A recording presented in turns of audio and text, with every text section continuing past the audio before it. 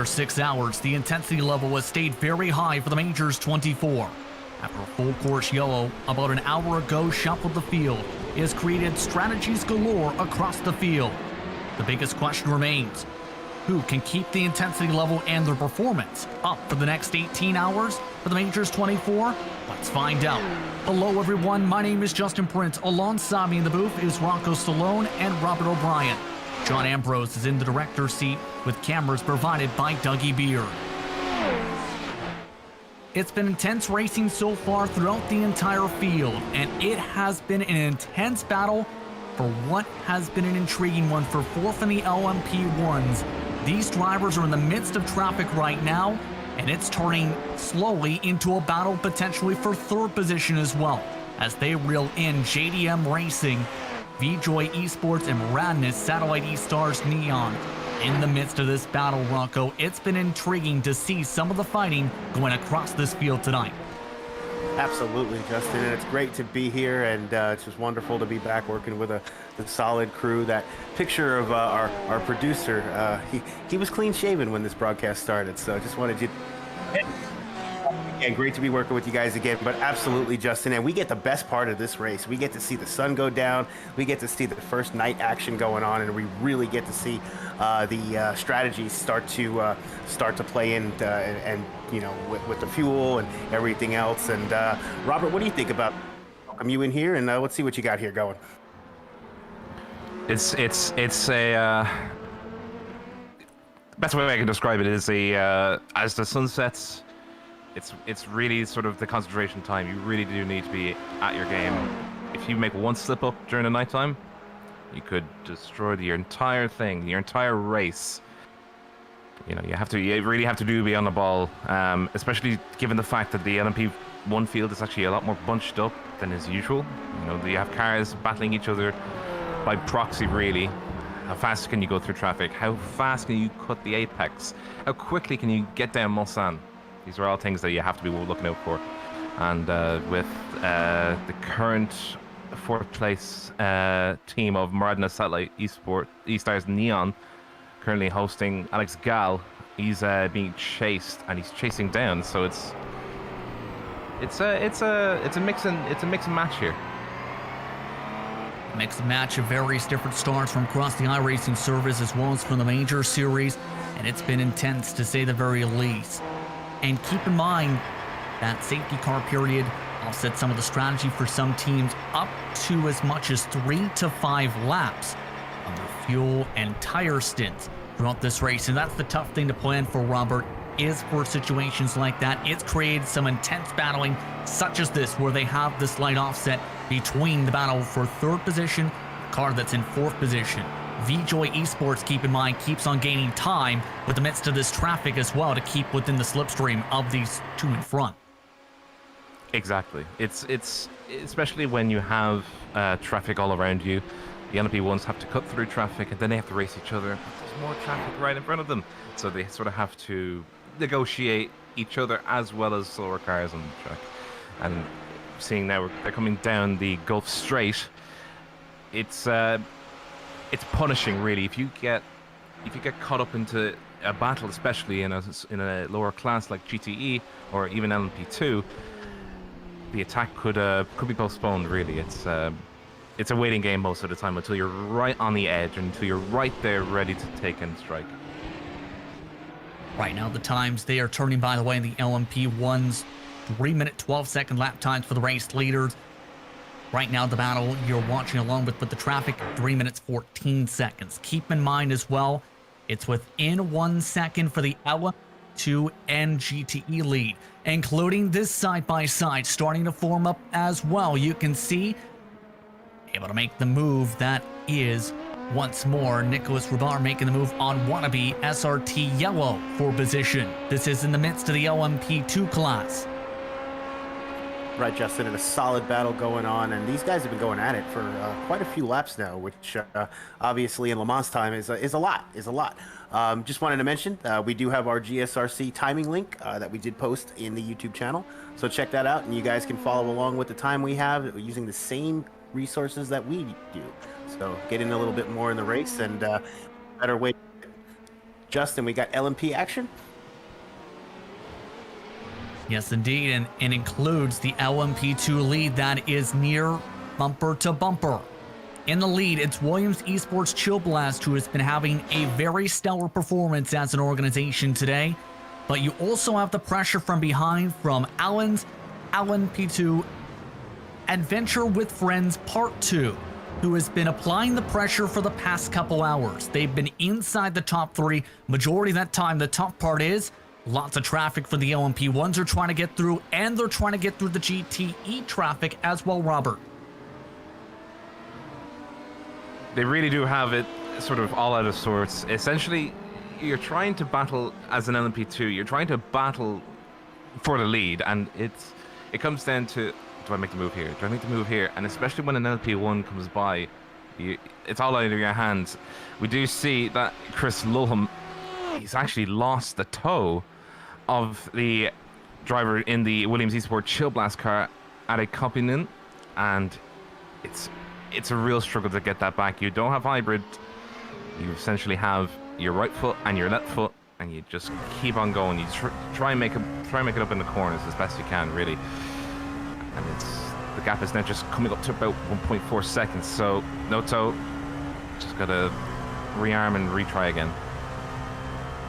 Toe has now been lost for Williams Esports to Rocco. Yeah, no, I was just going to say, comment on what Robert was saying, just taking a look at that interval.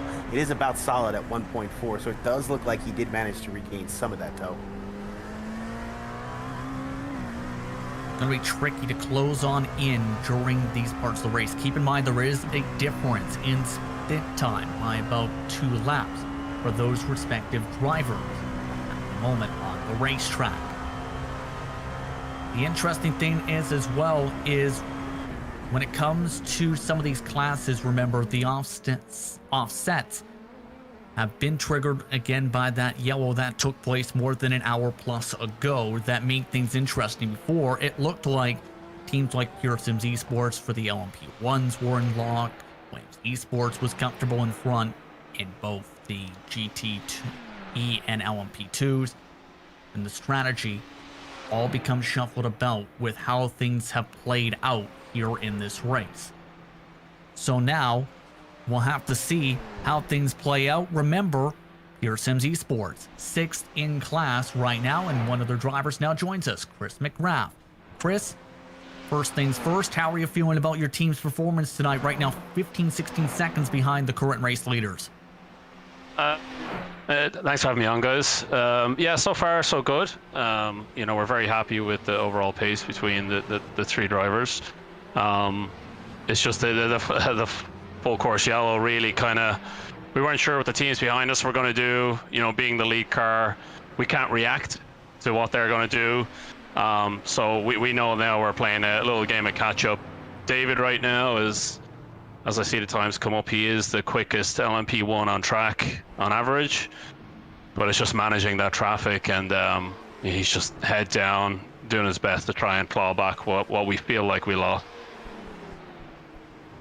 How difficult has it been since then to claw your way back through the pack, because you've made some passes as an organization, been able to get up to 6th. In fact, you turned a 3:09.6 last time by. In terms of lap time, about 2 seconds quicker just about than the race leader in particular. How difficult is it to get through all this traffic to claw your way back up through the pack? Very hard. There's some great teams in here, and it's constantly trying to remind Justin or remind David and even myself that it's a long race. We got 17 hours and 44 minutes to go, and as these temps start to cool off, it now becomes a question of how much charge you have to really focus on your charge and deploy what your deployment is every single lap, and make sure you have that in the bank. So if you are too overzealous, if you are pushing the car too much, you can start the next lap like 15-20% down on your what you have in the battery. So it can be tricky. So it's about patience, paying attention to your recharge in the car, and it's a marathon. It's not a sprint. I just told David there, you're not going to catch them at the end of this tank, so don't worry about it. You've got a few more runs. So yeah. Chris, Rocco in the booth. It's great to be with you guys, and appreciate you taking a couple minutes out to give us some nice in-race insight. How do you feel about your stint? You were your opening driver for your team. Do you feel that you set yourself up what you had planned prior to the race? I know that caution always throws in something into the spokes, but how do you feel? Do you feel like you got what you were expecting out of yourself for those first few hours? Definitely. We going into the pre-qualifying, I wouldn't say we sandbagged, but we knew that the times we put up were sufficient to get into split one, and we didn't put it down any more attempts in qualifying. So, our fastest lap times were a lot quicker than all the other times that went up there. Well, yeah, my opening stint was the setup is on rails. We made a minor adjustment to the car last minute, and it's made a world of difference. But I felt very good. Again, confidence just in the car, and I just wanted that more than I felt like the other guys wanted that P1 position. I was just very happy to hand it over to Justin. Where we had it at the time. I know that Sai got me going into the pits. Yeah, very, very happy with my moves in the GTE traffic. I was waiting on GTE traffic just to jump the two cars in front. And I just couldn't waste any other time. I needed to get that move done and just build that gap from there. So yeah, very happy.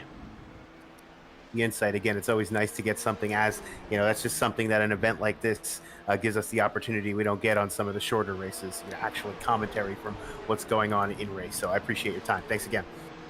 Thanks, guys. Chris McGrath, his team in 6th position on the racetrack, as right now we're in the midst of multiple different scenarios popping up. We have the midst of the battle still going on for 3rd in the LMP1s. You have pit stops going on for several different drivers, including the LMP2 leader for their offset on the strategy. And of course, the GTEs are having drivers come in for the pit stops for their class battles for the race lead, including BO Racing Team Euronics.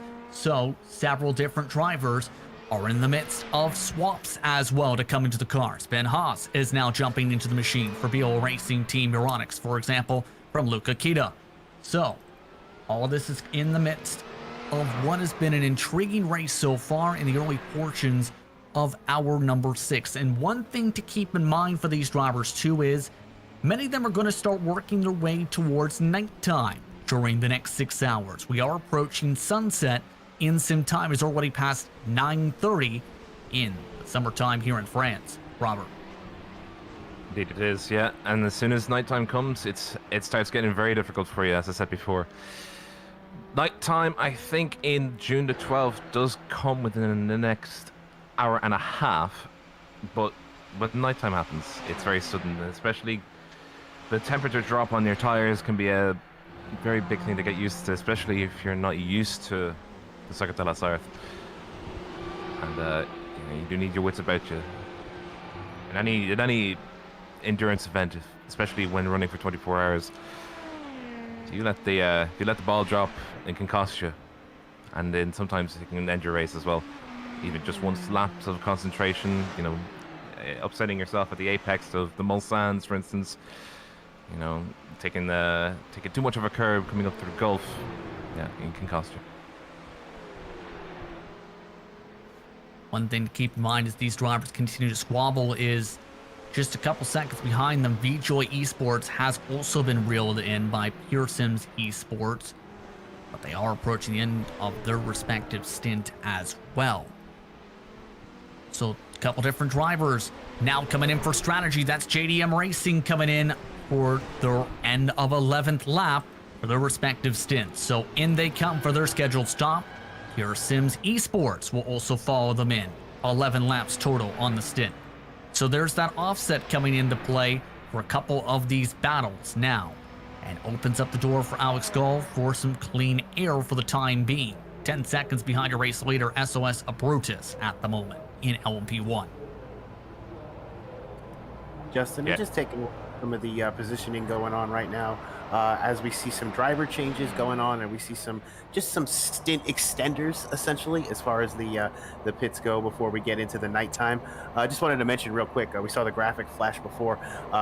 Very, very cool track temp, 74 degrees right now. Obviously that's the sun going down, and it's just interesting to see how these conditions will change. And with the pit stops now, it'll be interesting to see the first real twilight running of the laps. Robert, I feel like I cut you off. Go ahead.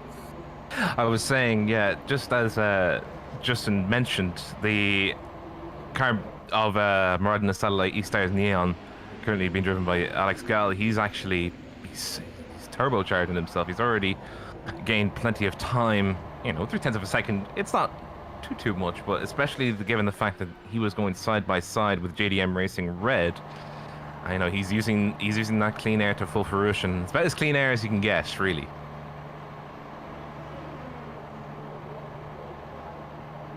And a black flag for Marcus Deck. Avoidable contact with the car 64. So that is going to hamper it all for the RLR Abruzzi Esports black team. And the car 64 is the Team Oblivion Racing of Mark and Minnie. They're in the pits right now. And it is going to upset the Alpha car because Marcus Deck is car 72. And where's car 72? In the lead of LMP2. So it is going to upset their plans just a little bit. Not the end of the world, but really not something that it should be avoided.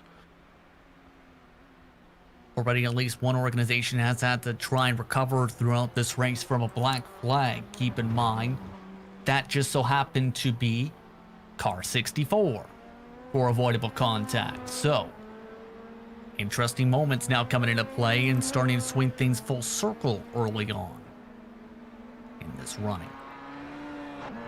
Justin, in the Team Oblivion Racing car being scored a lap down, so a lot of time. Obviously, unique event. Looking at almost 18 hours to go. Where we go, and so he's got plenty of time to make up that time, as you said. Joshua Chin among the cars now in the midst of a battle for position with traffic, keep in mind.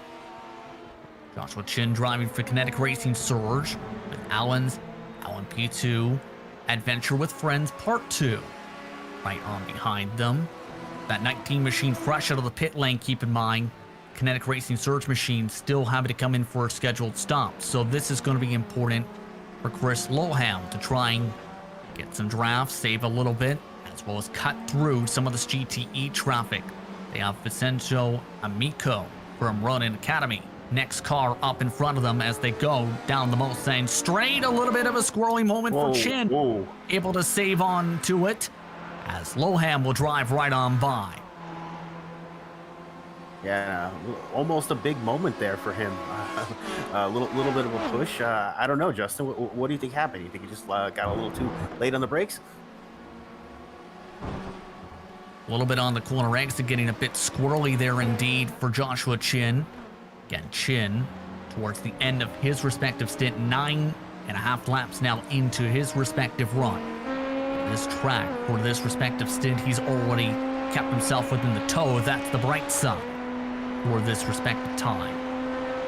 They also have right behind them, slowly but surely, going to be closing on in the Williams Esports Chill Blast car, who had came in a couple laps ago.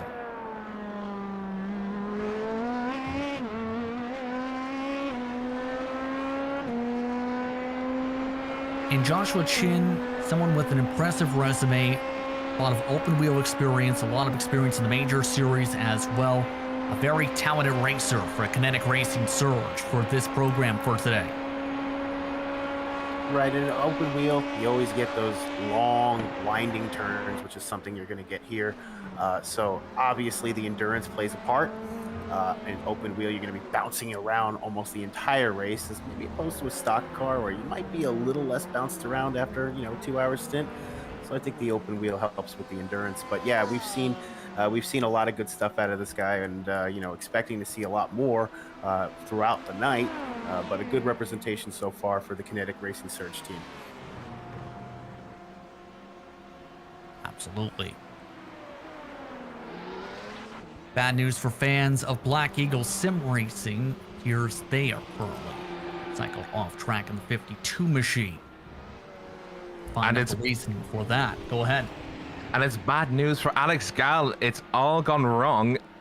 Stephen Kimmins had just executed a wonderful overtake coming into Indianapolis on Alex Gall. Vijo Esports absolutely flying out there and absolutely gunning for P2, it seems, at this kind of pace. They're already a second up on their last lap and looking to set a new personal best for him. And Alex Gall just saw him in the rearview mirrors and then just had nothing for him, unfortunately. I think he'll just try and keep and recoup some fuel, essentially, as a thank you for, you know, for letting him go by. But really, that was a well-executed move going into Indianapolis by Stephen Kimmins and Alex Gall. And as they come up to more traffic, I think Alex Gall will be hoping for some traffic down the Mulsanne straights, if he can get them, just so he can re-threaten for P3. But this is going to be one to watch out for as they come through Dunlop. Right, Especially Robert. since they're expected to come in this lap. Right, Justin. I was just about to say, pit road. We just saw a flash of it as they were, as Robert was taking us through the battle. Very busy place right now. Maybe get a little bit of information going on with that. I'm sure we got some significant changes going on with the nighttime coming. Yeah, some of the drivers have talked about how they're expecting double stints in the midst of nighttime for tonight, as side by side for position. The Moradness Satellite eStar's Neon machine on the outside line, keeping it side by side. Enjoy Esports though. Stephen Kimmins able to hold on to the preferred line and holds on to the position for the time being. And I have to say, the Satellite Racing machine has been fighting hard today. A lot of scrapping for this position over the past hour plus. It's been incredible to see, as we see from the back bumper of the B-Joy Esports machine. They were able to keep a bit of distance this time for the second chicane down the Mulsanne straight. Right, Justin. I don't think we'll see any real big battles going on right now. Obviously, everybody's just kind of keeping everything close to the vest. No real reason to fight into a chicane like that, you know. So I think we'll see each car kind of come up, get a little side by side again on the straight, and, you know, kind of just show the other guy what they got. But I don't think anybody really right now at this stage in the game is really racing with any kind of, you know, significant intensity toward the other guy. There has been intensity for this fight, I will say, for the potential for the track position overall. Side by side once again for position. They approach Indianapolis with the Moradness Satellite eStar's Neon machine back in front for third spot. Yeah, you don't want to be fighting too hard. Stephen Kimmins, he'll be thinking to the back of himself. He'll be thinking, you know, you can't defend too hard, especially. You know, we think about these races as like a point in time, but it's 24 hours. You know, you really do have to be, you know, as I say that, he really is going around the outside, coming up towards the Porsche curves, but that is Alex Gall covering his line absolutely 100% on the ball and very well defended, but he does have traffic coming in up towards the exit. No battle here just yet. Stephen Kimmins will have to reset and try again. By the way, a couple things to know. The reasoning for the issue for the Black Eagle SimRacing machine, technical issues. Seeing troubles for that machine, lose them a lot of time on the racetrack as well. RLR Abruzzi Esports Black has made a driver swap and come in to serve their respective penalty. Pit stops are also in the midst of their sequence. We talked about how for this lap, we're expecting stops for those respective cars fighting in the LMP1 class for third step on the podium in the early stages here of this race. And as you can see, multiple different drivers jumping up on the jacks and multiple different drivers moving their way into the respective pit boxes now for service as well. However, Motorsports and SOS Abruzzi have already come down the lane. The 72 is already off and away, as well as several others, including your overall race leader once more is rolling. Yeah, Justin, and Alex Gall in the Maradness Satellite E-Stars Neon, he had a little bit of a scary moment coming in. Yeah, obviously the pit entrance is a little swirly, little slow, but yeah, a little interesting maneuver. Saw some smoke from the tires, so a little interesting moment. Yeah, it is a pretty tough lane to come off, and Alex Gall is going to be spending some extra time in the pit lane. And this is the interesting wrinkle here is strategy coming into play for Gall. Right now, already more than 50 seconds, just a 22-second stop for VJoy Esports.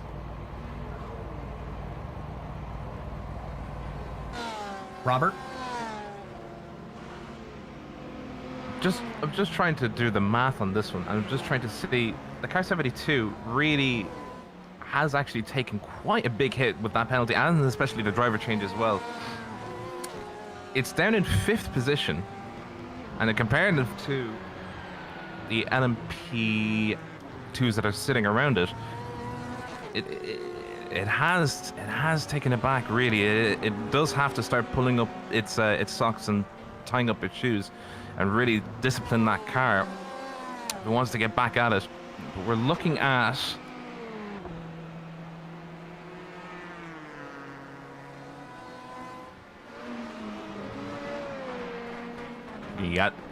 we're looking at Chin and Eric Grove battling in the Mulsanne 2.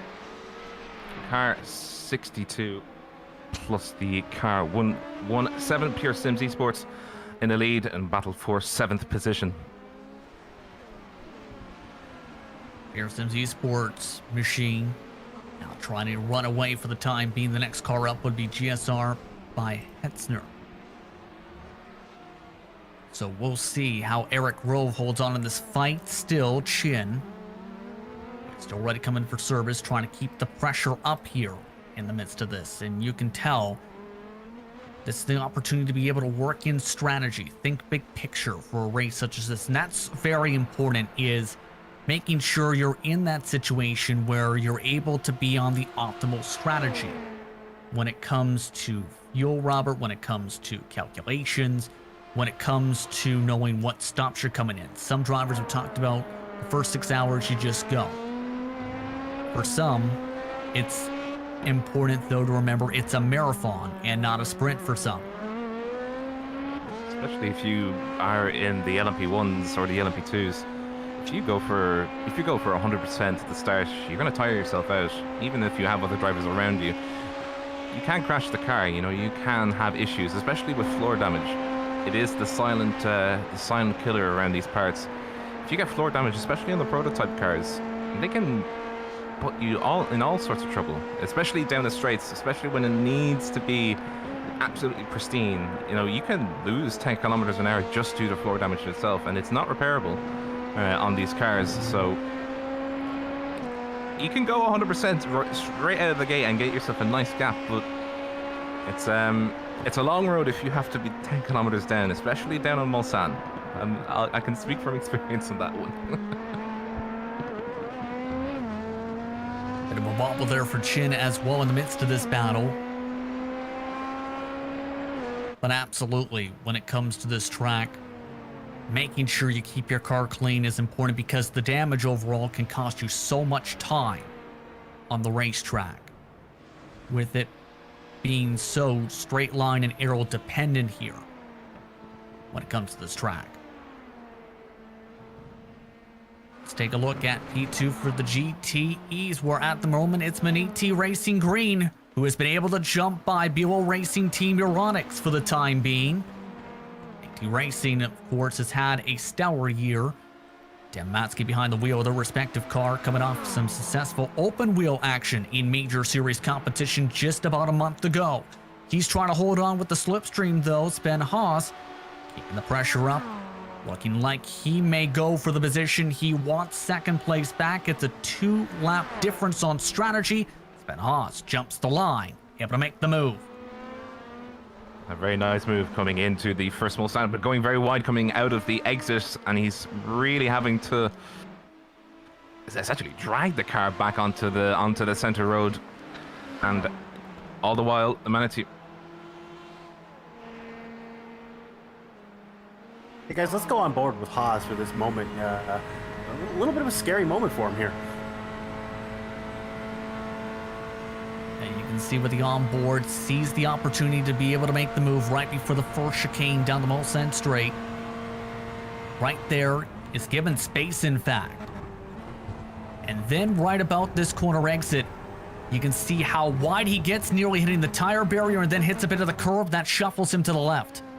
Whoa, that looked a lot worse inside the car than it did out, and it looked pretty bad outside. And it can be so tricky to make your way through those complexes because one driver today in particular, remember, was following along with one of the LP1 or LP2s, went very wide to that same section and then had to quickly make their way back over to the racing line. Where if you don't get yourself to that line, you're likely hitting a bump and it ends up spinning you around, Robert. Yeah, if you don't tuck in on the exit of the Mulsannes, it punishes you when you try and exit out of it, especially if you, as the Menenti car of Tim Matske tries and looks on the inside, coming into Indy. But, oh, sorry, we just had an LP1 go off. Oh, that's Moradnis Satellite. Moradnis Satellite having issues coming into Indy, does almost a full 360. Whoa. Let's see now. Let's have a... What? Do you think it's some of the curbing? He might have a... We did come a little bit hot coming into Indy, but I think he... Oh. I think it's coming off the curb under braking. I think he just snatched the brakes a bit too much. The car just comes around. Yeah, good news for him. He didn't go all the way around, so it looks like he was ready to go right the ship pretty quickly. So definitely a scary moment, but a good save, some good driving on that part. Just some quick housekeeping. We were calling Sven Hossa. We were calling him Haas. So again, just want to make sure that we are referencing these guys by their given names. Yes, indeed. Keep in mind that Moradnis machine features drivers from various different series like Legends series, 49, Campbell GT. So a lot of different respective organizations and respective types of cars, especially in the retro variety, driving that machine today.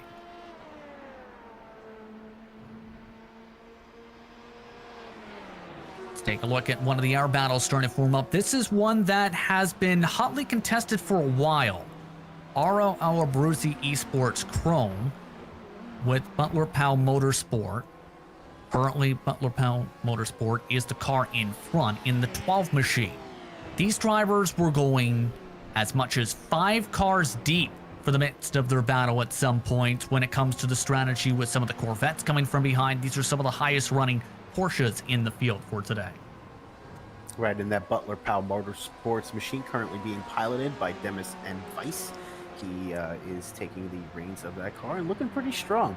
Again, I keep mentioning that, you know, we're losing the sun and we're losing the light. And, you know, Justin, what do you think is different for a driver who's doing the transition as opposed to maybe a guy who's doing it in the same light for his entire stint? Well, Robert is somebody who can definitely chime in on this as well, but not just the visibility, but just the toughness of the rhythm, where you're used to certain marks potentially during the daytime, and then you lose those visual markers once you get to full darkness and have to rely on just your headlights and your practice. It can make things very tricky and put a lot of emphasis on that preparation, Robert, don't you say? Oh, absolutely, yeah. The one thing about nighttime driving is that you must prepare. If you go into night driving and you're not prepared, it's a very scary experience because, as you were discussing before, your markers. The most important thing around, especially Le Mans, is markers. Where your braking zones are, how hard do you have to brake? You know, where's the exit of the corners? Do I take this much curb or this much curb? And especially during that transition, you know, it's still bright enough to see things. However, your tires are actually starting to already cool at that point. You know, the track temperature is actually starting to go down as the sun sets. So it's a very dynamic sort of time, and especially when the morning crew comes back as well. When the track is starting to warm up again, they'll see the exact same thing, but in reverse. You'll see cars go off. It's a guarantee, unfortunately, just because of the dynamics and the dynamicism of the changing temperatures, the fading lights, and all of them together really does bring a sense of mysticism. Really, it's the best way I can put it. It can be very scary if you're not trained, but if you're used to that sort of thing, it can be a very good time to actually gain some places and gain some time. Take a look at your overall class leader, by the way, throughout all this. SOS Brutus. Justin Dardine, I should rather say. It's been in the car since lap 82. It's lap 119 for the LMP1s at the moment. It's been incredible to see how they've been doing. Remember, this car was in the midst of a pretty heavy battle for the overall race lead.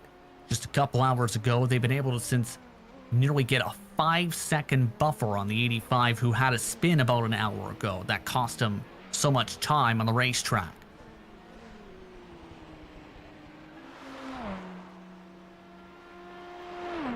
This organization has definitely nailed the strategy for today, early on at least. Especially when it comes to planning how to attack this race, how to run this race. It's just a matter of keeping the rhythm up. By the way, the drivers who were leading before the safety car period earlier in this race, David E. Baker, they have reeled in VJoy Esports, it should be worth noting, for the battle for third position. We look from David E. Baker. He is now within drafting distance for the third step on the podium. And he's under severe threat. Essentially, Stephen Kimmins is under severe threat. David Baker has been catching him at a great pace, and he's actually 1.6 seconds faster than he is on this lap alone already, and they haven't even crossed the line yet. And as they come through the Porsche curves, that's going to be the inside line. He has to get past an LMP2 traffic, and they'll be essentially holding pattern while they go through the Porsche curves. Essentially, you can either try something before or after the four chicanes. I think Baker will keep it nice and tidy coming through.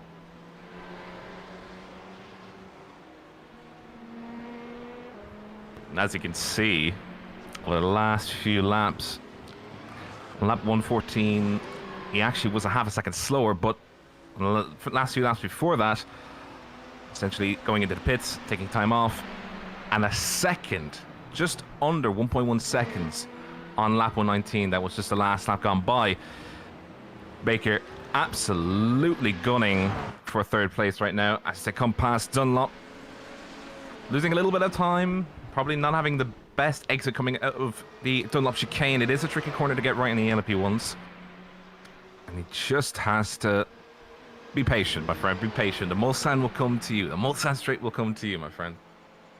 Robert, as I'm sitting here listening to you just kind of take us through, you know, the track, I'm just looking at the backdrop right now. And again, it's just one of the things that gives us the pleasure of doing an event like this. How often do you get to see the sun setting in the back, you know, headlights coming over hills, that shot coming over Dunlop, that was award-winning there. Maybe I might be biased, but I'm just appreciating this right now, and I hope everybody watching at home is enjoying it as well. You can appreciate it when you're driving along, but I don't think Stephen Kimmins is appreciating it, because he has to look in the rearview mirror and see David Baker coming up right behind him, and I don't think he wants to see him there. I think he wants to be as far away from him as possible, and he's driving the socks off of the VJoy Esports car, but Baker, he's just there, and he's getting ever closer. And this is where the time to strike would be. One of the two main prime times to strike, coming past the second Mulsanne into the Mulsanne chicane. We have traffic coming up ahead. Does he make the strike? If he did, he'd be coming on the inside. No, he doesn't. No. Waiting on Gulf, maybe to make the second main strike, coming up towards Indianapolis, where we've seen already quite a number of LMP1s, and as they have traffic, they're going three wide, spinning down the middle. Oh, that could have been very dangerous, but all drivers keeping heads cool as they come past. On the inside, that goes Stephen Kimmins. On the inside of... Correction, that's going to be David Baker on the inside, and he makes the move coming up towards Indy. Oh, well, that was very well executed. Wow, that was a heart-stopping moment. Able to take advantage of the traffic at the right time, indeed. Absolutely heart-stopping. Welcome to the Gulf Straight, where you can absolutely make moves like that. You can, keep it on the inside, tuck it in, and come around, or you can come around on the outside of Indy. I've seen a few people do it before. If you're very fast, you can actually do it, but it is on the lead up to Indy. It's oh dear. Oh dear, indeed. Keep in mind, it was talked about just a little while ago that Pure Sims Esports machine. We talked a bit about how the speed is like being on a rail. That time it clipped the grass, in fact, trying to get around some of this traffic, and it's heavy traffic in front. RSRG Performance is up the road. You have DOT.exe in front as well. You also have some of the race leaders who are losing time in the midst of this. They have actually closed in 1 second to the race leader since making the move. They gained 3 seconds on the race lead the past time by. Now it's the matter, though, of how it balances to the traffic. Keep in mind, this traffic has a lot of ebbs and flows when it comes to this racing. That is a battle for position. They are reeling in front, by the way, that they could be a factor in. Pure Sims Esports will drive on by. Will that open up the door for a move behind them with DLT.exe Esports? Yes, it does, with them nearly making contact, with them going 3 wide, in fact, with some of the other cars making their way through for the LMP1 battle.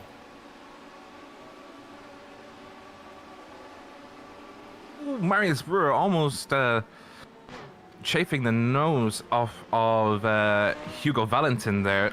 Just a little bit too close for comfort, but at least they're both making it out onto the second part of Mulsanne without injury. But it's a very tight race between these two, especially coming down to Mulsanne 2. They'll be trading places again. I imagine that's definitely going to be the case, as that's Hugo Valentin on the outside, or well, on the inside technically in this case, with .exe being driven by Marius Brewer, having to yield coming into second Mulsanne, then on to the Mulsanne chicane. That is shuffling still back and forth against the battle for 9th in class in the GTEs at the moment. These two teams are on the same cycle for their respective strategy. Thought about a peek this time to Mulsanne chicane. No move. As they go back in line, they still have Chris Loham that needs to get on through. Able to make that move now this time to be able to cut on by for that respective traffic. Already approaching the top of the hour. Approaching 17 hours to go. In fact, as side by side yet again they go. DLT.exe Esports able to defend to the right side for the time being into Indianapolis this time. These drivers being very aggressive for this position. One of the closest battles on the racetrack at the moment.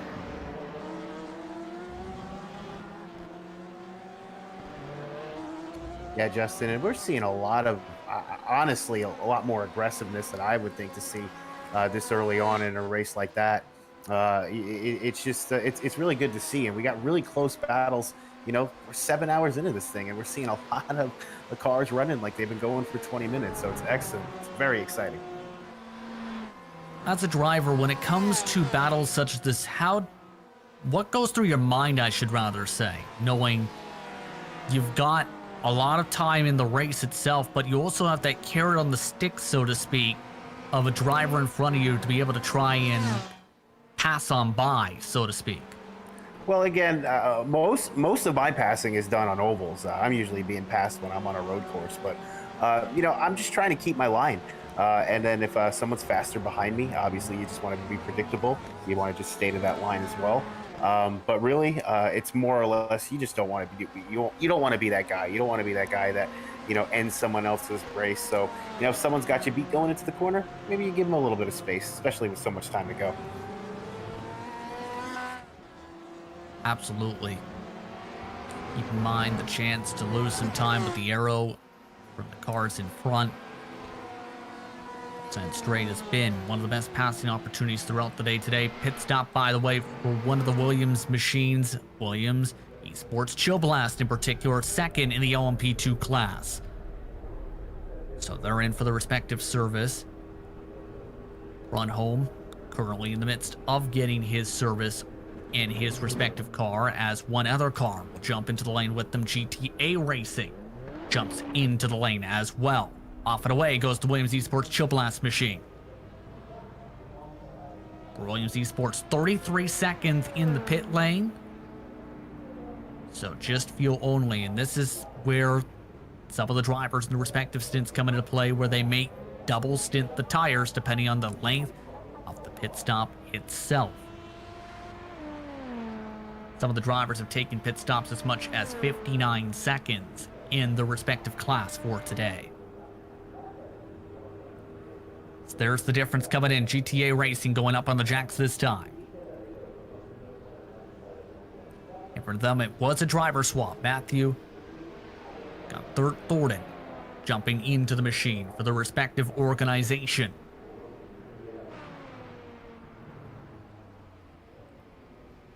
As well, several more battles continue to heat on up. Leo Racing Team was in the midst of one of those battles earlier on. And the 21 machine, they have been reeled back in now by DOT.exe Esports. This is now 8th in class, heating up. So I'm going to close in about a couple seconds to this yellow and black machine.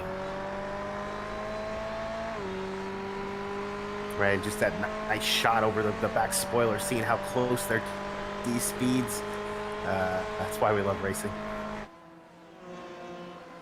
Able to make the move on the outside, so let him on go that time. They are in the same strategy, but different makes. Porsche versus Ferrari that time. Want to try and go for it back, or will he try and utilize the car in front for saving? We'll have to see. They are approaching interclass traffic as well. The Make Performance SRT number 14. Just up the road for them with significant damage, you see. Do we know how he got that damage? It was from earlier on in the race. Can tell you that with the significant back end damage with the spoiler.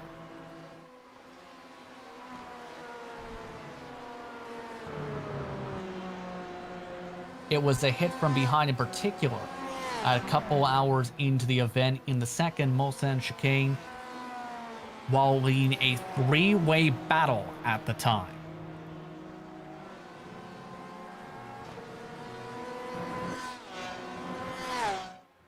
Still though, Ponta keeping within range at the moment. The car in front.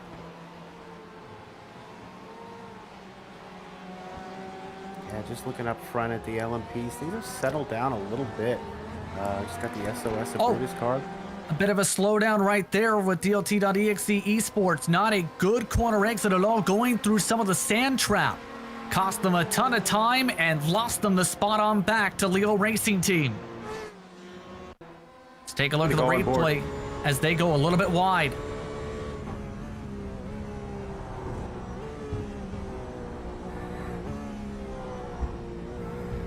Just fighting through those S's, just, a little wide coming out on the exit. And they actually went wide the next set of corners as well in the Dunlop chicane. So they've lost a ton of time all of a sudden. So a magnitude of error starting to come into play for this organization. Keep in mind, he just jumped into the car on lap 99. It's lap 106 for this respective organization. Yeah, Justin, you want to kind of settle in the car and you want to, earn some confidence with yourself as you go around these corners. And it's just something you got to kind of overcome mentally. It happens to every racer. You could be hitting your marks for 60 laps and you have a bad lap and it's like you never did it before. So I don't think he'll have an issue settling back in. But yeah, definitely something you would expect to see that earlier in a stint than say midway. We see a little bit of jostling with some slower traffic here. Love those headlights coming down that straight. But, you know, all in all, looks like a solid run that's brewing. We see a lot of traffic on the straight. So going to definitely take a look at a P2 for P11. Side by side for position. Differences in stints, about 6 laps. Precision Racing Esports machine, able to pass on by. That's the car who had just pit a couple laps ago. So the difference in stint coming into play with SRT thinking big picture here. Or wanna be, I should rather say. Right, and I was talking with Robert before we came on air, and he was saying with the proper fuel management, you could almost save an entire stint of fuel with your strategy. And obviously, with that 5-lap full course yellow we had earlier in the run, you know, that could come into play. That's a significant amount of savings if you really break the numbers down and look at the map. It's something in the past that has come into play on the surface, so that's something to absolutely think about. Here Sims Esports in their LMP1 has ducked down to the pit lane, by the way, so they have reached their 11 laps of their stint. So back to the pit stop window being open for the LMP1s as well. For the drivers, we're offset on that strategy by 3 laps. Some of them expected to pit in the next few minutes as well.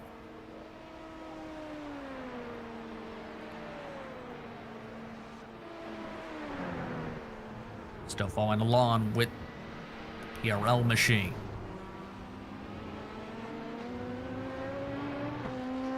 Precision Racing has their own esports organization, run their own various different series as well. A lot of great competition on their side as well. Dominic Olivier doing a good job in the car. I've had the pleasure of covering a few of their races. Always a good time. Some good skill on display. PRL is a class organization as we take a look at the GDM coming out of the pits. Hearing trouble as well, by the way, for the number 19 machine. They have had to duck down to the pit lane on their 10th lap, and they've got significant left side damage and chassis damage. That is the Allen's Allen P2 Adventure with Friends Part 2 machine. So we follow along with JD Racing Red Machine. The 19 had hit the wall and went off into the grass after overrunning one of the final corners of the racetrack. Your LMP2 leader has had to jump out of the race car. Oh, that is a heartbreaking moment. I'd like to analyze it a little bit and see what caused it, but wow, that is not something you want to see. These guys were running so well, too. They were outpowering Pure Sims Esports. They were outpowering Williams Esports as well, which is an absolute feat. They were doing a great job and then had the mistake. There is that car, and you can see they're already out of the cockpit. It was significant chassis damage because that left front and left side damage you see because it was a hard hit in the Porsche curves in particular.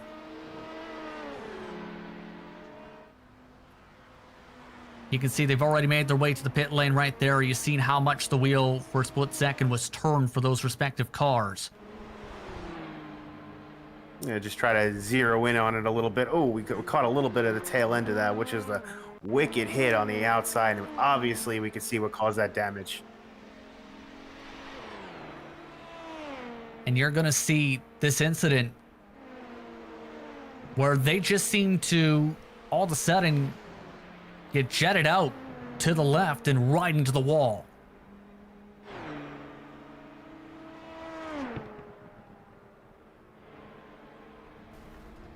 Oh wow, that was just it just went straight. That was interesting. He caught a little, like maybe he put a couple off on the inside of the right-hander. I'm not sure. So this changes the complexion of the LMP2 class just like that at the snap of a finger. And these are the mistakes you have to try and limit. Now your leader for the class, it's going to be Lotema Racing Carbon. for the time being. They're currently approaching the end of their 10th lap, or approaching the start of their 10th lap, I should say, on their respective stint. Then the number 72, RLR Abruzzi Esports Black Machine, then Williams Esports Chill Blast are now the top 3 in the respective class.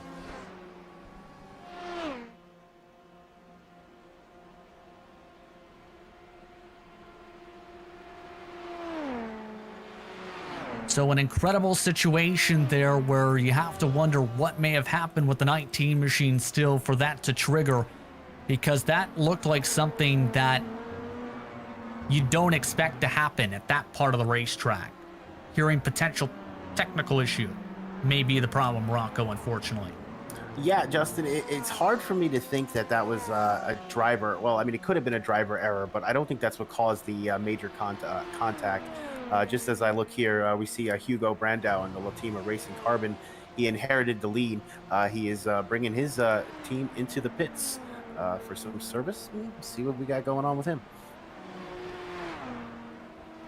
So that's the scheduled stop for those respective drivers. We're just past 1 hour into this respective stint for our crew, as we are now 7 hours into the racing action. To reset your field, it's SOS Abruzzi, who is in the lead for the LMP1s, followed by Wyver Motorsports LMP1, VJoy Esports, Maratinus Satellite Esports Neon, and Pure Sims Esports, the top 5. We have RL Abruzzi Esports Black currently in the race lead, with Lotima Racing Carbon rather in the pit lane. Williams Esports Chill Blast in third, followed by Pure Sims Esports and Kinetic Racing Surge coming into the pit lane for the LMP2s, with Williams Esports BenQ, Evil Racing Team Euronics, Maniti Racing Green, Vendaval Sim Racing, and Pure Sims Esports, the top 5 in the GTE. With that, we'll take a quick step aside. 16 hours, 56 minutes, and 34 seconds left on the clock.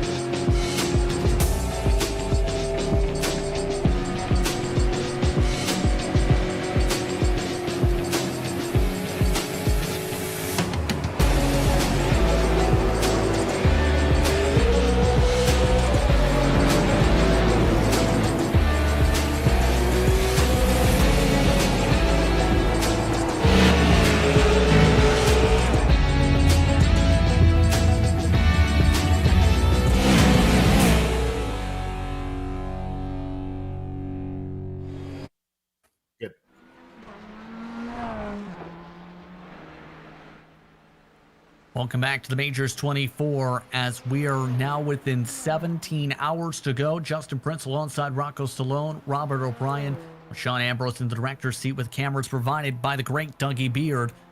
As it has been an intriguing past hour.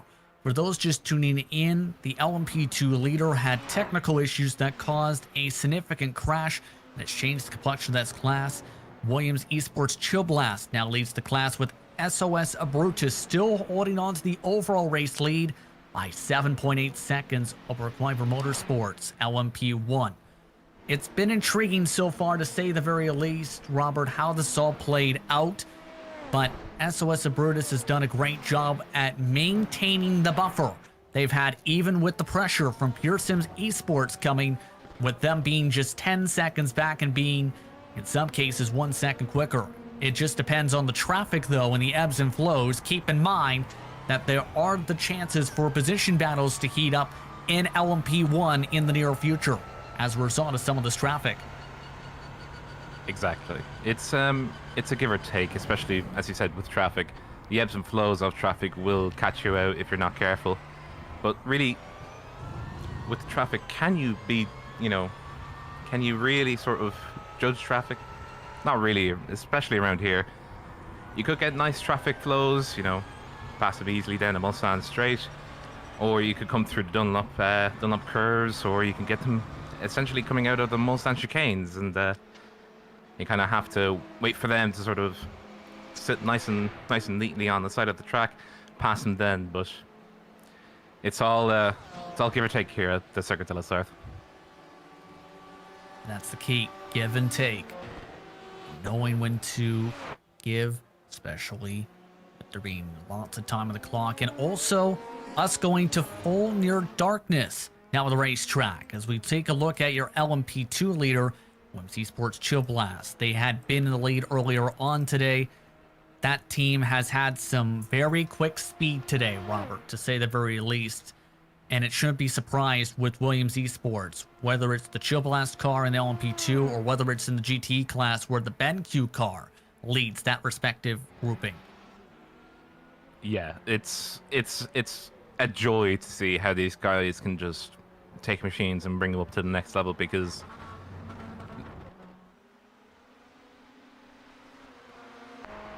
battle for P5, by the way, in GTE. It is a tight one between the Pure Sims Esports being driven by Ashley Finch and Manatee Racing Red being driven by Tom Zouye.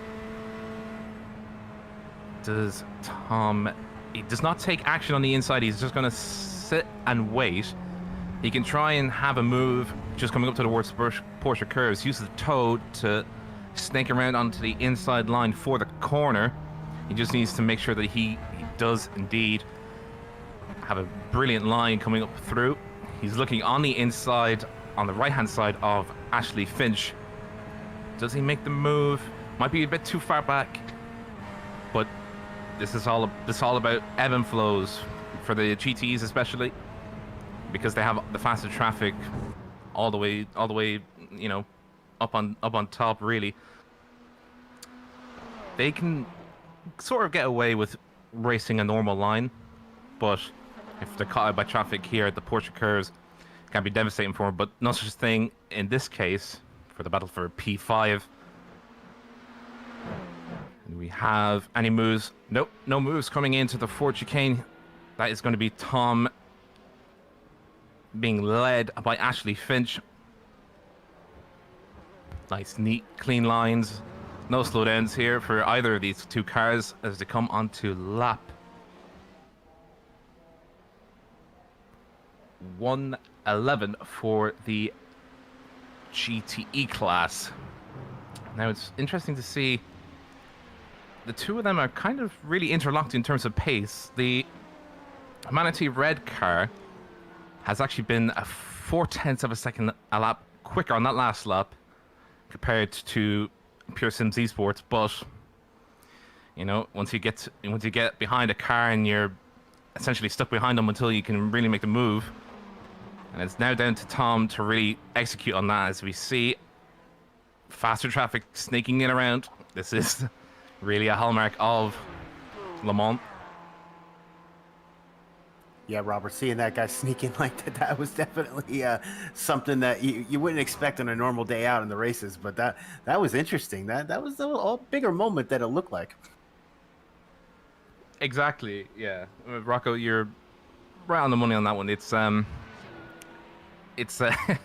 dynamism. Really, I'm coming back to the same word again and again. The dynamism as we're on board with Tom Zouye, as he's looking at the rear end of Pure Sims Esports Ashley Finch in between Mulsanne 1 and 2. He'll need to execute essentially a nice clean move. He can either do it here and be vulnerable to attack from Ashley Finch coming up to the Mulsanne chicane, and he's using all the track and then some on the outside. He really is trying to, look for a move really anywhere he can get it, but he's always open to attack. It's not like you can make the move and stick it. You have to make the move and then be immediately prepared for an attack. He really is closing in. Does he make the move coming into the Mulsanne chicane? Looking on the outside, there's faster traffic coming in. It's going to prevent him from making any real sort of move. Sorry, that's... Whoa, she's around. She is indeed. He made a move. He got caught out. The brakes really didn't like him that time coming into the Mulsanne chicane. Went wide, but just held it together enough. We're going to have a replay. And I think that was just a result of trying to get out of the car, out of the way of the faster traffic. I don't know what else would have caused that. And that was a teammate, keep in mind, guys, that was the LMP1 for Pure Sim Esports, making their way on by there, as absolutely huge for Finch, going straight off there as the traffic trying to make its way on through, move Finch back to 6th in class for the time being, with more traffic coming behind as well. Some of them are for position as well, trying to make their way through, and some of the LMP2s. One of the groupings right behind them, GTA Racing, along with Lotima Racing Carbon, battling and going to pass right on by in the next little bit. Yeah, I feel for Ashley.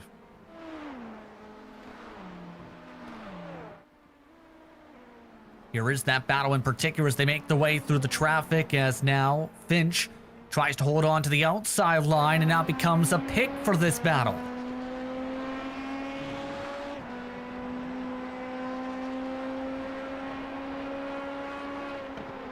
See from Prado just trying to make their way on through some of the traffic now, and now the traffic is going to give it once back with the Maniti Racing Red Machine slowing up the GTA Racing car. Snaking around here. This is a common trait between the LMP2s and the LMP1s. They'll use as much tow as possible.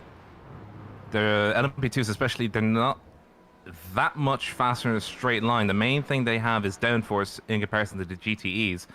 So both Matayo and Hugo, Matayo of GTA Racing in 3rd position, and Hugo Pretro, or Hugo Preto in the Lomita Racing Carbon in 4th position. You're just going to use as much tow as possible, and coming down now into Mulsanne. And some bad news for the LMP2 leader, we should note, because this is now going to be a battle for second. Williams Esports Chip Last's driver, technical issues. They are now off the track, so that is huge for that class. Again, a second issue for the class leader in the past 40-50 minutes. These guys have really been having their hand dealt to them the last couple hours. Wow, a lot of challenge. Just trying to look to see what could have happened here. Would love to know more here. And the tough thing when it comes to racing online, Robert, is you never know when troubles online can strike, whether it's with your PC or whether it's with connection. All of that can come into play and can cost you a ton of time on the racetrack overall, and overall can send your organization into a scramble. It's a shell shock to the system when that happens, especially I speak from experience in this one. If you have a connection issue or your PC dies, especially when you're right there on top, send a shock to the system, because your organization is just, scrambling. It's like, oh, who do we have to get in the car? Get in the car. We need to get somebody in the car. And it's panic for the first 10 minutes post a technical issue, and it can really eat at you for the next few hours, where you guys are trying to recover essentially as much as they can from this issue. By the way, you just seen the race leader now for that respective class. Keep in mind that the battle is for third place, heating back up, with Pure Sims Esports really struggling with the traffic. They were within about 9 seconds of the race lead. Then they reached a massive cluster of cars, and since then have dropped 14 seconds back the lead. VJoy Esports is starting to reel them back in, Rocco, slowly but surely. Within about a second or so at the back end of that machine, just outside tow range, if not the very tip of it. Right, Justin, and you're just trying to keep your nose right inside that little vacuum of air, and as a driver, when you pick it up, you just feel it, and that's the important thing about a race like this. You just got to make sure that you make the car in front of you do a lot of the work. Obviously, we discussed earlier the importance of fuel mileage and saving the battery and everything that goes into the strategy. So it's good to see these cars just so close to one another. I think the VJoy Esports going around quicker, I think, than the Pure Sims Esports at the moment. But I think he just caught that vacuum. I think the straight's going to help. We'll have to see how that helps. Indy currently separated just by more than a second. It has grown to almost 2 seconds, though. It's the VJoy Esports machine now losing that buffer as Kimmins hold on to that car, indeed, that 71 machine. Running speed. And Pure Sims Esports in the GTEs now coming in for scheduled stops. And a driver change as well coming in. Daniel Ferguson will jump into the car for Pure Sims Esports for their GTE entry. Also, you have Butler Powell Motorsport in the pit lane for their respective service. More drivers are coming in. It's a busy place for GTE. In fact, almost everybody in the class ducking in this time. Pit row is a very busy area right now. Seeing some driver changes. A lot of gas going into these tanks right now. Interesting time in the race. And the interesting thing, too, for the class lead for these respective cars, strategy coming into play. One of them you see, for example, Venable SimRacing gaining some time now in the pit stop sequence coming off and away. They went with tires, but some other teams, like BOL Racing Team Euronics, guess what? They did not take tires. They pit a couple laps ago. They were able to jump Augustin Canapino and Williams Esports to be able to take the class lead on the difference of strategy. So this is now where the double stint versus taking tires / a driver change starting to play into this class lead once more. Right, Justin, and just wanted to update you. The Williams Esports Chill Blast team looks like they did regain a connection. Looks like Finn driver Ate Koppinen will be in that machine for now. So they are back on the grid, or on the circuit, excuse me, hoping to eat in at some of that time they lost. Asa currently holding on to the advantage by a significant margin. And one of the things when it comes to Williams Esports is the chance for real-world drivers to hit the circuit. They just had Martin Christensen, I should rather say, behind the wheel of the Williams Esports BenQ car. Canapino with a big fan base, Robert, both virtually and in the real world. Right, and it just shows the gap is shrinking between our virtual world and the real world with all the racing. Obviously, COVID changed the landscape of all kinds of gaming, and it brought us into esports more than than a lot of people were known. And obviously, we're showing up on network television now, and it's always good to see that bridge get a little a little smaller. So yeah, it's a pleasure to bring some real world talent to to our fans. Canapino, of course, multiple in real world titles, 6-time top race winner, 2016 Super TC 2000, and the Argentine Sportsman of the Year in 2018. He, along with Juan Manuel Fangio, the only Argentine racing drivers to win the Sportsman of the Year award. He also has experience in real-world endurance racing as well, competed in some of the iRacing events over the past year or so across the platform. Now, standing by as well is one of the drivers who will be in the car fairly soon for one of the organizations taking part today. Stefan Schlacker now joins us once more in the broadcast booth. He'll be jumping to the number 12 machine just a little bit. Stefan, how are things faring for your preparation at the moment? I can tell you, Justin, it's very, very nice right now, the position we're sitting in. Dennis currently doing an awesome job. He even just overtook 6th place Pure Sims Esports because they seem to have went wide in Mulsanne and crashed even into the wall or something like that. So yeah, we're feeling extremely well about our pace and we're looking strong right now, even chasing down 5th place. When it comes to the preparation for an event such as this, how has it been preparing for the nighttime for your respective stint, to be able to be ready to go in full darkness compared to, say, some of the others who may have practiced daytime racing, etc.? How has that preparation been for the nighttime as your car is saying hello to the overall leader? It most definitely is a little bit different than your daytime preparation because obviously, like myself, I'm only going to race first in the night and then in the morning. So it is a little bit different. I'm going to have to tackle the challenge of both racing in the night and then switching over to the day later on. But it also is sort of a good thing because you can really only focus on what you see. So your braking markers, turn-in markers, they have to be precise. You can't just go off whatever a dip in the road you see because that's something you might not see in your headlights in the night. So it most definitely is challenging, especially with having to qualify as well, or having to set a qualifying lap. So you first have to pre-qualify, you have to drive the laps because you don't know if you might be one of the 3 times that it gets counted.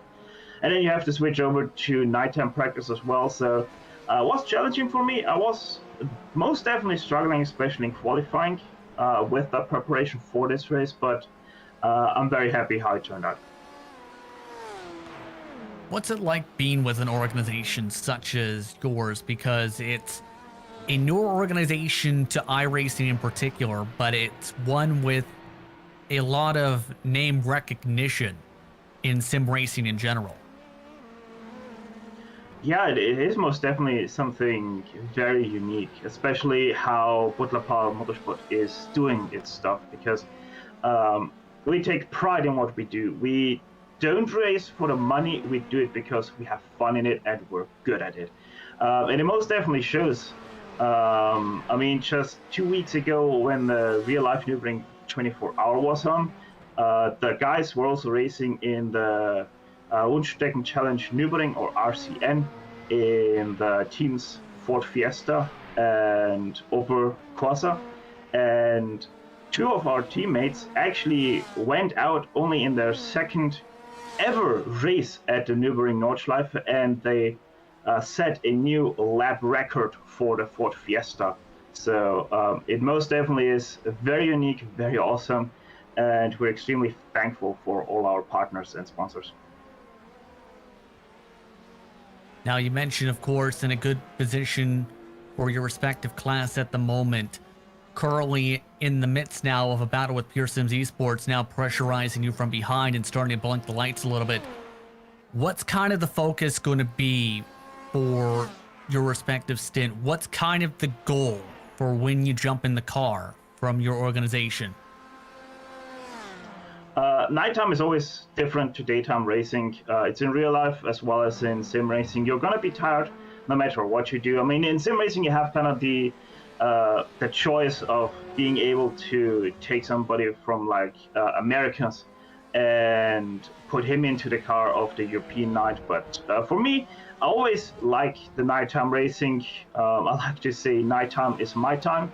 And so it really comes together. And the focus for me is just keep the car together, keep it out of trouble, keep it clean, keep it on the track, and just lap after lap after lap. Just do your stuff, and we most definitely will come out the other side smiling gloriously. But it also is a weird situation for me in general, because for the first time ever, I'm in a team where I'm actually the slowest driver of the bunch.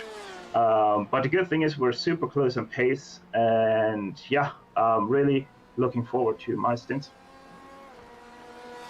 Once you get to preparation for that respective stint, especially since you've got a bit of pressure because Daniel Ferguson trying to keep the pressure up right behind you at the moment in your respective organization. Good luck, Stefan. Thank you very much.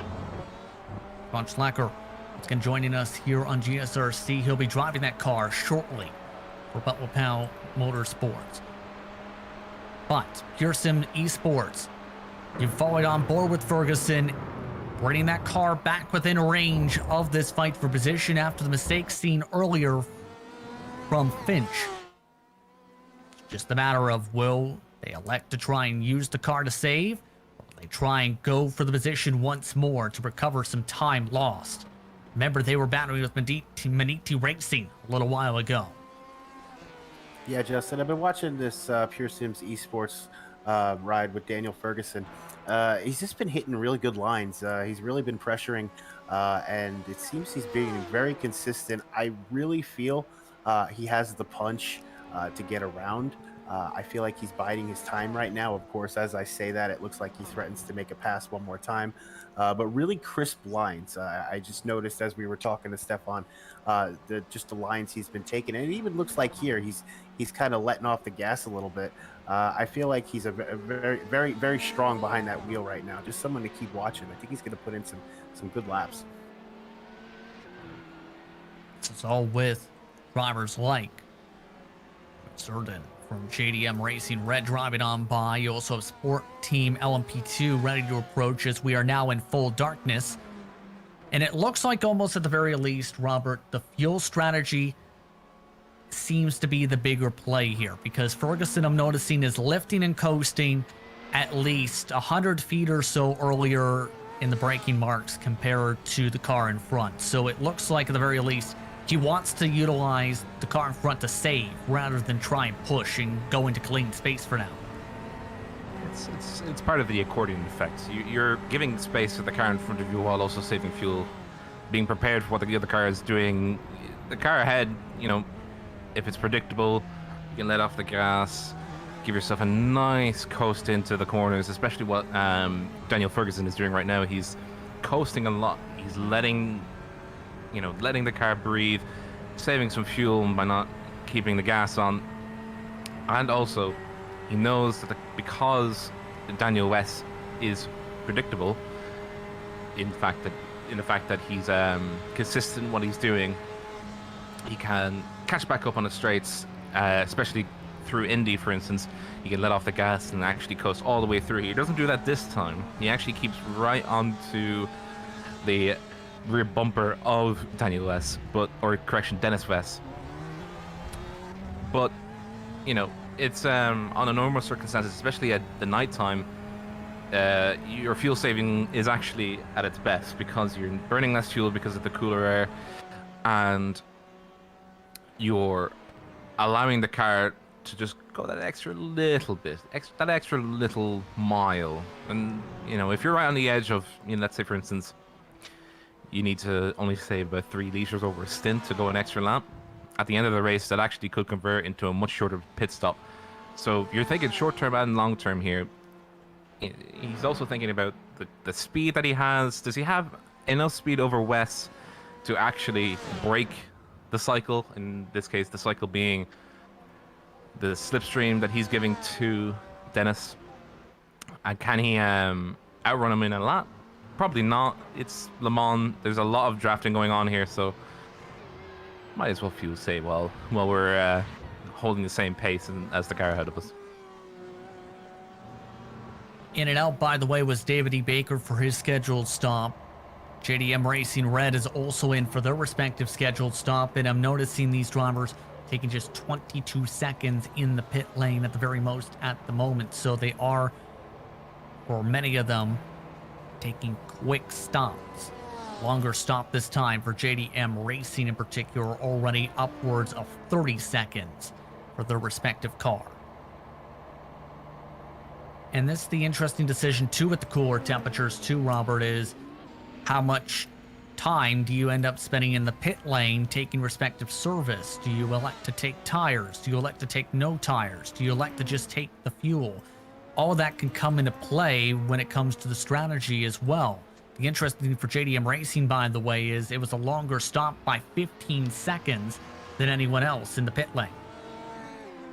If you only have about 10-15 seconds of optional repairs to take, and they do actually give you back 5-6 kilometers an hour, that pays dividends. It pays over a race, and especially as long as this one, it pays in multitudes, especially if you repair it early and quickly.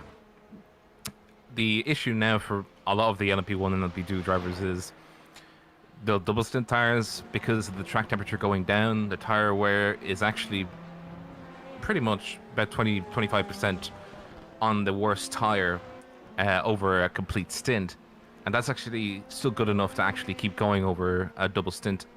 There's actually been cases where they've triple stinted tires because the temperature had actually creeped down so low on Le Mans.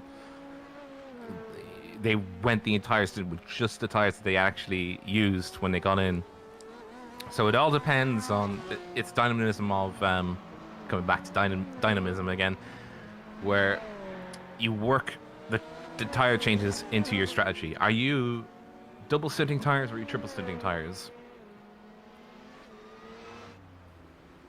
Meanwhile, up at the front, a change for the race lead overall after SOS Brutus made a mistake in the final corners of their previous lap. It is Quaver Motorsports back into the class lead. Dennis Cho now trying to run away for the time being, losing a ton of time. That last lap was SOS Brutus upwards of a second and a half as a result of a bobble going through the four chicanes. Right, it's the Justin. critical moment. He needs to make this move and stick it. Drive around some of the traffic. Absolute Motorsport lovely stickers. That time it was the driver they drove on by. And this has been a great recovery for the 85, keep in mind, Robert, because he spun around a full 360 at one point out of the Dunlop curbs and Dunlop chicane. So it's been incredible to see the recovery from the 85 car. And he's been putting in absolutely fast laps over the SOS Brutus car being driven by Justin Dardenne at the moment. But Justin needs to just keep his head cool. He needs to just remember it's a marathon, as we said before. It's a marathon, not a sprint. If he lets the adrenaline take the better of him, he could make mistakes. He could actually extend the gap between himself and Dennis Show. He just needs to make sure that keeps his lines nice and clean, gives distance to the car ahead, and this would be a perfect spot to actually get back P1 and the run up past Indy now. You can see that the inside line and Justin Dardenne actually following him on Gulf, breaking the cycle just a little bit just to try and get a better line through the two sets of curves coming past Gulf. Does he execute? He's not in a good place to it. He's too far back and he just lifts off the gas. He doesn't execute a move to take back P1 this time around, but the threat is ever there, and if he keeps the pressure on Dennis Show, maybe the tables will turn and maybe it'll be him taking the position back on the exit of Terre Rouge on towards Mulsanne. But Hearing, by the way, pit stop, by the way, for Hugo Prado for SimRacing Carbon for scheduled stops now with the OMP2s. But you're right, it's all very critical at the moment to be able to plan things out. Keep in mind, the drivers in the OMP1s expected to come in about a lap or so for scheduled stops. There is one car that is puffing up smoke across the racetrack. You may have noticed a bit of a haze in the nighttime. That's because Ronin Academy blew up in the 78 car. They blew up going through the gears, and they are now coming into the pit lane. And that is the only Ford that's currently still running. We have a replay of it.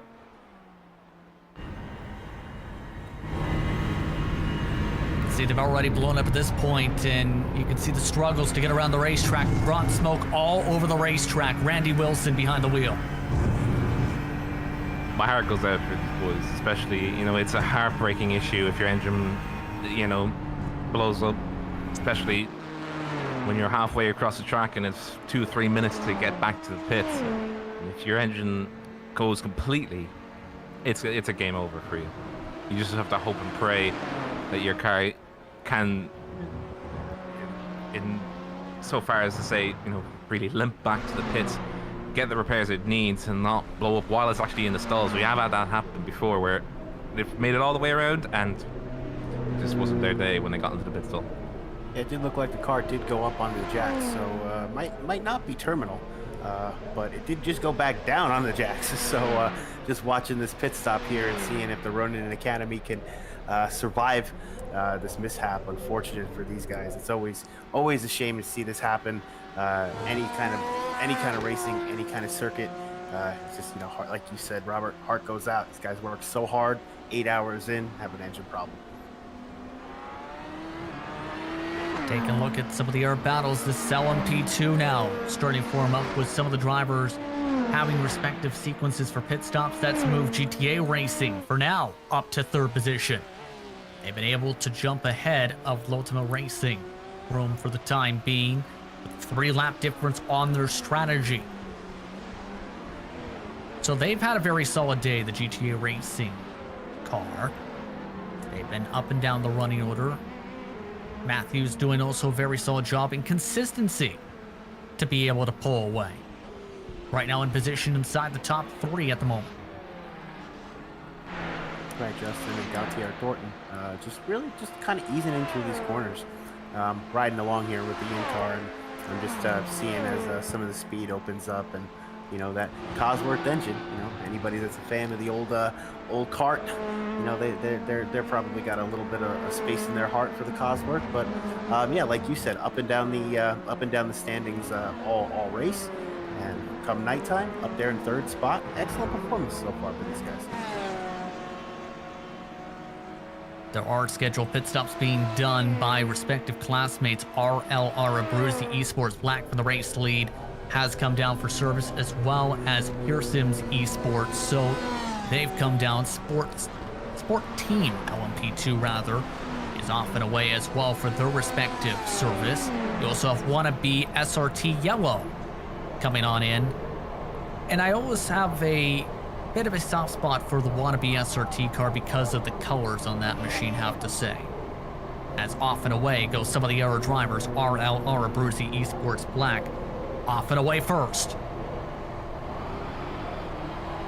Attrition Esports is still in its box. It might be taking tires, or it might be taking... Ooh, it really is in its box. It might be taking repaired. A 33-second stop. Yep, 33 seconds. That's just how much they were offset on the racetrack. GTA Racing, by the way, has cycled 2 seconds. They were not able to get within 1 second of RL Abruzzi Esports Black with the difference of pit stop. As well, speaking of battles, Gall and Baker are in the midst of one. They are in the sequence to come in. Maradna Satellite E-Stars Neon this time by, though. VJoy Esports, Waver Motorsport, SOS Brutus have all ducked down this time. Here comes the stop for the 43. The question is, will Pure Sims Esports cycle on the racetrack? Your overall race leader has already left the lane, but Pure Sims will jump a couple drivers on the pit lane. They just drove by both VJoy Esports and SOS Brutus to jump up to 2nd overall. And Justin, as you accurately predicted, Alex Gall on pit lane, scheduled to receive service. Yes, indeed. 11 laps seems to be the magic number for that stint today, as seen throughout the day. And now in the nighttime. Difference between first and second now 9.5 seconds between Quaver Motorsports and Pure Sims Esports on the racetrack for the LMP1 class.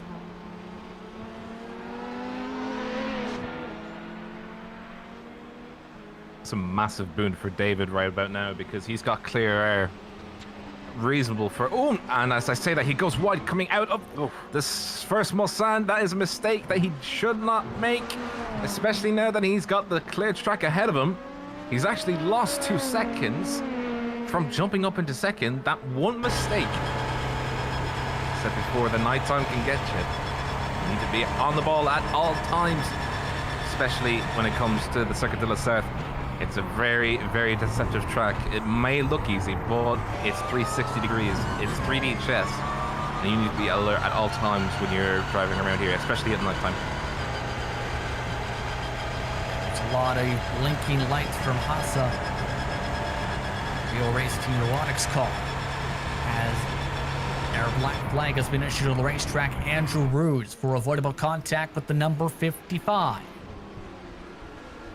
Now penalty coming into play from race control.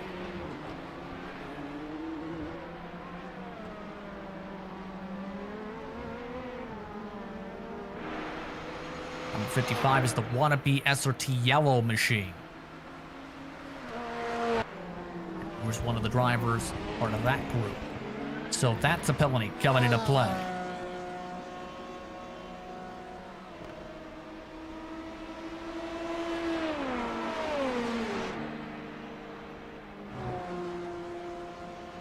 Behind the wheel of that respective car for the time being. They are running 13th in class after pit stops. They had just come in for their respective service a little while ago. Unfortunate for that organization at this point of the race.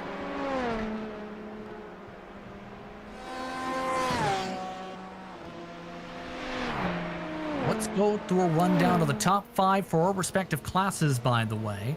LMP1, Quaver Motorsports, it's in the class lead. Currently, the gap is 10.3 seconds over SOS Abruptus for the time being. Or rather, Pure Sims Esports. Then VJoy Esports is in 3rd position in the class. They are within about 3 seconds of 2nd place. SOS Abruptus is in 4th position on the racetrack, 16 seconds behind the class leader. And this satellite stars Neil rounds out the top 5 in the class. Gal behind the wheel of that machine. Then you have in LMP2, RL Abruzzi Esports Black, 10th overall. Then GTA Racing, SimRacing Carbon, top 3. Pure Sims Esports in GSR by Hetzner. Rounding out the top 5, a quiet run, by the way, Rocco, for the 67. Yeah, 67 car. We see Fabio excuse me, I'm sorry. Unverdrussen. My apologies, Fabio. But yeah, good run there. You know, as I said, we're just looking through these standings here. You know, going down a division here. You know, guys that really haven't been mentioned a lot. But we got the Biella Racing team. We got Sven Hassa. You know, he's running at the top spot. Williams Esports, Ben Q, Augustine Canapino. You know, we were talking about him a little bit before too. Manatee Racing Green with Luca Vunch behind the wheel. Vendaval Sim Racing. We're going to be piloted by Spencer Kostowitz, 4th spot. And rounding out the top 5 in that division, Manatee Racing Red as well with Marcel Arang behind the wheel of that car. Robert, the rest of the standings?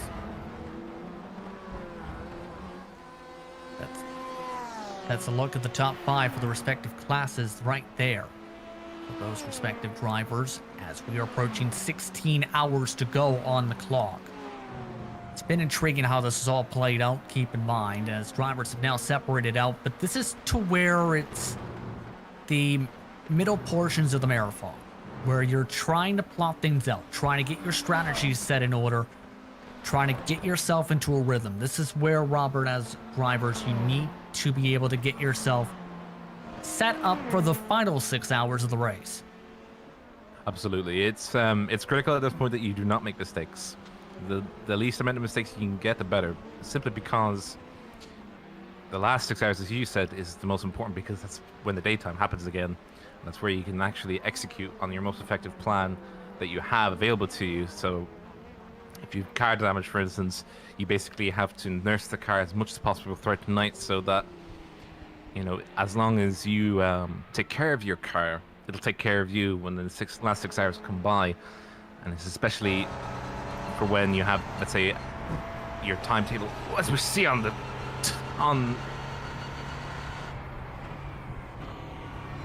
That was the overall race leader, nearly getting to the back end of some of the traffic part in there. But that's also going to be important, is the nighttime conditions, being ready for anything with the traffic. I didn't think that I would my prophecies would be actually prophecies, but as I said before, you need to be very careful around here. It's deceptive around the month. Take care of your car, it'll take care of you. And likewise, the inverse is true. If you try and push the car throughout the night, especially if you're going onto cold tires, the track temperature is just not there, you can make mistakes, and sometimes those mistakes can be very fatal for the car. We go on board here with Dennis. Let's take a little bit of a ride with him. Let's listen to some of these, some of the gear shift and everything going on here. Just kind of take a moment to enjoy some time behind the wheel at night at Le Mans.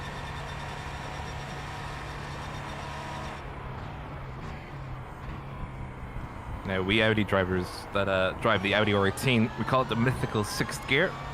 It's used on very few tracks around Le Mans. On very few tracks around Le Mans, and Le Mans being one of them. It is one of, I think, only 2 or 3 tracks that have straights long enough and have speeds conducive enough to use sixth gear. And essentially, you try and have sixth gear be running it around 330, 340 topping out, and breaking down into the 150s, 140s, coming around the Mulsanne chicane and through the Mulsanne 1 and 2, breaking around the apex of the easy right, coming into the round onto Gulf. And essentially you want to hug the inside, come out only to apex the curves on the Gulf Straight, or to battle traffic that is behind you. It's just setting up for the Indy entry. Nice wide apex, taking it in. You take in as much speed as you possibly can, regenerate the hybrid in your batteries, then get ready for the exit. You want to be able to have a nice clean exit coming out of Indy. And right here is traffic, so he's got to sit behind and now guns it down towards the Porsche curves. Basically want to hit sixth gear again. You spend, I think it is upwards of about 85-90%. I would say 85% at full throttle.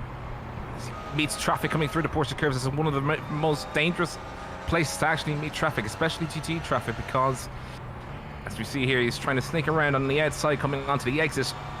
And if he makes one small mistake, he can actually run off into the rumble strips there, and if you don't rejoin the track in time, it's a very nasty slowdown for you, and you take it all the way towards the 4 chicanes. So he needs to be very careful, especially through here. It's very easy to pick up slowdowns.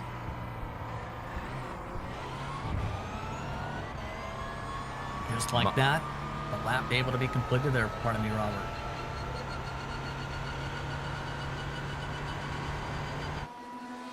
Let's take a look at one of the battles starting to form up as well on the racetrack here as we approach the top of the hour.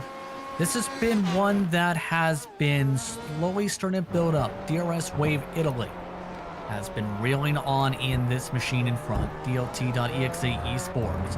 Past little while, it stayed within the draft. This is car behind, Corvette, Porsche in front. And have to ask you here, your opinion, Robert, when it comes to the difference in manufacturer, how big is it to run between the Porsche versus the Corvette? Because the Corvette has been one of the kings of this race today early on. Corvette really has shone here at Le Mans. it just has that extra little oomph in its engine to really eke out the extra few kilometers. And a track like Le Mans, it is critical, and it can take corners like the Mulsanne 1 and 2 and the chicane a little bit easier than I would suggest that the Porsche 991 would. And you know, the Porsche, it's no slouch. It's really, really good. It's that Corvette just has that little extra pizzazz, that little extra that can really take it to the next level. Especially if you have a really good setup on that Corvette. It's a sweet car to drive. Absolutely. Porsche, though, still holding on for the time being for that respective position battle. See all the headlights make their way down the Mulsanne Straight. So beautiful at night, have to say, Rocco, when it comes to these lights as well. Them being the only indicators, yes, of where some of the lines are, and as well possibly the cone that you may knock over every once in a while. The poor cones, as quoted by Nicholas Meg earlier today. Oh, those cones have been taking a beating all race. I mean, it seems like every time we see somebody coming into, the braking zone, there's a cone being tossed. But again, such is life here. And, in reality, they wouldn't be replacing those cones. So that's something that the sim offers us over reality. But yeah, Justin, what you were saying before about the lights, it's interesting because it just looks so serene. It looks so peaceful. It looks like that, it's just a cruise. Le Mans just got such a big structure as far as being a track. It just looks like these guys are taking a, stroll down any highway that, is local, 80 miles per hour, just going into the darkness. And it's not. These guys are struggling. They're fighting every line. They got to put the car everywhere, and they're doing it lap after lap after lap. And then being able to see it at night, it just adds to the beauty of it. It really is, what motor racing is all about. It's not something these guys probably do on a daily basis, racing at night. It's not something that many of us have even done. Honestly, I've never had any competition at night, so it is definitely a sight to behold here. And we just see these beautiful pictures, and it's just wonderful to watch. And as we look back at now the battle for third position for overall, VJoy Esports as well as Brutus closing on into one another here. The interesting thing when it comes to the Mulsanne Straight is that's a public road as well. We were talking about this before the broadcast, Robert, where drivers need to be able to execute the lines even down there knowing how public roads are built compared to, say, a racetrack road, so to speak.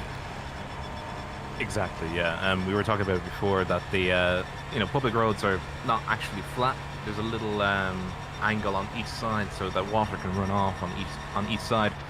And in particular for the GTEs, they actually gain an extra kilometer or two, essentially sitting on the center, coming up towards the Mulsanne 1 and 2. But what the Mulsanne 1 and 2 offer, they offer braking points for the LMP cars, so they can have a push and shove when it comes to the situation that VJoy Esports and SOS Brutus have right now. SOS Brutus is just he's inkling towards having the tow. If he just touches the battery just for an extra little split second, he could probably make it up on the next lap, but he would actually be straight into the slipstream that he needs to keep up with Stephen Kimmins, who has been absolutely gunning it for the last few laps and trying to keep the SOS Brutus at bay. But right now it's looking a lot closer than it was before. And Jeff, we were talking before about the headlights. At nighttime, they can be very, very dangerous, especially for cars that are passing by. They can give a false sense of how many cars are there and where they are, especially given the fact that it's always moving. It's always sort of, cars are never really sat still. They're always moving, twitching around the track. They can take different lines as well, so they need to be very, very careful, especially when passing traffic. They need to be giving each other a lot of space, especially at night. Looking like an opportunity to make a move here with some of the traffic in front. This is going to get sketchy as one of the GTEs ended up being used to pick as we get the caution flag. Uh-oh. Caution is out. And this is a full course yellow that changes everything. Right at the 16 hours to go mark, Robert. And for anybody who has a strategy, sorry, you're going to have to create a new one. Unfortunately, it will upset the apple cart for a lot of these drivers, especially for those who have either just came out of the pits or in the middle of their strategy runs. If you're at the end of it, you could probably tweak it and mostly get away with it. But you really do need to start thinking on the ball here. The lap time under pace car is it's actually not too bad. You could, in theory, just very quickly get the drivers together and think of something, but it is going to be a lot of very panicked discussions as they try and figure something out. I don't know. Am I the only one looking forward to the restart? Oh, absolutely, yeah. I can already name a few organizations looking forward to this once they slow down for the safety car here. We'll take a chance to take a break. You're watching the Global Sim Racing channel for the Majors 24.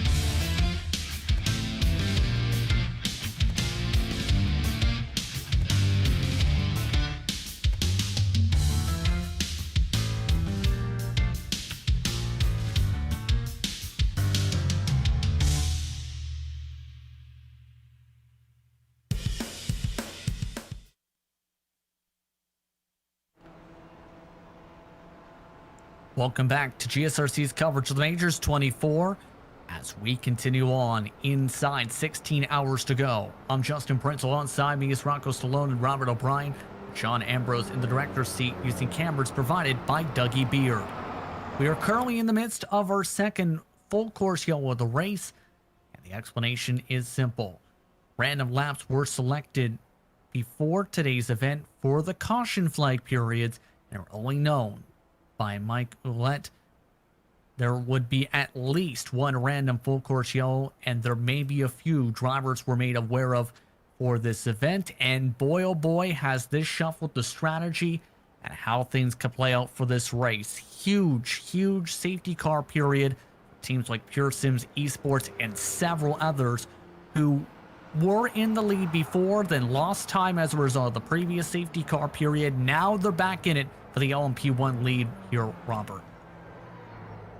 The field has contracted to a point where a foregone conclusion of, I'm not going to be able to get them, suddenly turns into, well, maybe I will. It shakes the apple cart up in such a way that you can't even describe. It also allows people to adjust strategies, or, as we said before we went on break, very quickly scribble in a new one. It's a very dynamic time for all of the drivers and their teams. The Circuit de la South, with its four-course yellow, it actually gives you time to really think. You know, if there's a four-course yellow at, let's say, for instance, Twin Rings Wategi, it's a very popular endurance track for the likes of cars that we're seeing today. It's very, you have to be very quick and very decisive, but here you can actually plan things out and get back on track with your strategy, really. And you sort of have to focus on the new one as the scene progresses, so the scene being the race.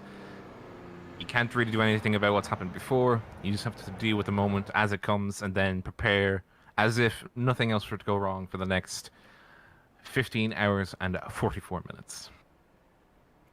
Right, Robert, and that's always the case. Nothing ever goes wrong in that exact time interview, as we all know from real life. But you know, what I wanted to ask you is this type of caution. I mean, we saw 5 laps of the first one. Is this enough of a rest to, say, extend your stint by any significant time, or would teams not even take that into consideration? Because you said everybody's scribbling out and writing in a new strategy. Does this change the driver selection strategy? I mean, we've been talking until we're blue in the face about, you know, the fuel mileage and the battery. What about the human element? What about the drivers? Is there discussions going on right now? How does it usually work? Absolutely. As soon as the yellow flag came out, there would have been frantic messages sent back and forth to say, "Oh dearie me, we need to do this now. Quick! Let's get everybody together and let's get talking about this." As soon as that yellow flag comes out, everything you've done before, forget about it. Don't worry about it. Imagine as if this is an entirely new race, except it's now 16 hours instead of 24, and they'd be thinking about how much it'll affect their actual strategy at the start, how they can do fueling, if they need to do fueling. Driver swaps, do they do now or wait until... Do they extend the period at which a driver will be sat in the car, or do they, you know, cut it short? They'll have to balance this whole thing out. It honestly just depends on how they played it so far. But, you know, it's dynamic. I always come back to dynamic. But it really is dynamic how you play. You have to play it by eye, and you know, especially for the LMP1s, you have to be ready. As soon as that yellow flag drops and goes green, that's your new strategy. And what they would have is they'd have probably somebody looking at the new fuel calculator to do a few fuel calculations and see, okay, so we're at this lap, we've had this fuel across the line when we went green, we now need to calculate forward from there, because it just doesn't throw out your human strategy. It throws out everything. Fuel, when you pit, what lap you pit, how much fuel you need to save for the end, everything changes. We'll reset the field as these drivers now get ready for the upcoming race start. It is SOS Brutus who is in the release lead, according for Motorsports. Is in second for the LMP1s. VJoy Esports, Pure Sims Esports, top 4. Then you have JDM Racing Red rounding out the top 5 for the LMP2s. At the moment, it is Williams Esports Chill Blast who is now back in the conversation in the race lead. Then you have RLR Bruzy Esports Black, followed by Pure Sims Esports, Ultima Racing Chrome, and Punto CL Racing. For the GTEs, it's Williams Esports BenQ, Dual Racing Team Euronics, Manati Racing Green, Racing Red, Pure Sims Esports, the current top 5. But the drivers will now make their way through the Ford chicanes and get ready to go back racing. Pace car expected to duck down fairly soon, and into the lane it goes. Green flags back out. We're back to racing. As already several drivers trying to dart their way towards the side. VJoy Esports to the right. Just a frenetic start here. So many opportunities. Oh, I was looking at Stefan Schlacker. He spun around. Oh, he spun around. I'm so sorry, Stefan. I didn't mean to curse you. I'm going to watch someone else now. He's around on the front straight. Interesting start. Wow, Justin, I'll let you take it. Woo. Right into the race car and right into a spin for Stefan, unfortunately for him, but already some of the battles for the class leads getting very, very heated in the midst of all this. There is a bit of a gap right now being built up for SOS Brutus of 1.6 seconds, where Motorsports and Pure Sims Esports is looking to try and jump back into second once more. It's the closest they've been to the race lead in several hours. Remember, they were up to 1 second quicker at some points on the racetrack. Williams Esports has had also some trouble in the LMP2s from their class lead. The number 9 has had a spin approaching the Mulsanne straight, where they had to stay at the side of the Armco barriers after getting loose from their respective class leads. So it's all kicking off right after the restart. The cold tires are really starting to play their part in upsetting the apple cart even further past the yellow flag. As soon as it went green, people were spinning, and we're looking right now at the car being driven of Max Hawk, car number 85, Ecuvier Motorsports, currently under threat from Pure Sims Esports, Chris McGrath. Now, McGrath was here earlier saying that he was pretty happy with how the car was feeling and how the team was doing overall in terms of pace. I think his words have definitely become gospel, really, in this case, because look how close he is to the rear bumper. Really, the rear of that Audi R18 car number 85 under threat, and he's going on the outside. Chris McGrath, he looks to make a move coming onto Gulf. He's going to stick it side by side, coming up towards Indianapolis. Does he keep the inside line? That is Max Hawk yielding before Indianapolis, very close there to contact, but that is Chris McGrath holding the move, absolutely steadying on, and absolutely executed wonderfully, going up into second place, now chasing down the SOS Brutus car, but he'll have Max Hawk sitting behind him, always there. Oh, wow, that call, that entire call you took us through, Robert, that was something. There was just a lot of action going on. And again, I want to apologize to our constituent, Mr. Schlacker, for watching you. I was watching him live when he spun. That's my fault. You can blame me. But again, Robert, I just want to know, like, what does that mean? Like, what does it feel like coming into the car? You know, like you were watching your team, you've been rooting them on. Now it's your turn. Is it easy to do something like that? Is it a mind thing? How's it feel? Just looking now at, oh crikey! Oh, he spun it again! It really isn't going well for poor Stefan. Spun it again. Not the kind of thing that you want to see, and he's just gonna have to. He's just gonna have to forget about it. Unfortunately, we're gonna have to use Stefan as a sort of the ball mark here. Unfortunately, he'll just have to clear his mind and just think, okay, mistakes happened.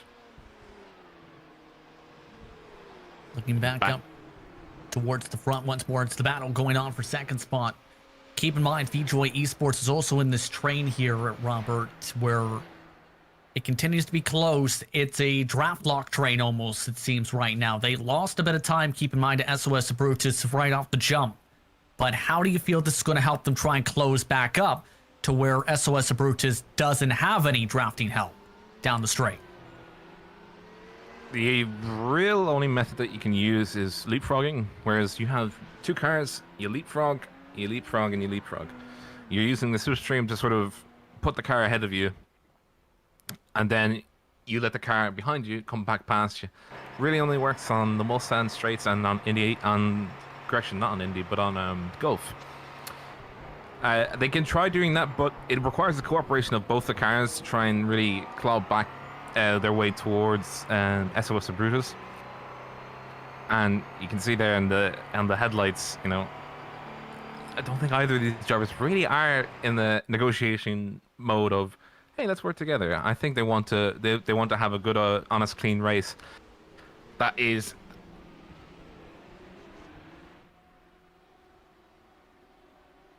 And in the lead of the LMP2's RLR Abruzzi Esports Black being driven by Newman. Car 72 under threat from the car 117 Pure Sims Esports Daniel Kraft, who was himself under threat from Mauricio of Puto CL Racing Red, car 79. Now for the LMP2s, it's exceptionally critical that they keep themselves nice and tidy for the first few laps. They'll have full fuel loads, but they'll have cold tires. And with a reduced downforce, they can actually make a high-speed mistake and slide off into the Armco. And that is not the way to end a race. And in this case, it's going to be a three-way battle, as that is the Pure Sims Esports looking... he was looking on the inside of Newman, but he's actually now just backed off just a smidgen. But he'll now be under threat from the car 79 coming past Indy on towards Porsche Kurz. It's going to be frantic for the next few laps, I think, between the three of these. Sorry, Robert, just watching Newman trying to hold these guys behind him. Again, I'm just kind of cruising between the in-car cameras, luxury I have here, and he's holding a tight line, not really letting the pressure get to him. But these guys, like you said, are right on him. It's an exciting little battle we got going. And we got a little bit of action going on in the pack behind them, a little bit just as going on in front of him. So we're going to watch this battle too. It's a snake and ladders battle for 4th through to 8th. It's a 5-way battle between Kinetic Racing, Latima Racing, GSR by Hetzner, Impulse Racing 56, and Mag Performance SRT as they come. Oh, crikey, that is the Latima Racing Carbon. He's gone around in the Ford chicanes. It's contracted the field. Oh, oof. Dearie me, he's struck. Oh, and a dangerous re-entry. I'm sorry, Robert. Sorry. Wow, that was right in front of Precision Racing Esports' Elliott White, who had no idea that was coming. That was close. By at least a few inches, able to avoid him. Here's the reason here for this issue. Hitting a bit of the curbs, going through the Ford chicanes, launches it off the ground, in fact, and spins right in front of the field. The Ford chicanes giveth and it taketh. And if you even go a little centimeter, as he does right here, oh! It's all the sparks from underneath. Incredible situation for that organization. It was a great run for them right up to that point. But now they've lost some time. GTA Racing has gone right into a battle as well for 7th, but class lead still owned by RLR Abruzzi Esports Black for the time being. GTE is also keeping busy for 3rd, and this is where teamwork can come into play. AT Racing Machines able to work together for the time being. They've also picked up Pure Sims Esports once more, back within their wake. Right, it looks like the Pure Sims Esports machine just looking pretty content to kind of ride along and be a 3rd teammate. And Robert, I'm interested in your take on this. Maniti Racing has been a team on the rise for the past couple years, as one of their drivers now goes under attack from the Pure Sims Esports machine to move up and break up the teammates. But your thoughts on the organization as a whole with their rise the past couple years across multiple different road course disciplines on the service? Probably some of the best sim racers that I've had the experience of seeing and watching in action. It's a joy to see the Manatee Racing guys. I'd seen it before last year when they were just starting to get to grips with trying to get to the top accolades of the sim racing league. As we just saw Pure Sims Esports going on the outside. Daniel Ferguson around the outside of Lucas. One of them spun. One of the Manatee Racing cars has spun. The 179, the red car, spun around just like that. Moved them back to 7th position in class. So much for a third teammate, right? It really is. And we're just looking at it here. I'm pretty sure he locked the brakes coming onto the entry of Mulsanne 2. And he saw that was Daniel Ferguson coming around the outside of Luca Wunsch. And yeah, there we go. The dangers of cold tires. Even though it's been a few laps now since we actually got going again, the tires might still not be up to just the temperature that you need them at. Tough break for the lead in this class. Meanwhile, it is once more two of the top organizations going at it.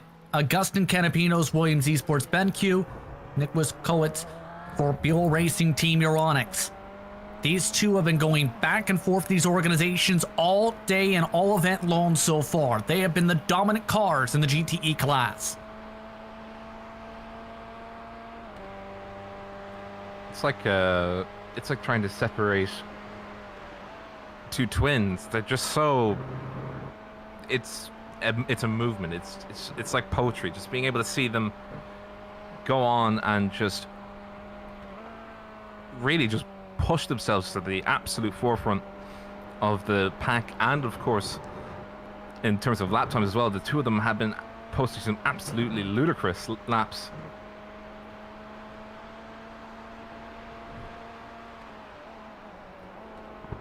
Fully incredible indeed. Yeah, we're just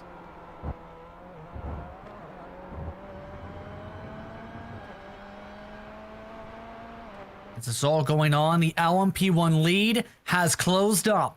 This has been an effort, hours in the making. Since the first safety car period of the race, Chris McGrath and Pure Sims Esports for the class lead, and the overall lead takes it away into Indianapolis. Guys, Daniel Ferguson had a huge moment. He went off, he flipped the car, he hit a couple walls. Big moment back on lap 128 for him. I don't know what happened. He just lost it, and he hit the wall, both walls. Let's take a look and see what happened with that in particular, what you described there. And they were right in that battle, remember, with the Manatee cars before. Were they not? They were indeed, yeah. And he actually had secured it going around the outside, coming into Mulsanne 2. We can see here, just on a replay, just again, what a great move that was. And he secured it, but what on earth happened to him afterwards? Yeah, I was looking at I caught the tail end of it. I know it was a violent accident. I don't know. I think it was coming up here. I do apologize. I was looking for it quick while we were trying to keep up with the leaders. You can see they were fighting aggressively here too, Robert. Well, you do have to be sometimes very aggressive, not in any bad way, but you do have to state your case. This is my position. We have to get by me in a straight or using draft. You know, you have to cover your corners. You have to cover your sectors. And as we can see here, that is the Manatee Racing in the replay, just coming back on the attack, coming up towards Indy, hugging the rear bumper. Does he make the move coming into it? No. But that might I think it might have put the car out of all shapes, and I thought that was going to be the accident there, but yeah, just under pressure, consistent pressure. And hearing through the Porsche curbs here, Robert, it may have been a pedal issue that popped up where the pedal actually broke. And as you can see, this is what happens when you have no brakes. Oh, yeah. Yeah, that's something you never want to have happen to you. A hardware failure like that. And the car just goes straight. Because there's nothing you can do other than, you know, hope the damage isn't too much. Meanwhile, on the bright side, there is a change for the class lead for LMP2 for Pure Sims, where they are leading 2 of the classes now. They lead LMP2 class now. They took the lead away from RL Abruzzi Esports Black. RL Abruzzi Esports Black being driven by Newman. He's actually under threat once again from Punto CL Racing Red as they come around the outside, coming up towards the Mustang 1. Does he make the move? He actually makes it quite cleanly, just about. Unfortunately, the RL Abruzzi Esports Black car number 72, will have to sit behind and wait for his turn to have the 72 car strikes back, for lack of a better term. Yeah, Robert, it looks like the 79 was given a little bit of liberty by the 72. I mean, it's quite easy to catch back up to the overtaking cars on Le Mans, but it's all about where you execute the move, because now the 79 is now under threat from the 72 coming up towards the Mustang chicane. It all depends on where you make the move. Would you be safe, let's say, for instance, making the move on Mustang 1? No, because you'd have the bit between Mustang 1 and 2 and the bit between Mustang 2 and the chicane to contend with for any car that's hogging all of the slipstream that you're providing. He doesn't make the move this time around, but he is still under threat. I imagine car 72 might make the move coming up towards Indianapolis and then secure his position coming through the curves. But it's all a game of chess, really. You sort of have to put the car in check just to make sure you can secure the position for the next few moves. How cool is that? Just this look right here. It really shows you how fast everything's coming at you. Yeah, it's the best way that I can put it right now is that I think Newman is mainly just trying to make the best of a bad situation. He might not necessarily want to lose positions at this stage of the race, but again, there's still 15 hours to go. You can still make up positions. You just need to be proactive about how you make up those positions. Do you do slipstreaming? In other words, do you save fuel by utilizing the car ahead of you? You know, you might be on the same pace even if you fuel save, so there's always that to contend with. Or do you just try and save tires and make them go the extra little distance for when you do attack? You know, you can chew through tires here if you're not careful, if you try and attack again and again and again. As you come through here, that is Newman taking them forward corners very nicely indeed. Not leaving a lot of room, but he is cutting through them very nicely. By the way, your LMP1s are reaching the midst of a lot of heavy traffic, it should be worth noting. The graph has just made its way on by a whole cluster of cars. And this is where we talked about this a few times, where the time can be gained or lost. SOS Brutus has been getting through the traffic better, it seems, Ronco, throughout the night, in particular, compared to Pure Sims Esports. Pure Sims is quick in Sector 3, yes, but they've lost a lot of time when it comes to when they've reached some of the traffic and where they've had to position their car in turn. Right, Justin, and obviously with the oval background more over than the road, you know, that's something we see a lot of. You know, a car could be very fast, but you throw it, you know, in that clean air, but you throw in those lappers and all of a sudden things become a lot more interesting because, you know, you got a car that's set up and we see a lot of close calls here. Whoa! Somebody spun. I don't know if we were watching that. Whoa, sorry, Justin, go take it. That was Vendaval SimRacing that actually got doored by Pure Sims Esports. I don't know if it was the squeeze or if they came down. Vendaval SimRacing, one of the top organizations on the platform involved in this incident.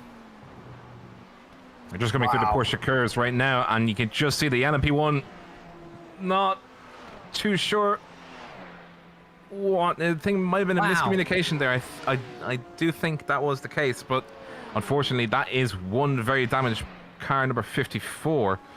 And did SOS of Brutus get into them, too? I think they may have gone into the wall. As they were trying to dodge that, they slammed the Armco barrier to the right side of the curbs. As he comes around on the outside, he tries to see ahead of him. He sees the car, but oh, there's a wall ready to greet him as he comes around. Damage to that right-hand side, especially to the rear of that car. And he'll have to come in for repairs and get that fixed up. That is not a light damage. That is a very hard wall, and if you hit that, that's very serious trouble. And they've already taken repairs for 25 seconds. This moves them to the back of the class. One of the top contenders all day involved in this incident. Absolutely incredible, to say the very least, and race changing. These past couple minutes with the Vendaval SimRacing situation. What happened to them? The new... Keep in mind, Pure Sims Esports is still chugging along. I think they got lucky there, to say the very least. Yeah, Chris McGrath, we were talking to him before. Yeah, he was in the booth before his run, and I mean, he'll take it.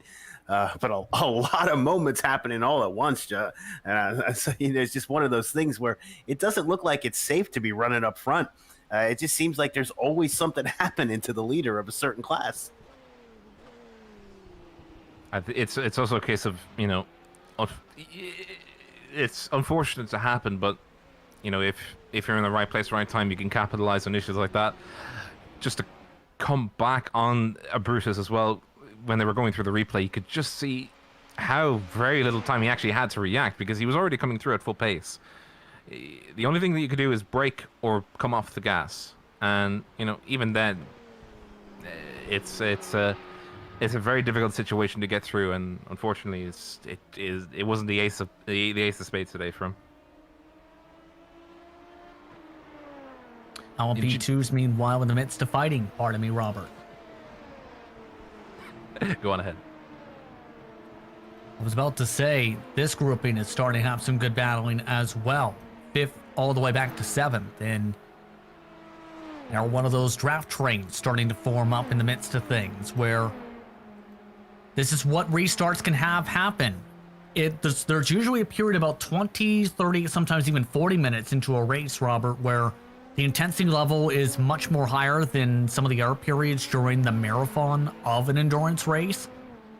And it can spew battles such as this, that we've seen in some contacts, such as what we've seen. It's the closing up of the individuals that really does add to that tension, because, as we said before the green flag dropped for this last full course yellow, you know, foregone conclusions are suddenly broken, because you know, you could have thought, oh, I really can catch back up to them, they're too fast. Turns into, wait a minute, I'm right behind them, I've slipstream, we can make this. So it gives people who might have had no, you know, a forlorn hope of maybe we'll catch them, to, oh, we can catch them, we're right behind them.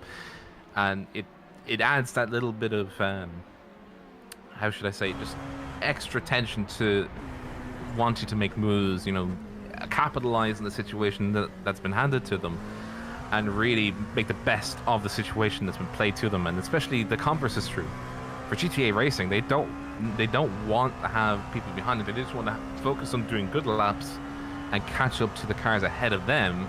They're playing their own sort of race here. They're trying to focus on the guys ahead, not focus on the guys in the back, because if they focus on the guys at the back, gets into a situation where they have to defend themselves on nearly every corner. And we can see now that GSR is really starting to get into the range of threatening GTA Racing.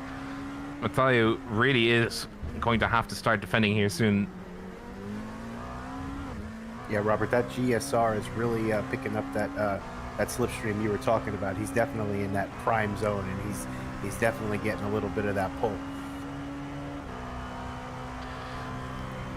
Coming up to the Porsche curves now. This is where sort of it's you basically have to hold your line. You can't really move apart from, you know, trying to set up the lines coming out of the curves into the Ford chicanes, coming into karting, as this is known. We're just on board now with Hetzner staring down the car of GTA Racing Car 22, being stared in by the 67. Flavio doing a very good job keeping a nice clean line through. Now you can either take a very wide line and try and maximize your stability on exit, or you can take a very, very shallow line, try and exact your pacing through the Ford chicane and take as much speed out as possible, but you do run the risk of going wide.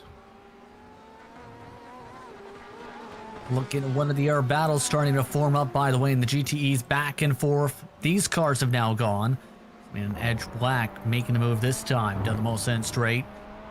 Making a move on FFSR and Friends. So able to quickly make that move. They also have a couple other drivers on behind that are trying to reel them on in this respective battle in GTE. Right, Justin, and that's Darren Parker in that Obsidian Edge Black. Watching him run a little bit of a defensive line, as we see him trying to not lose too many positions.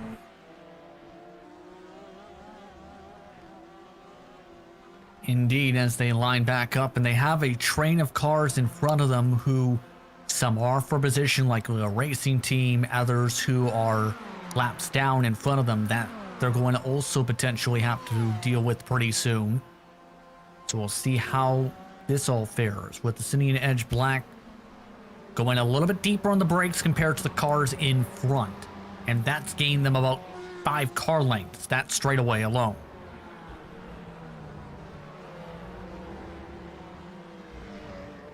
For GTEs, it really does come down to you need to gain as much time as possible with the cars ahead of you.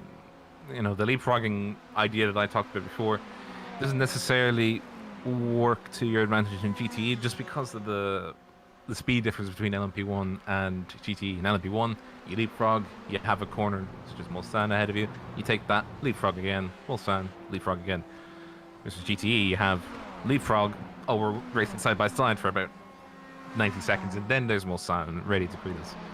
So, in corners like Indy, for instance, if you be careful and gentle while you're doing it, if you do actually, you know, use the brakes to your advantage, as we see there, sorry, that was the Leo Racing Team GTE. I think they were trying to avoid a car ahead of them, weaving in and out of order, coming towards the Ford chicane. All sorted out now, but night racing is it's a scary place, even if you're behind a car, because any sudden movements really do upset the cars behind you. Couple drivers coming in, FSR and Friends, in fact, coming in for service this time by.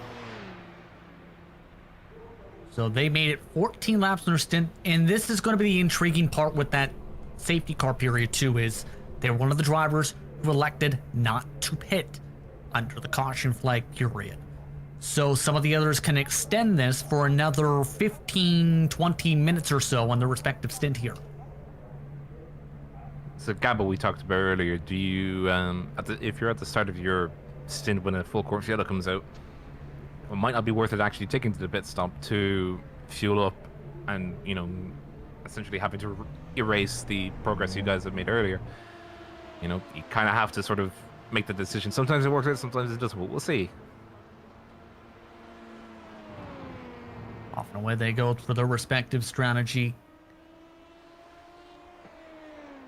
P7 and LMP2 also is back to being hotly contested.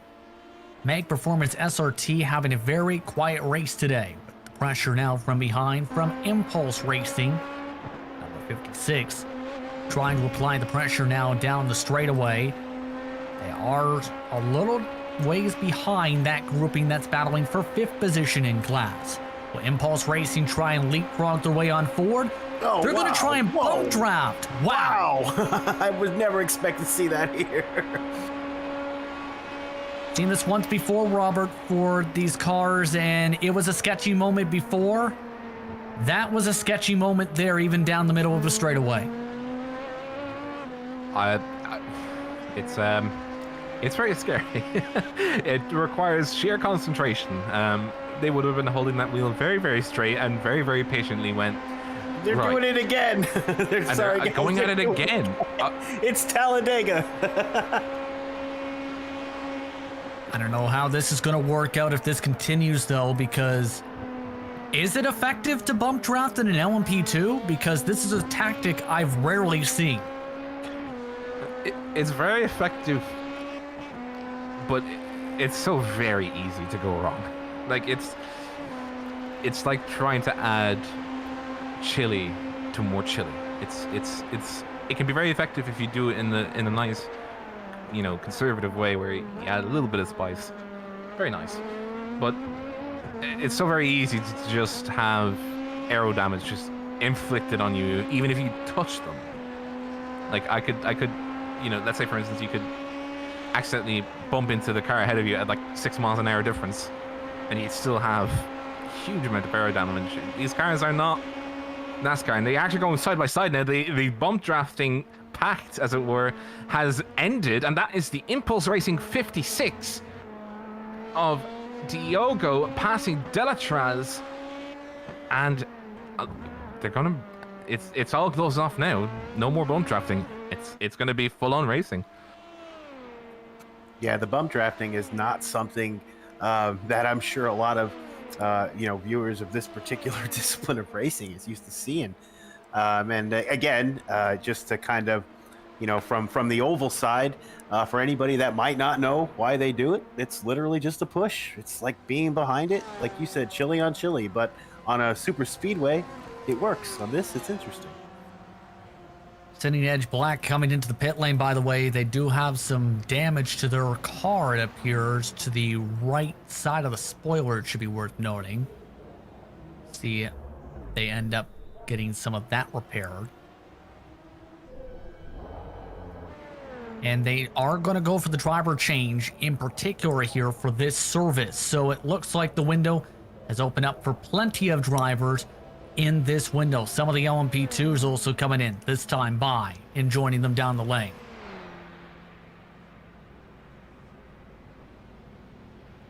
It's the RLR Brucey Esports Black Machine, GTA Racing, Make Performance SRT, GSR by Hetzner making a driver swap among the cars coming down to the pit lane. So wide open for some of these drivers, and the strategies now nearly on the hour mark, just about 9 minutes from that point.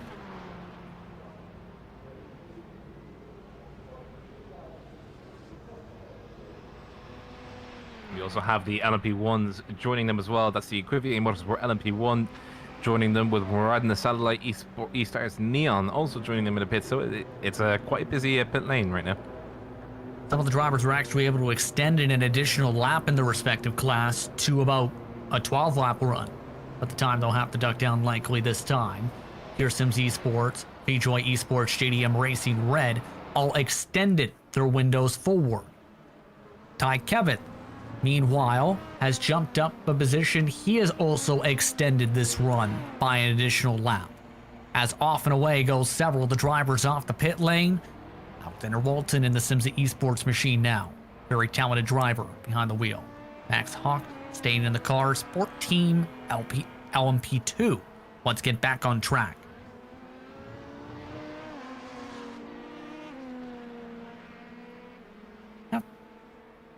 Let's take a look at the GTE leader meanwhile as this all continues to shuffle about, because BioA Racing Team Euronics, I should rather say, have stayed in the class lead and have pulled away with said class lead. Remember though, they took tires. Williams did not in this class, and that's become huge, Rocco, here to be able to build this buffer, but eventually you'd have to think that could swap by the next window for them. Yeah, and as we watch Nicholas Ketz take these corners, it's something that, again, like Robert was talking about, it's the whole trying to find out exactly where you're going to fall, not necessarily in this stint, but maybe 3 or 4 stints ahead. So as far as trying to calculate all this, it is something, and that's kind of one of the cool parts about a bigger race such as this. A lot of times as racers, we find ourselves we're doing everything. We're driving, we're figuring out pit strategies and adjustments. These guys got a lot of good people behind them figuring this stuff out on the fly. So, yeah, Justin, these people are a lot smarter than I am when it comes to saying, what that. But interesting to watch as the night progresses to see how all of these teams do, in fact, decide to play their strategy. And we're going to take a look at a couple battles going on the track now. That includes this one right here with Kinetic Racing. Surge now with Phil Kraus behind the wheel. That's right in front of this battle going on for 7th position in class, which is now side by side amongst some of the drivers who have completed some of their service just now. Moving up a spot, that's GSR by Hetzner, by GTA Racing. You also have Make Performance SRT joining the fray as well in this fight. Keep in mind, some of their fellow classmates have come in this time by for service, as well as the other LMP1s we talked about stretching it forward. As speaking of LMP1s, Pro Drive Esport team also will drive right on by and give a little bit of draft to some of these cars now as they start clipping the grass to the Porsche curbs. But yeah, and you were just mentioning the number 13, the Mag Performance SRT, finding himself in a lot of traffic right now in these tight turns. Wow, is the lap car causing a lot of a bottle up? Exciting stuff back here. Yeah, that donut-colored car is the Absolute Motorsport Lovely Stickers machine. I have to say, donuts, very lovely stickers indeed. If you use a donut as a sticker, as the LMP1s are coming out of the pit lane, some of them are coming in still in their respective class. Chris McGrath, 23-second stop, keeping his buffer over V-Joy Esports and Equaver Motorsports in the class lead. Separation amongst the podium about 8 seconds or so. Check that, 18 seconds. Ty Kevins have also come on in for his respective service. That team recovering from technical issues earlier on in this event.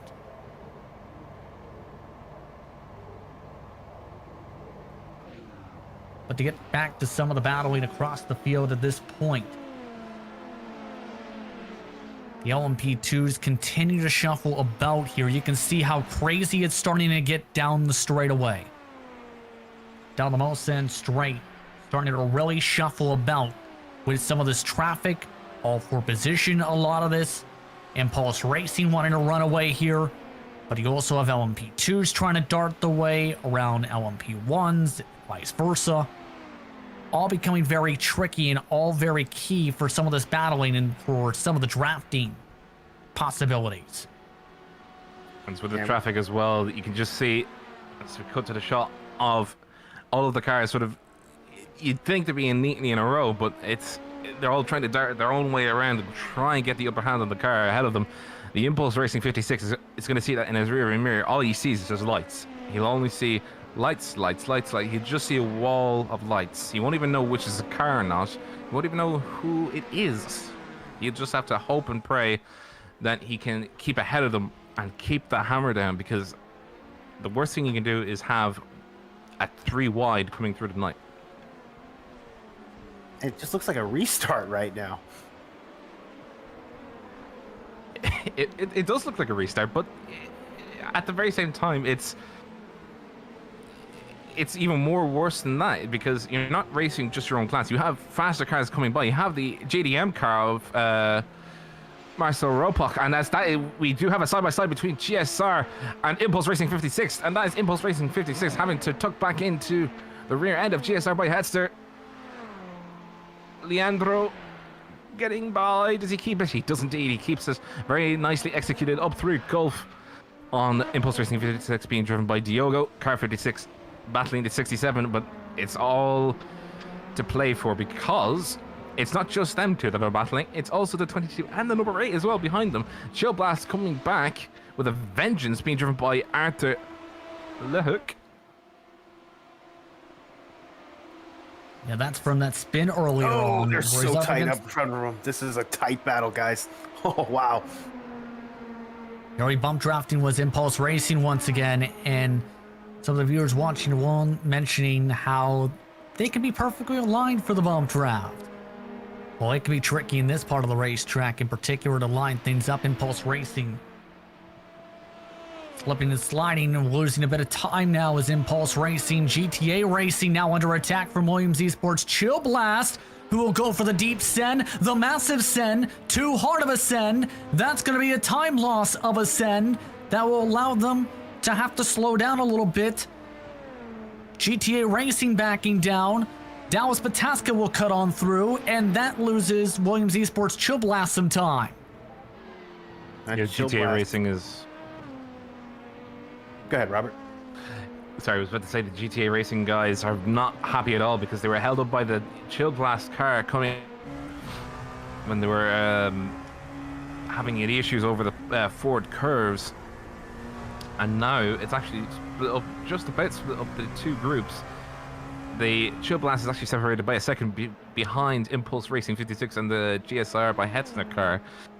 They'll get it back, but it's upset the Amper car. GTA Racing is gonna have to really sort of knuckle down and, you know, try and make the best of a bad situation.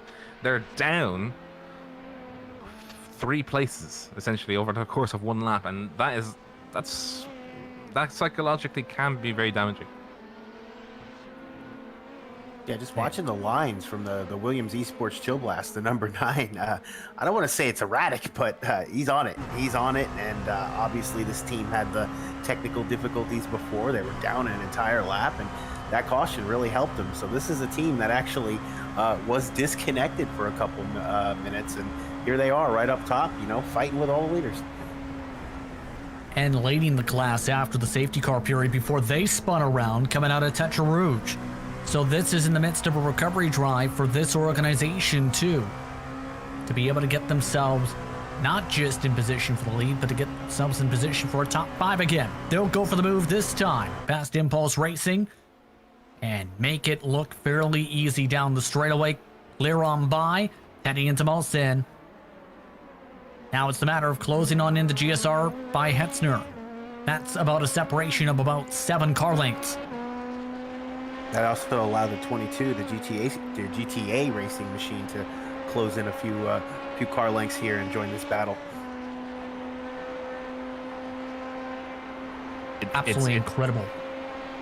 It's really holding on to the hats moment right this, because Williams Esports Chill Blast are trying to defend themselves from Impulse Racing 56 as they were trying to come around the outside of this final corner on Gulf before Indy, and he had just to, you know, block him off and say, nope, you're not getting by me this time. But especially coming up towards the Porsche curves, Impulse Racing 56 will look at every opportunity to get past Williams Esports Chill Blast and deny them 6th position, at least temporarily, and try and race them as hard as they can. GSR by Hessner is essentially praying that they can get enough of a battle going on behind them that they can break the draft and try and secure 5th position, at least temporarily. But that Williams Esports Chill Blast car is it's on the edge.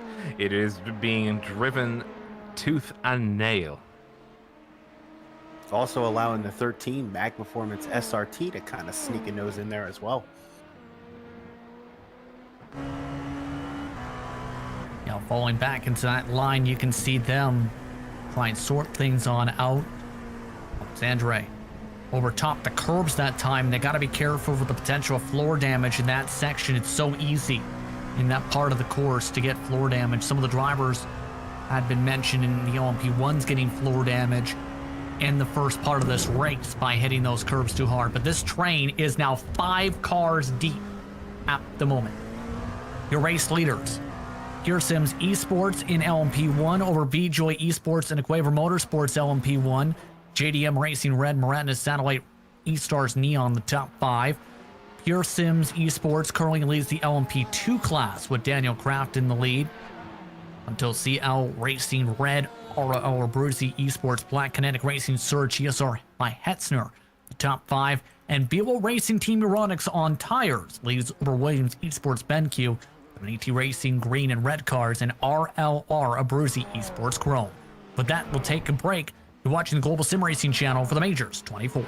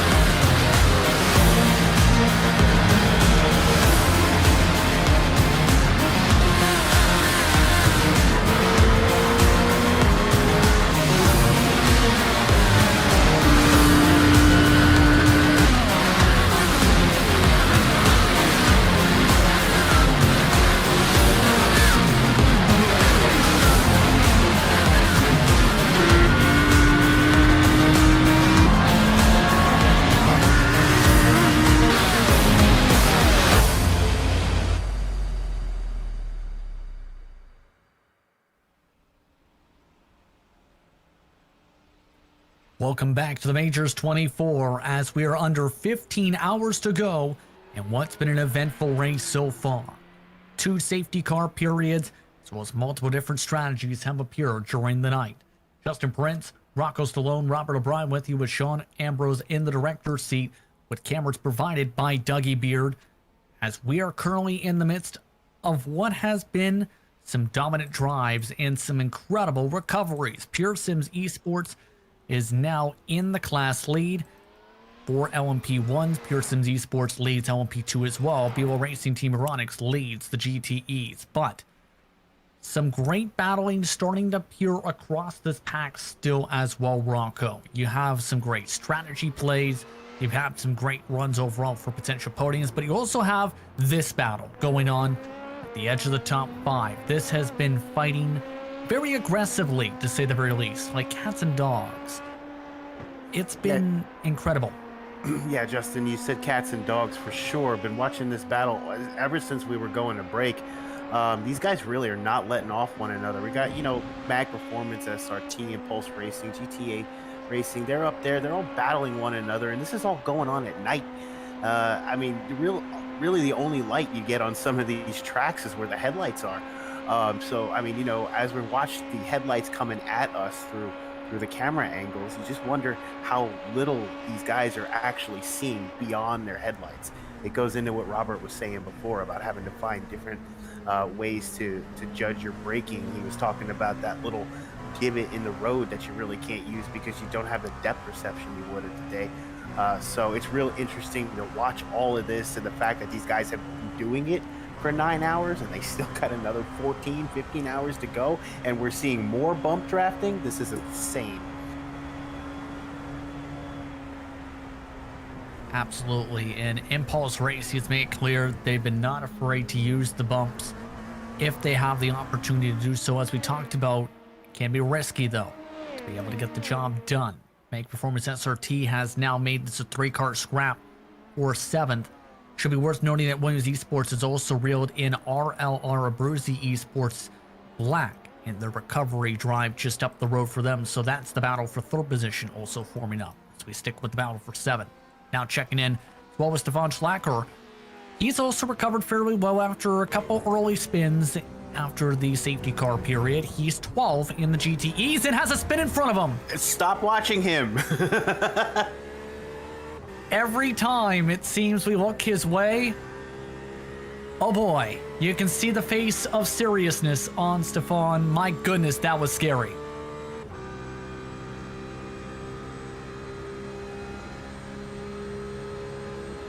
Take a look at what happened in front, as that was near disaster yet again for him. Wow.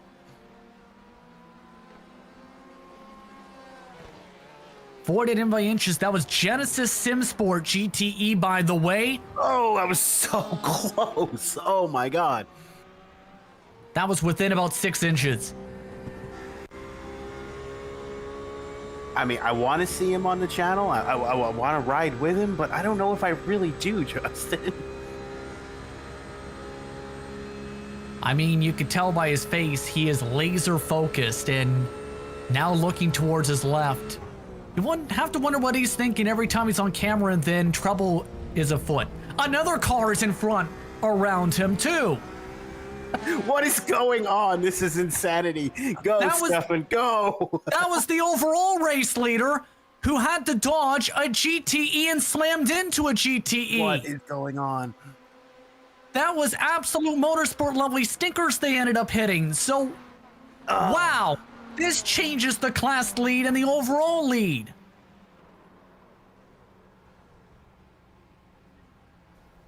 There's so much going on right now. This is great.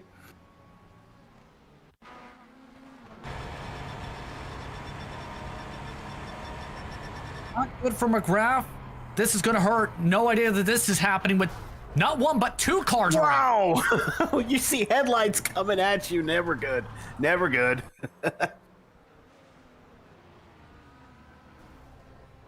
Not sure who the air car was in particular yet, but my goodness, what a sequence. And once again, Trouble is a foot in front, and it spars another change in class. That was Meg Performance SRT, by the way, they ended up hitting. The GTE entry, you see.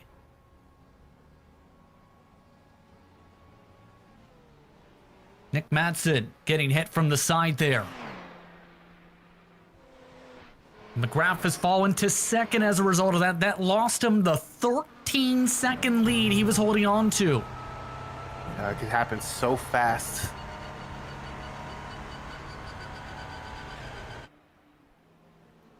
Not going to come down to pit. He's going to stay out on the racetrack. That's with a significant punch to the right side of the race car, too. Yeah, he is it's still hard. within 1 second of the lead. Just trying to find it here. It's really hard to see what kind of damage he has. Obviously, it's there. I'm just trying to figure out to what extent. Yeah, he's already lost 6/10 just by trying to pass that car alone. Remember, that car's been powerful the second half of the course compared to the first half throughout this entire race.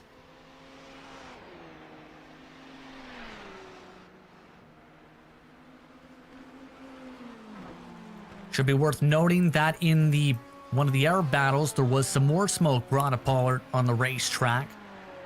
I believe some of the air drivers in the midst of some hard battling still, such as that air battle for 7th position we were talking about.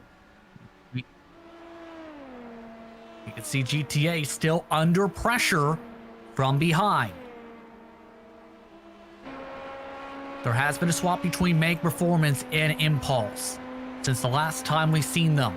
Impulse yet again nearly bump drafting their way into the chicanes. It doesn't work on the ovals. I don't know how it's going to work if they start bump drafting into the curves, Justin. Yeah, because on super speedways, in particular on the oval side, you bump draft in the corner, it usually leads to an incident. That time, Impulse Racing electing to back off and allowed the driver in front to make their way through the corners as they now approach the Ford chicanes and the final corners of this racetrack. Right now, they're at an estimated 255 to go for the respective class, 149 coming to 150 laps in. Yeah, those numbers start to add up, and you really start to realize how just out of proportion the 24-hour race is to really anything else there is out there. You know, we got the 6-hour races and you have the 12-hour races, but 24 hours, I mean, we still got about 7 hours worth of nighttime to go. So you really start to feel when you start to look at the compiled numbers and statistics about how much racing is really going on tonight.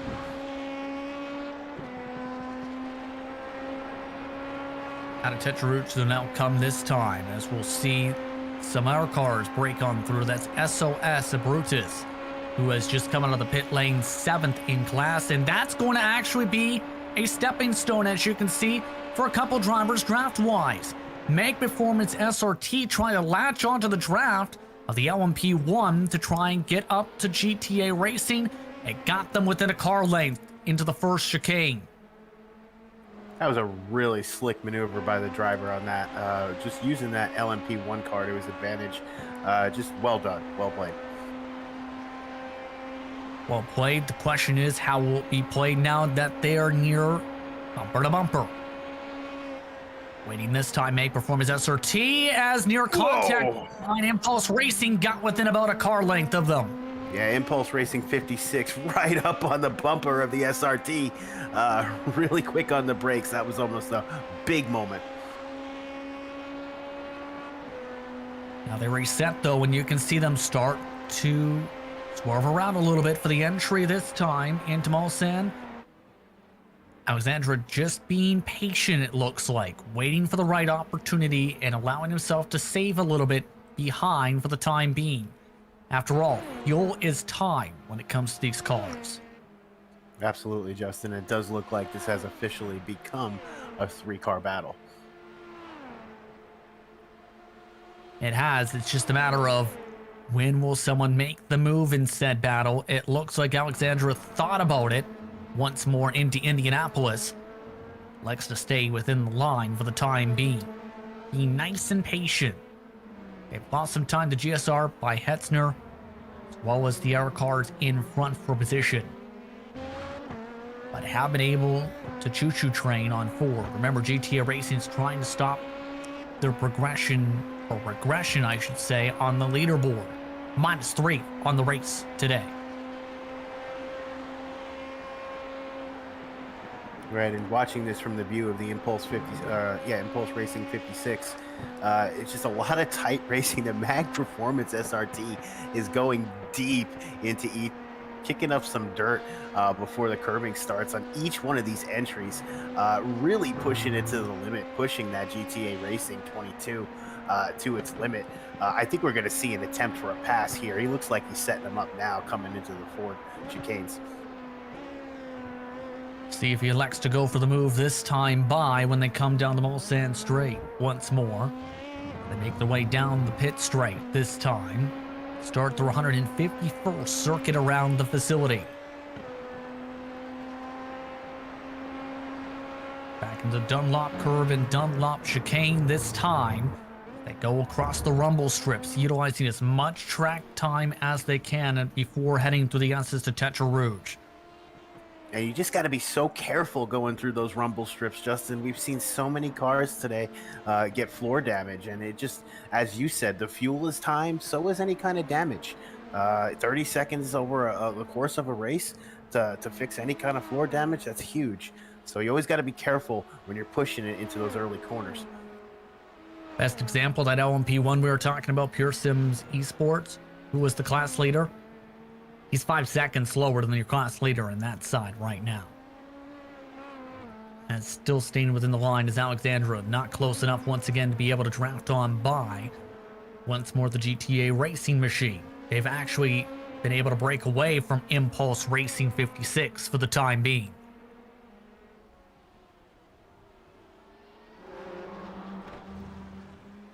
GTEs, meanwhile, starting to battle a little bit more so. FSR and friends feeling the pressure as a bit of a mistake. Is 397 gives them room.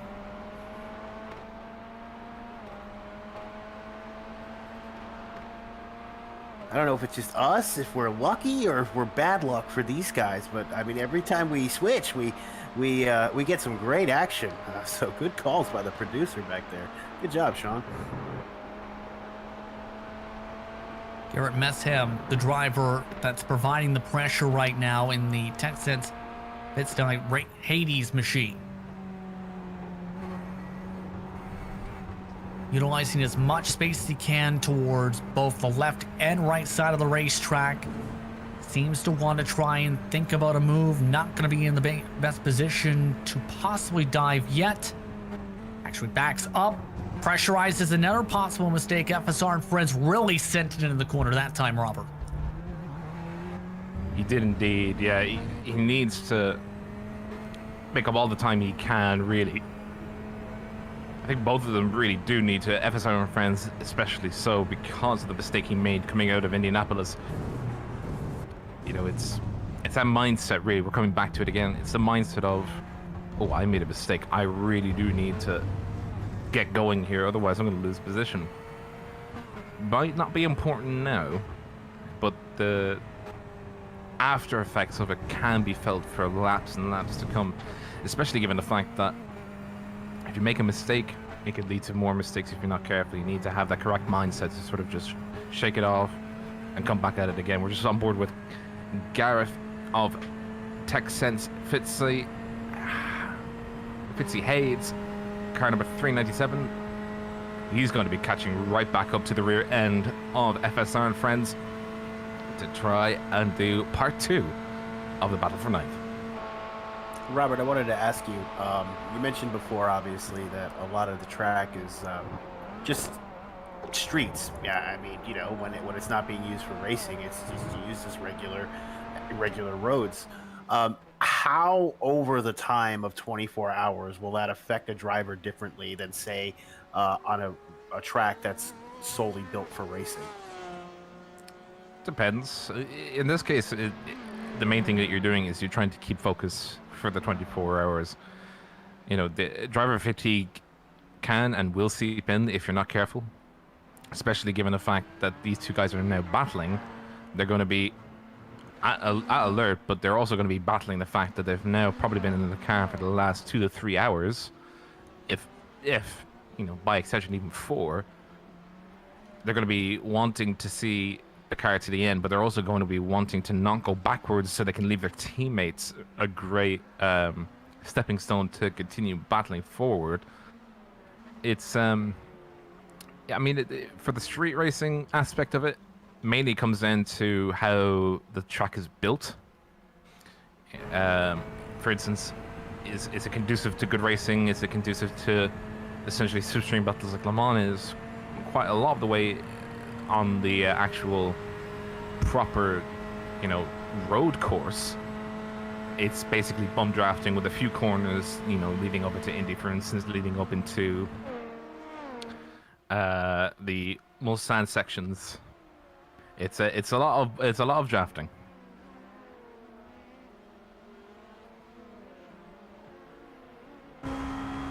By the way, GSR by Hetzner has reeled in the next grouping in front, but you're absolutely right. A lot of drafting and a lot of smoke and sand kick. That is kinetic racing. Surge that time, surging into the sand trap. Philip Kraus, the fan favorite, off into the sand that time after overcooking the corner. Able to keep it off any kind of wall or anything. A little bit of a bobble. Shouldn't be too much of a setback, but good recovery there. It's that foreshadowing. I should stop. Oh, you missed it. Yeah, we were, you know, you were taking a break, and we were having some incredible luck. Every time we would go in, we would see some action. So I'm glad to be on there for another half hour to watch this. No, Philip Kress, he did actually make a note. He is actually doing exactly the thing that he shouldn't be doing. He shouldn't let the mistake get to his head. He did make the mistake, sure, but he needs to, you know, he needs to get by that now, and he just needs to focus. As you can see now. Back to P7, where the mighty battle continues between GTA Racing and Mag Performance SRT. These drivers continue to fight very aggressively throughout this fight. Keep in mind, Alexandra has been trying to set this up for a while, and they have a surge of pit stops in front, including themselves coming in. We'll see how they handle the pit entry. Back GTA Racing gaining a little bit of time right before the commitment cone there. Mag Performance SRT gaining some time on the brakes. Robert, you think we'll see some driver changes here? Potentially, yeah. I mean, if the with the sort of change in the full course yellow, the strategy, and we saw an influx of driver swaps. If they haven't taken the driver swap, then now will probably be a good time to take a driver swap. You know, recount on what they've done so far, and you know, more than likely we'll see 1 or 2, but majority of them probably took place at that full course yellow. So they probably have one more stop before they do a driver swap. LeMans Esports is already off and away amongst the drivers who come down and pit. They'll be one of the first drivers off the lane, in fact, by a good few seconds or so. RLR Bruzy Esports will also come off the lane. Right into a battle still with GSR by Hetzner. Right on behind. As well, Kinetic Racing. Surge staying within the midst of the fight. You also have a couple other drivers within range too. Mag Performance SRT jumping GTA Racing in the pit stop sequence. No better place to pass than on the track, or than in the pits. I think your dog agrees. I'm so sorry. As well, some of the OMP1s have come into pit as well. One for Motorsports coming in. Brandis Satellite E-Stars Neon has also come in with Dallas Pataska. Off and away goes the 85 for their service. The other drivers also still extending in 11 laps, and this is interesting that the fuel save is coming into play a little bit more this run compared to the last run, I've noticed. How about a 1 lap difference for some of these teams now? the gold standard would be to get 12 laps out of the R18. It is very much possible. You do require a good bit of fuel saving to do it. But if you have a setup that's very conducive to, especially for instance, if you have a setup that can hit 340 on the straights, and I have no doubt, and that's 340 kilometers an hour now, but I have no doubt a lot of them are set up to and geared that way. You should definitely aim for 12 laps, because, and if you started early on 12 laps, you basically save a pit stop. That's 30 seconds in your pocket that you can use anywhere. If you make a mistake, if you have to get repairs, for instance, that's in your pocket. You can use that. It's buffer time. In buff time, it's going to be very important, having a buffer from some of your competitors. Speaking of time, you can find timing and scoring at gsrc.tv, following along with your favorite teams and drivers for tonight's action for the Majors 24. Once again, that's gsrc.tv for timing and scoring. Let's head back over to the LMP2 battle that's formed up for GTA Racing, applying the pressure still, and had an opportunity to poke their way to the left side. Elect to stay single file though, this time as they approach Indianapolis. Going on the inside, GTA Racing on a much cleaner line over Mag Performance SRT. Delatrans feeling the pressure. You can see it in the language of the way that they drive it. GTA Racing is actually a lot more smooth through the corners, and Mag is trying to put the hammer down as soon as they can get out of a corner, but it's not going to do them any good, especially when GTA Racing has a slipstream behind them. They can essentially just catch up on each straightaway as they come through. So all GTA Racing has to do is sit behind, relax a little bit, you know, try and see if they are the truly faster car, lap over lap, and then make the move once they decide that. But I mean, fuel saving is still pretty good, even in LMP2. And as they come through the Porsche curves, another little bit of time lost over Mag Performance does GTA Racing have, but it's still early days. It's not even halfway through the race yet. It's a marathon. Oh, and I say that GTA Racing strikes the curb coming into the first four chicane, and will have to dart to the right to serve a slowdown through it. That was a nasty hit, and hopefully you don't have floor damage, but it is a very big possibility. I think we had an incident in the Dunlop curb. I'm not sure exactly what happened. I saw some cars going off, and I'm not sure exactly who was involved. Justin? It involves some of the drivers that were involved in that incident with Pure Sims Esports, remember, down the Mulsanne Straight, where Absolute Motorsport Lovely Stickers came out of the pit lane, got hit from behind by Stefan Schlacker. Schlacker drove on by after blinking the lights, and then chaos ensued with the car they ended up making contact with before in Make Performance SRT. Again, this would be in the Dunlop curbs and Dunlop chicane. This all happened just moments ago. This would be about a minute now ago or so. Ooh. Where they went off to the stand trap, and it destroyed the 707, who, by the way, just got penalized for that first incident. The 707 got the worst of the second one, I tell you what. Hard contact and right to the Armco. Here it is again. You just see here, that's the 707 car going on the outside, letting cars by, and then it comes up into the Dunlop curves. Oh, that is a nasty accident. Definitely going to be some rear damage for sure on that one. Some unhappy drivers going to be in that situation. Again, that's the Make Perform T machine. Nick Matson from his view. Oof. Wow, it was a wicked hit.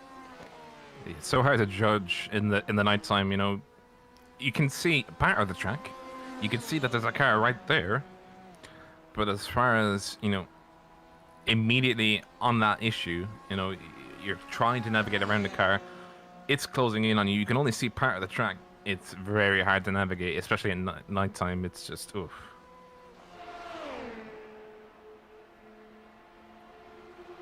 Back to the battles, meanwhile. Philip Kraus continues to hold on to position for the time being. Can he hold serve is the question.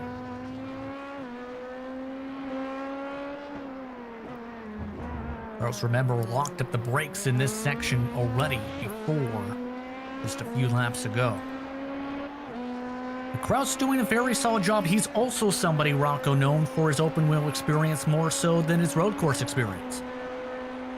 Yeah, open wheel, there's a lot of disciplines that can be open wheel. You can have short track, you can have big tracks in Indy and Formula One. But yeah, a lot of these guys, Formula One, a lot of open wheel experience. And I think it helps. Obviously, much different style of driving with an open wheel car.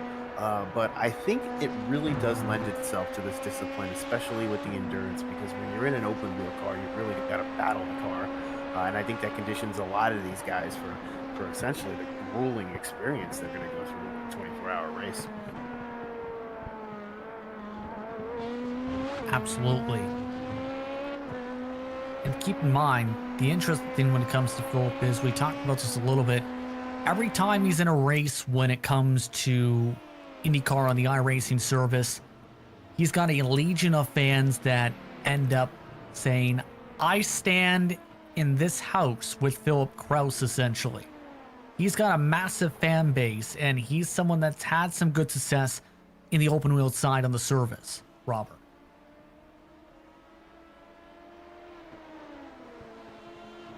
Just a side note, Justin, there's been a blocking warning issued to the 49. That's Obsidian Edge Black given that warning. They're actually right on behind a car that just so happens to be Stefan Slacker. So they are in the midst of a position battle with that warning now in play to keep in mind. Stefan tries to hold on to the right side of the racetrack. Here comes the run from Obsidian Edge Black. They elect to lift off and save fuel.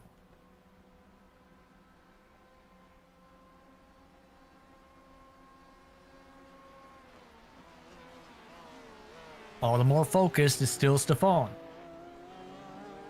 There's clean track ahead this time, by the way, so just saying, no chance of trouble in front this time. Yet. Don't say that. I was going to say before calamity ensued the last time, I wonder what goes through some of the drivers' minds when they see themselves on screen and then everything happens around them.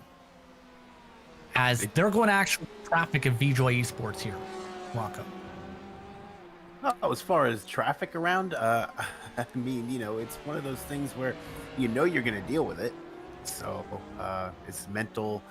But Robert, you'd probably be a little bit more versed in that. Why don't you enlighten us on something that if I ramble on, people will realize I don't know what I'm talking about. Well, if you're caught on cameras, it's just, you kind of have to put it down to commentator's curse. It's the go-to option for if something bad happens in front of you. But more versed on that, I would be in terms of LMP1 traffic versus, LMP1 dealing with GTE traffic versus the opposite way around. But GTE still have to think about traffic. They can't, especially going through corners, a car holding them up can still provide an obstacle. However, it may be that it might be a faster car.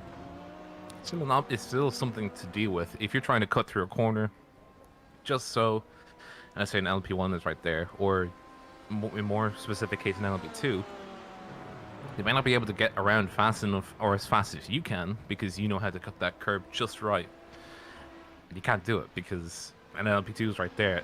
That leaves that extra pressure behind you. And as we're seeing right now, that is actually LP2 traffic coming by, and that is going to be the Obsidian Edge Black having to yield a line, and now it's stuck behind the and LP2. Coming up to the Terre Rouge and on to Mulsanne. As these drivers continue to scrap along and fight and sort out the traffic, let's take the opportunity, by the way, to run through your top three at the moment for respective classes. At the moment, Bolt Lion, VJoy Esports leads by now 21 seconds over Quiver Motorsports. JDM Racing Red rounds out the top 3 in the class. Max Hawk, you can see on board right now, working his way through some more of the traffic. Now 21.3 seconds plus behind. JDM Racing Red is about 30 seconds or so behind your lead, and into the wall they go. Uh-oh. That's significant damage for JDM Racing Red to the right side of the race car. Oh. Things you don't Take a want look to at see. what happened. Yeah. It's a slower car in front of him.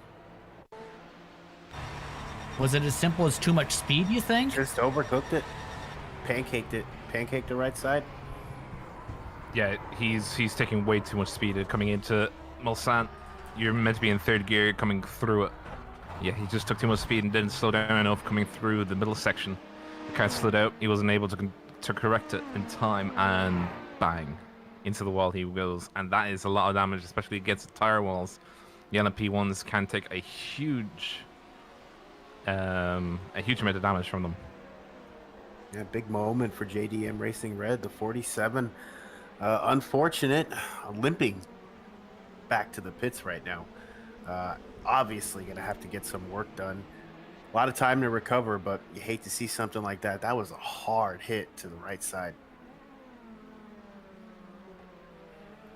On that note, Here Sims Esports leads the LMP2s. Meanwhile, they'll pass on by that machine. Daniel Kraft still leading that respective class on forward, with Punto CL Racing Red in second.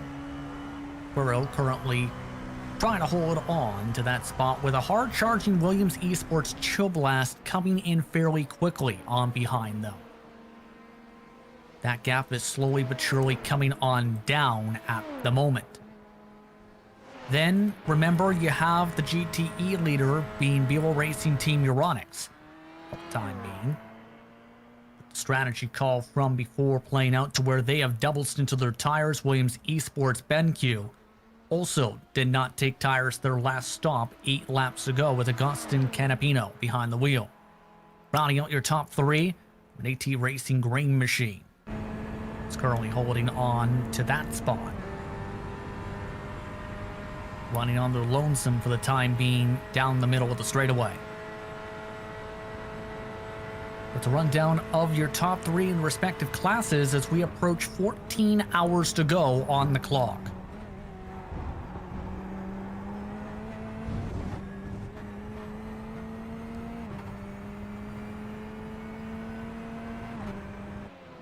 Keep in mind, some of the position battles starting to continue to stay intense.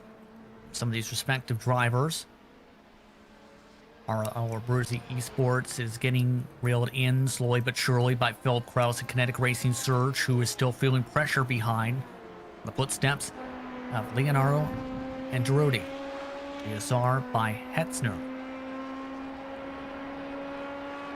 See them all line up astern as they get ready to attack some more of the traffic.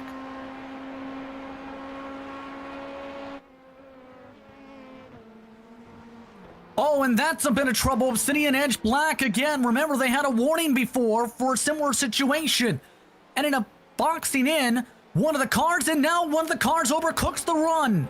Wow. GSR by Hetzner losing a ton of time as a result of that, having to cut the chicane.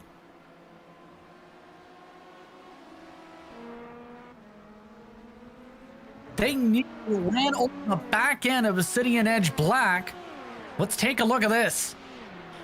Ooh. He came in so hot. Oh, cool that guy off. Brr. Great job to avoid the tire barriers, though, Robert. That could have been trouble, but it's still going to be a massive time penalty as a result. It took him half the straightaway there to the next chicane to let by all the other drivers and take care of the time penalty. Yeah, and the 67 is going to... He's going to be annoyed about that. You know, it's avoidable, but at the very same time, the mistake has been made. The best thing you can do now is forget about it. Again, it all comes down to a psychological warfare that you play with yourself. Is like, I've made this mistake. I need to get back to the front. I need to get back to the cars ahead of me. I should be there right now. Mellow out. Just all you need to do is just let it go. You know, it sounds a little bit, cliche, but it does work in your favor in the after effect, because your mind's a lot calmer and you can tackle the problems as if it didn't even happen in the first place. Isn't that essentially what endurance racing is, though, Robert? Just mental warfare, psychological warfare against yourself. That and the guys that you're racing with, because you're trying to put them into a situation where you can make the pass on the inside or the outside, depending on how you play your cards. But the first thing is that you always have to sort of be forgiving of yourself if you make a mistake. It's not the end of the world until it is the end of the world. Race isn't over until the checkered flag waves. So you can still make a difference out there. You just need to have the right mindset about it all.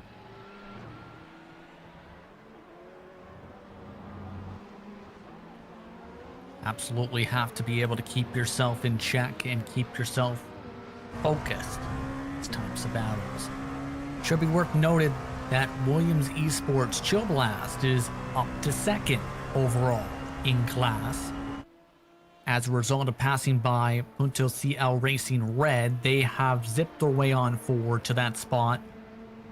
The question is, how long do you feel it will take for them to get up to Daniel Kraft? Well, the next car up just so happens to be Daniel Kraft. They are closing in at a rapid rate.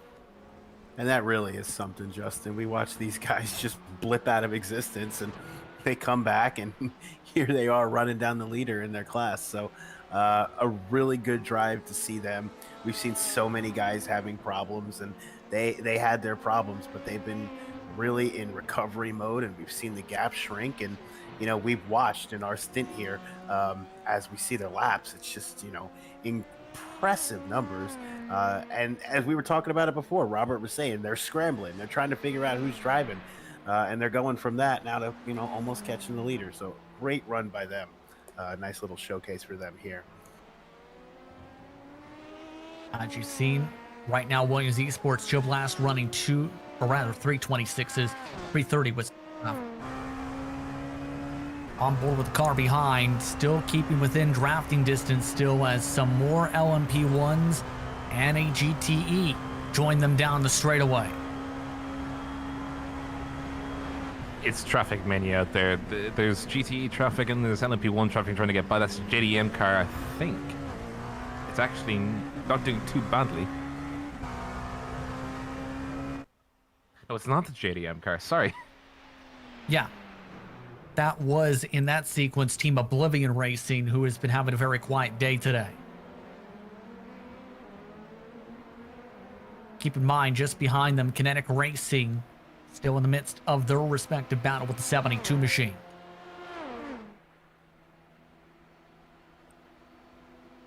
We're just looking at it now, and you can just see how close these cars are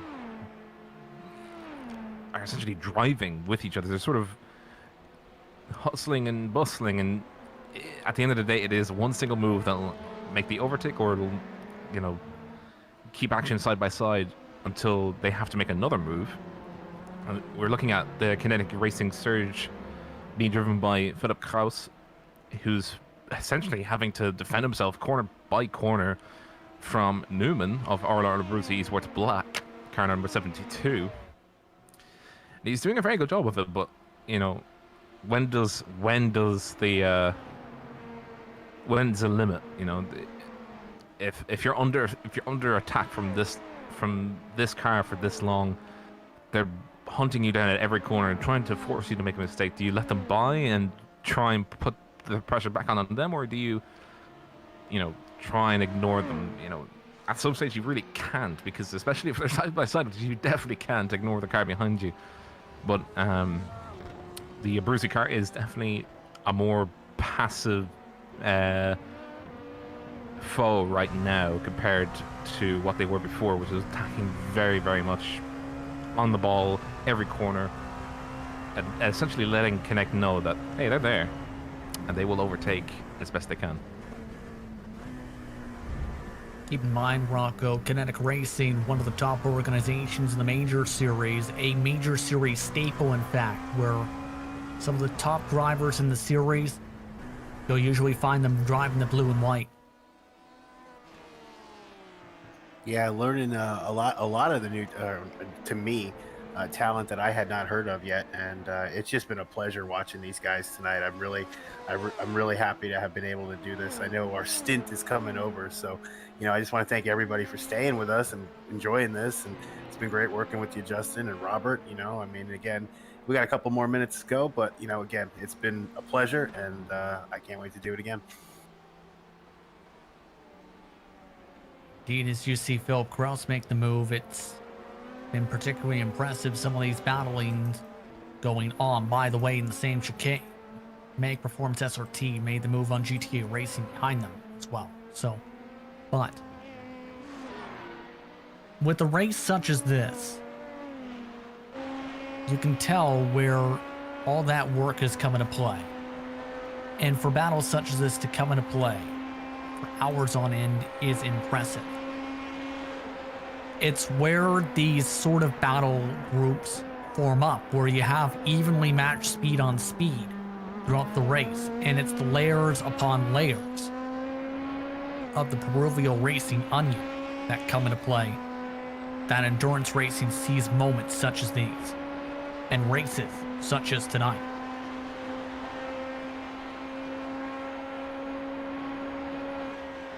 Robert, your thoughts? My thoughts, really, it's hard to formulate at this stage, because if we're looking at it on the grand scale of things, is it worth it? Sorry, as we just see now, going in on the inside, that is a very nice move. Sorry, just to say that the 19 car made trying to get back up to speed.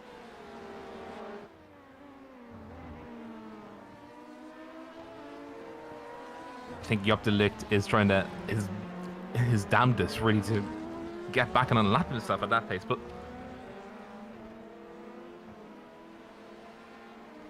I don't know. Is it worth attacking as much as you can at this stage? Is it really worth pushing it to the edge? Is it really worth, do you accept what you have right now, or do you go for that extra little bit like Job de Ligt is?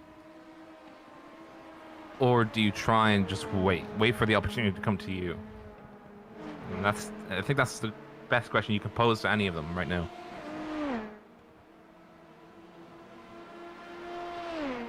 Yeah, that's the biggest thing.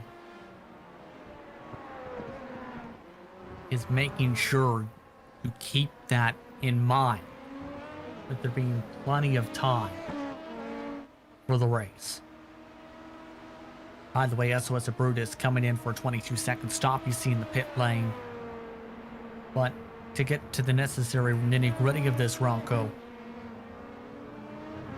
we've seen already all it takes is a full course yellow to change the strategy for the race. We've seen 2 of them so far in the first 14 hours and 50 minutes.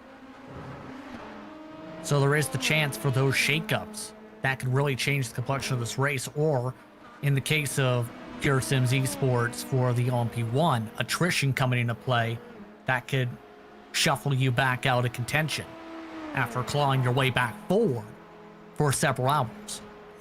Yeah, Justin, I think so. I think we've seen it. We've seen it on multiple occasions where we'll get a lot of, long runs, a lot of separation, and then guys will come together on the track, same class, 4 position, multi-class not for position, and they bunch up, and these events happen in just bundles, and and that's what makes this great.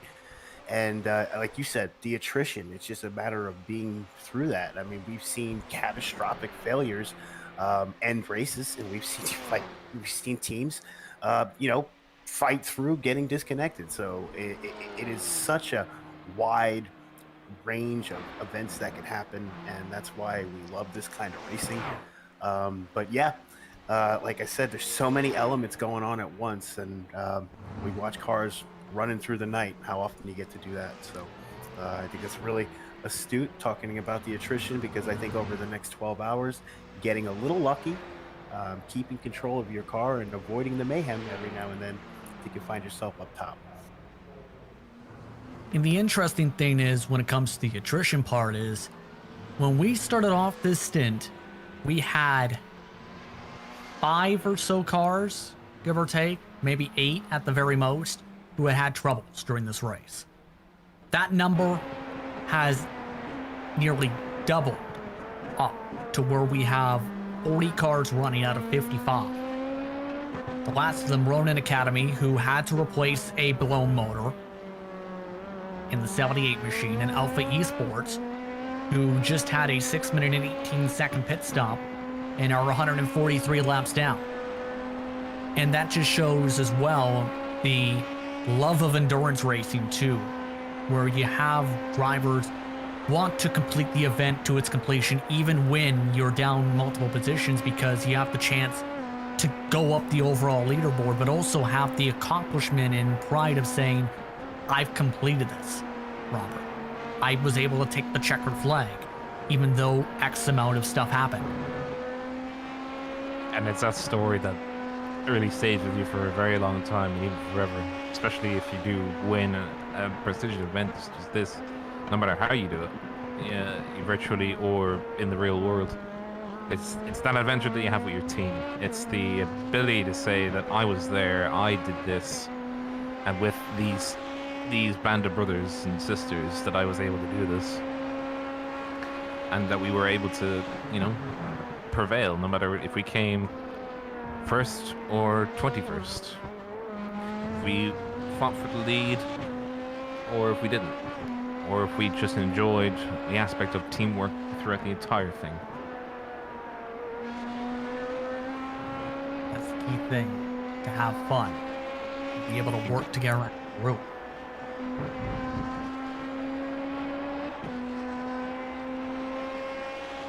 Still, it's going to be interesting which teams rise up, and one prediction on who you feel is going to be the strongest for the next segment coming up. Robert, real quick, who are you keeping your eye on the most organization-wise, these closing stages? I would say, look at Williams Eastward Chill Blast, figure out what they're doing best, and to the other LMP2s out there like Pure Sims Esports and Punto Racing Red and Kinetic, try and emulate what they're doing. See if you can get the same lap times they can, because they're putting in some very quick lap times over the night time. You, Rocco?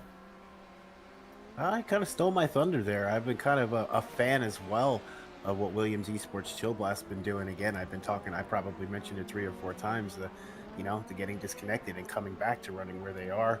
That's obviously a good choice to look like you know what you're talking about. And then, of course, we got Team Euronics, the front runners up in the GTE. I think they would be able to hold it and just kind of run away with it. So that's my 2. I'm keeping my eye on the Pure Sims esports machines at this point, in all the classes, in particular as well, personally, where you have Chris McGrath in his 118 that's having to recover from damage. But you also have the LMP2, which has been having dominant pace. You see McGrath coming in for his respective service. He's off cycle by 2 laps, coming in early for damage repair. It's been impressive what this organization has been able to do today. Be able to perform here for this race today, to set themselves up for success. It's the matter of, how will things cultivate in the span of 14 hours? That's the love of endurance racing. You never know. With the strategy, you You never know if you're going to get yourself some luck on back to get yourself back into the picture for the race lead. All of that cultivates throughout racing. And as we reach 14 hours and 2 minutes to go, let's look through the top 5 for our respective groups. For LMP1, it's VJoy Esports in the race lead, followed by Quiver Motorsports. That's Hack in the race car for them. Here's Sims Esports just came in to give Moranis Satellite Eastarts Neon the 3rd position. Dallas Pataska behind the wheel of that respective car. As talked about, McGrath is behind the wheel of the 118 in 4th position. Then Ty Kevith, a great recovery and a great story for Black Eagle SimRacing. This team had a technical issue that put them back to 7th position on the racetrack. They were able to quickly get an air car driver in. They've recovered to a top 5. Rocco, how are things looking in the LMP2s? Well, the LMP2 being led right now by the Pure Sims Esports team. 117 is the number on the car. However, they are being chased and they are being caught by Williams Esports Chill Blast. They have been obviously my adopted favorite for our little stint here. Then we also got the Punto CL Racing Red effort, car 79 in 3rd spot. Seen some events, both good and bad, from the RLR Abruzzi Esports Black Machine. They're sporting the 72, and rounding out the top 5, who we've seen in some intense battles throughout the stint, the GSR by Hester. That's the 67 car. They've been in amongst a lot of battles in the top portion of the top 10. Interesting to see what they can produce going through the night and into the morning. Robert, some news for the LMP3? GTE? In this case, it's the GTEs. So, Baylor Racing Team Euronics, being driven by Nicholas Kurtz in 1st position. 450 car is being chased down by the Williams Eastward Ben Q, being driven by Augustin Canapino in 3rd position, and in 4th it's Manatee Racing Green and Red respectively, being driven by Luca Wunsch and Marcel Erang. The 2 of them have actually recovered from the earlier escapades, especially the Manatee Racing Red car having that spin in Mulsanne 2, and is now doing well for himself. And finally, in 5th position, running off the top 5 in GTE, is RLR Abruzzi Esports Chrome, being driven currently by Lewis Woods, chasing down 2.3 seconds behind Manatee Racing Red, and that's going to start heating up very shortly.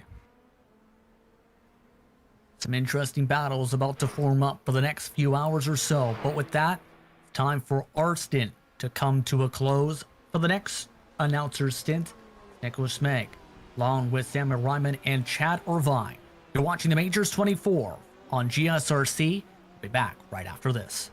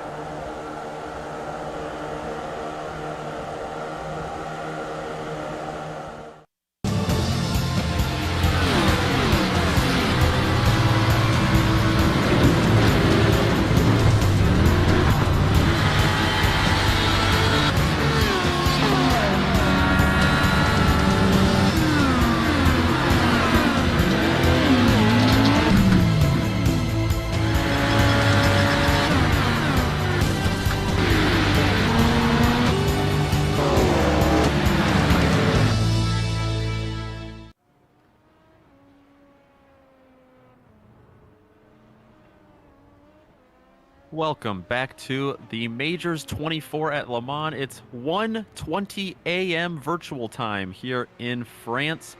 Some of our front runners have just pit, and some of our broadcast crew has just swapped out. Here joining you for the next 4 hours is yours truly, Nick Schmeg.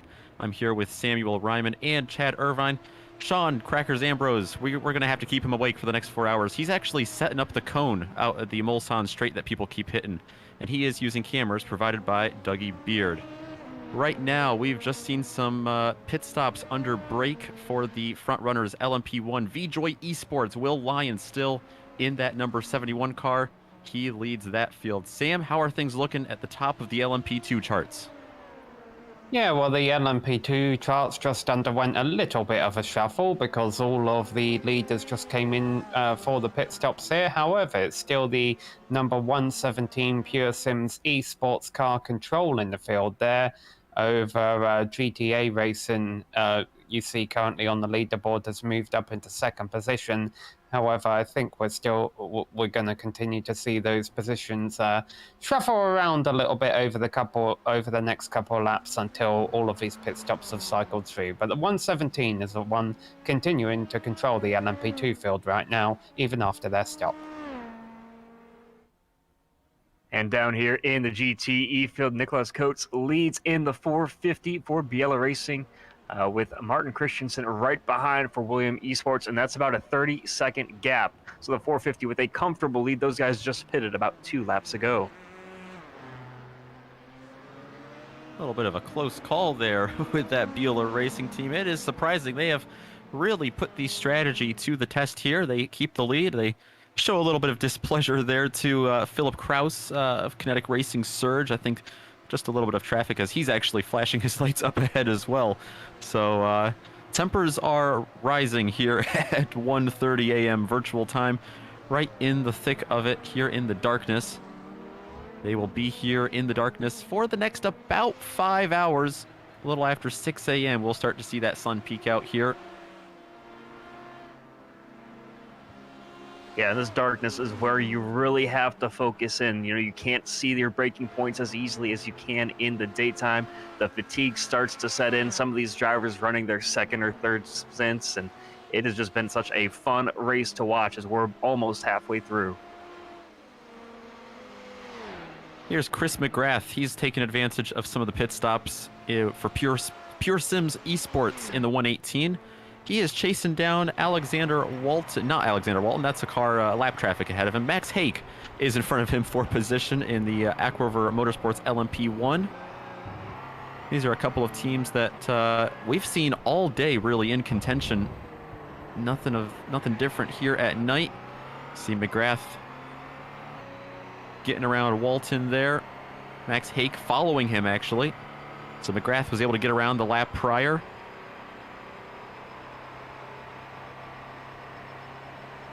They still find themselves about 26 seconds behind VJoy Esports, but still, nonetheless, a great run for both of these guys today so far. Yeah, you're talking about the weather conditions right at the moment. Obviously, the nice thing, considering we just saw a bunch of pit stops for the teams, and there we have weather conditions above. I don't see the sun, but everything else there seems about right.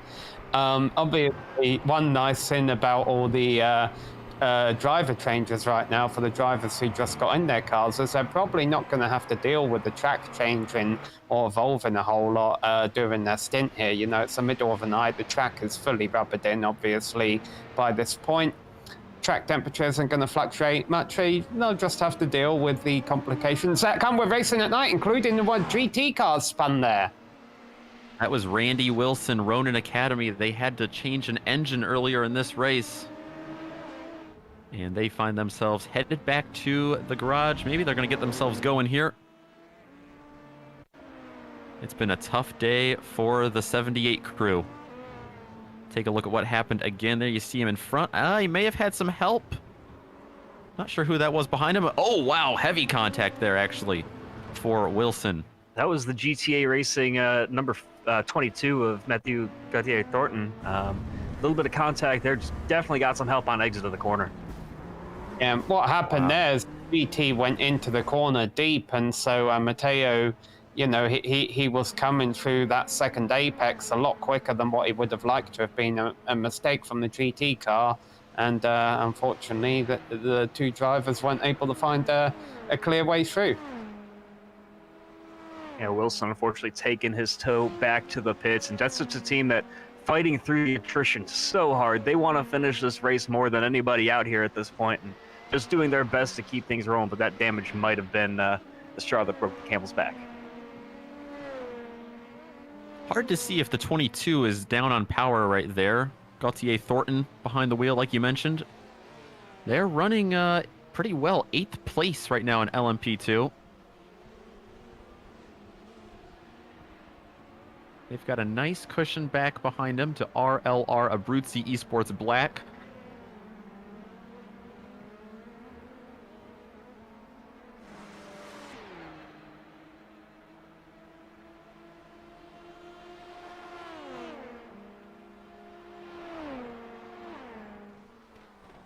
In the battle for the 6th position, GTE is heating up between RLR Abruzzi and DOT.exe Esports. What a fantastic team. Both these teams, though, in the Porsche. But, I mean, some great cars. These are the top 2 running non-Corvettes as they occupy the 1st through 5th position in class. And this battle has been heating up for quite a while. They're some of the closest cars in this class to one another. Yeah, it's safe to say it's been heating up for about 10 hours so far. From, it seems like 3rd back till about 14th, you can throw a blanket over the GTEs. That's how it's been just about all day. And, well, we're seeing Raymond Yip. He was in the thick of things well, pretty much all day, it seems, in that .exe esports machine. And he finds himself chasing Jacob Solerski in the RLL Abruzzi car. Like you mentioned, the 2 Porsches battling each other. And one of the things some of the GTE drivers were saying is that they're all gonna be triple stinting their tires, especially in the night. So pit stops, you're really gonna have to prove it out on track. Raymond Yip had a lot of practice today in the hot weather.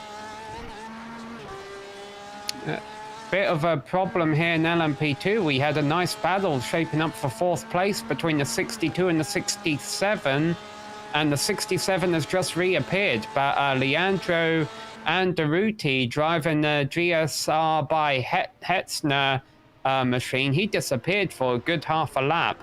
So hopefully that's not a sign of a big problem coming for the number 67 team, currently running 5th in LMP2, not far behind 4th. And by the way, correct me if I'm wrong, looks like the 22 we just saw in contact is now in pit lane. Maybe that damage, you just pitted 3 laps ago, so this is definitely an unscheduled stop for them. Over there. They're making a driver change as well for GTA Racing. Yeah, we saw Thomas King in the car quite a bit earlier, put on 61 laps. Ben Bishop, who's run a good chunk of laps as well, he's getting in the car, but waiting for damage to be repaired right now. You see the front end of that thing that had pretty heavy contact with the car that got up on its side, the Ronin Academy number 78, but Bishop's rolling, so they will rejoin the track. Looks like they're down just outside the top 10 now, but they've got 14 hours, little less than 14 hours to make it all back.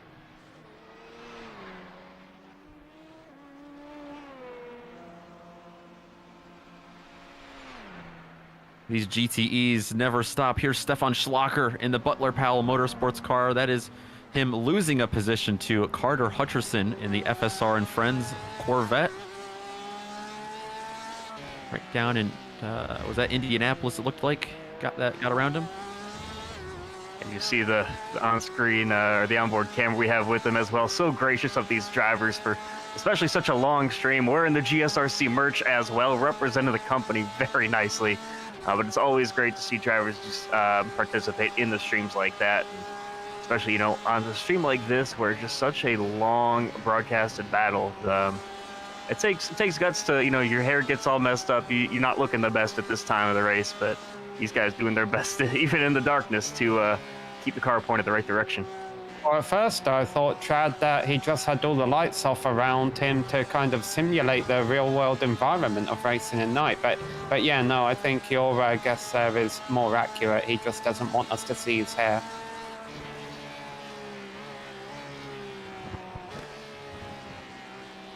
Definitely focused is Stefan Schlacker, trying to gain that position back. We talked to him earlier on the broadcast. He was preparing for a couple of, I think he was double stint at least. That's the interesting thing about the nighttime is with double stinting or triple stinting, you can definitely triple stint tires here during the cooler weather. You save your tires just enough. You can get a full 3 stints, save a lot of time on pit road that way, especially compared to cars around you. The fun thing to note here in the GTE class as well, the top 8 positions have all pit on the exact same lap. They're still all on the exact same pit cycle. So they have some work to do if they want to get some moves done on track, especially with iRacing with a 22-second lead right now over Williams. Yeah, well, that's one of the issues we've seen with drivers and teams trying to manipulate the strategy throughout the day, is that they haven't been very successful in doing it, because this track being just about 9 miles in length, it doesn't leave you a whole lot of opportunity to pull off an undercut or to stretch the fuel mileage just a little bit further. We have seen some tire strategy, though, and that's one of the factors that has put the Beulah Racing team up in P1 for the GTEs. They still lead the Williams Esport team, who led the first 3 hours of this event. And by the way, watching this battle with Carter and the FSR and Fred's car, this is their 11th lap on this, and I would expect them to come in and give up a couple of positions here on this lap. So they are the the top car that is off pit cycle here in the GTEs.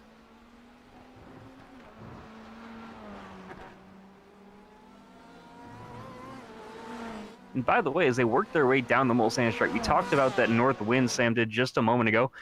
To give you some reference, that wind's direction is just giving the drivers a huge burst of speed, gusting up to 9 miles an hour down the Mulsanne straight. The entire length of it runs basically that north direction, and it's helping you out the entire time you're racing towards those very quick chicanes.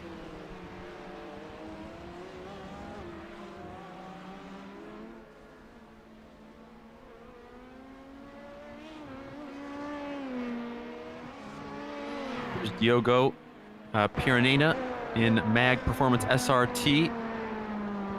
Actually, the Impulse Racing 56, rather, chasing down Mag Performance SRT. And he has gotten around him for that 6th position in LMP2. Yeah, Alexander is the one behind now. Yeah, so we've actually had a few changes in LMP2.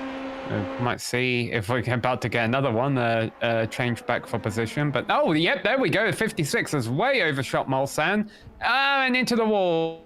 That's light damage. I'm assuming, that they'll be able to continue, hopefully without coming in to get that repaired immediately. It depends how much it affects the straight line speed. But that's a shame to see a battle for 6th place kind of come to an end like that, because there's a nice little drive going on.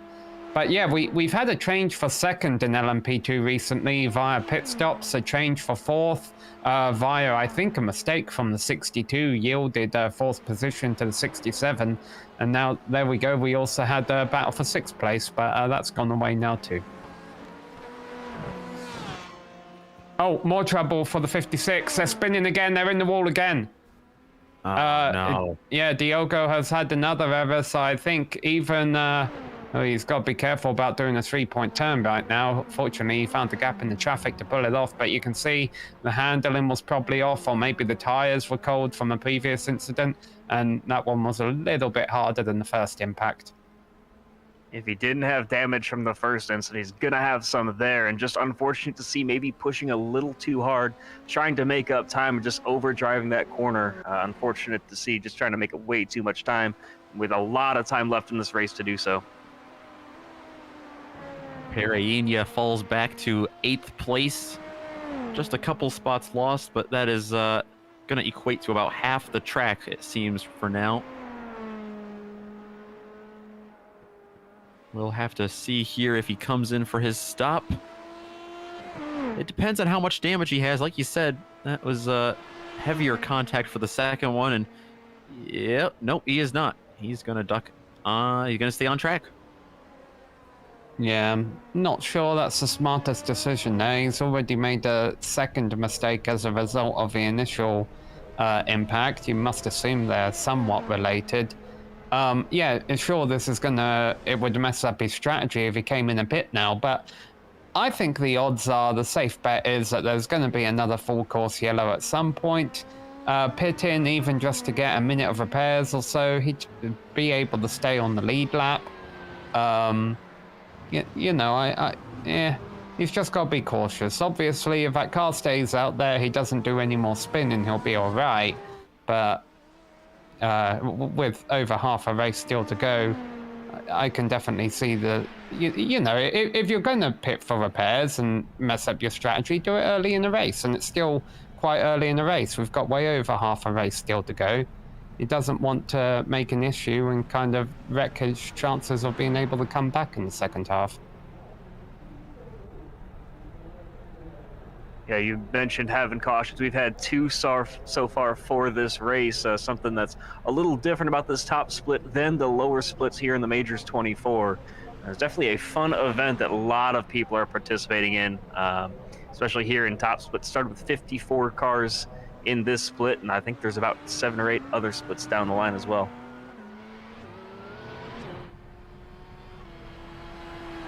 And I think those full course yellows by this point in the race are probably going to be the only times the random full course yellows are probably going to be the only time we still see full course yellows at this point. There's only about 40 cars left on track still, 40, not 14, don't worry.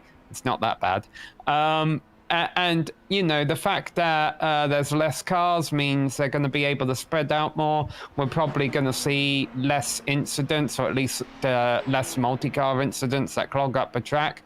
So I don't think we're going to see an incident that brings out a full course yellow, which could happen. I think it's simply going to be the random ones, and who knows how many of those there are still left. There might be none, but I wouldn't put money on that. And by the way, the car running in 7th position, Marcel Rupa out of the JDM Racing Red Team, sounds like they've blown an engine just a couple of moments ago, so they've taken the tow back to the pits, and just unfortunate to see. Definitely a tough break for them. Oh, man.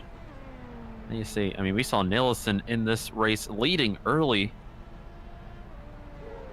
They have struggled. Same with SOS Brutus, who had a tough break for them earlier. So some of these LMP1s, they were the last class out on track, despite only having 10 of them, to have their whole field running. And now that's not the case. RLR Abruzzi Esports Silver, we lost them about 125 laps ago. And we're expecting... Yeah, this is... well, we got a GT battle here, but the LMP2 that just went by is a 67, kind of running close for 4th and 5th. But what are we watching in the GTs here? This is the 377 of Hutcherson for FSR and Friends, just trying to hold on to the 9th position from Schleiler. Just all over the back bumper, going up the inside. Stefan Schlacker trying to close down on that gap. Gets a bit of slipstream, but he's been in the tow the last handful of laps. Hasn't seemed to jump on the opportunity. Don't know if the car is not allowing him or if he's just content right now riding behind that 377. A little bit of traffic going by there. Yuri Kazdorp. As they get into the first chicane here, hard braking zone to the right, back to the left, back out on the straightaway. And that's where Schlacker's losing a little bit of ground, it looks like. Hutcherson able to scoot away. Now these braking points at those at the chicanes, especially on the Mulsanne straight, very critical. You need to carry as much momentum on exit, but you can't slow down too much on entry to do so. And it looks like it's under braking on entry that the time is being lost. It also looks like that FSR and Friends machine much more aggressive on exit of the chicane, running just a little bit wider, using more of the track, trying to keep the momentum up as much as possible.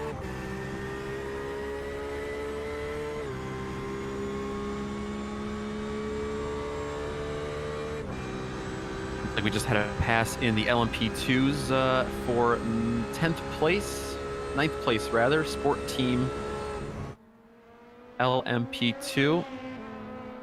I think got overtaken. I think they were the overtaker. They got by Precision Racing Esports 111. Yeah, Once I we'll get all go my there. numbers straight. No, you were correct. We'll go replay of that. Here we go. The 208 making a move. Number 111 not really putting up much of a fight right now. Not really a point to fight too hard at this point in the race. If you know the guy behind you is quicker, you might be able to follow him and learn a thing or two. And that was Jorge Barrio making a move in the number 208 Sport Team LMP2 car. And as you mentioned, up into 9th position, actually. And that might be a crucial position as we get ready for green flag pit stops once again.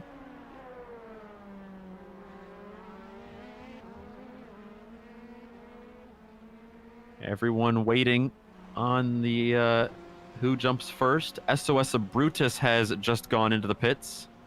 Michael Rodriguez in that machine right now. Waiting to see if any other front runners, they're back in 5th place overall, but waiting to see if any of the front runners, VJoy Esports or Pure Sims Esports is willing to jump in yet. I think that both of those teams have a couple of laps. You just saw the 51 duck into pit road. That was the 12th lap of their stint. McGrath, Pure Sims, this is their 10th lap of their run. Will Lyon currently working lap number 7 of his stint.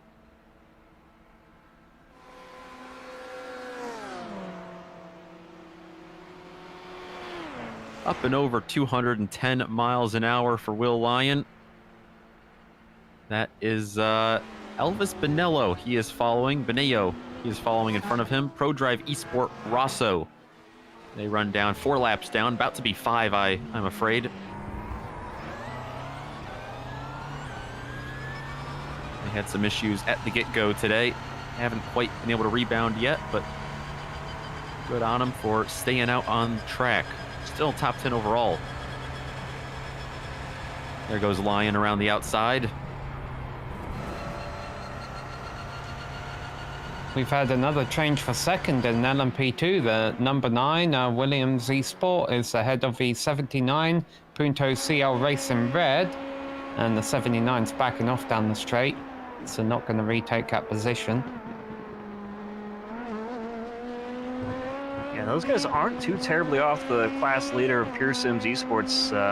Doing a great job, about an 8 to 10 second lead, growing and shrinking every corner, but Daniel Kraft hasn't put a tire wrong yet in his stint, and just holding on for dear life with still 13 and a half hours to go. I was watching how that pass happened. It happened at the start of a Mulsanne straight. The 9 car, the Williams Esport Chill Blast machine, just had so much more straight line speed, picking off a draft out of lap traffic and off of a 79 himself. Almost makes me wonder if a 79 was saving fuel or if their setups are that different. You know, they've got their aero trim set different angles, the 9 carrying a lot less downforce, but it was surprising how quickly he was able to run him down and retake that second position. So that's Arthur LeHouque getting the job done, running in second place right now, but not able to pull away because he's got to navigate some lap traffic here. That's DRS Wave Italy in the GTE class. Giuseppe Curie driving that number 10 machine right now. Been a solid evening for DRS Wave Italy. They were outside the top 10 at one point, slowly moving their way up, and a little bit of strategy. They actually stayed out for the first full course yellow, didn't take tires, and that strategy in the long run looks like it's come to them. Yeah, such a long race and so many different strategies. I want to go back to something that Sam mentioned just a little bit ago, talking about the aerodynamic differences you can run on these cars. I'm going to assume everybody in the LMP2 class is going to be running a single dive plane. That way you get less aerodynamic downforce to try to trim it out as much as you can. You can make some very slight wing adjustments to the cars. You want it to be as trimmed out as possible because during you're flat out for so much of this track. But there's some very slow corners as well that you do want some downforce for, and it is a very hard balancing act to get that just right, especially when you have not only balance it for you, but for the 3 or 4 or 5 other drivers on your team. Now, how many in-car adjustments or pit stop adjustments can you do aero-wise on these cars? To my knowledge, you don't have many in-car adjustments in terms of aerodynamic. You might be able to adjust some slight wing angle when you come into pit, but overall, you're not going to see too many aerodynamic adjustments for these cars compared to what you might see in one of the open-wheel cars, for example. And speaking of pit, Carter Hutcherson has given his position over to Stefan Schlacher. We were watching because the FSR and Friends number 377 Corvette has come into the pits. This is the first stop for the GTEs, but it seems a little bit early, so maybe I'm not sure if they picked up some damage or if they are just looking to get maybe break the cycle here.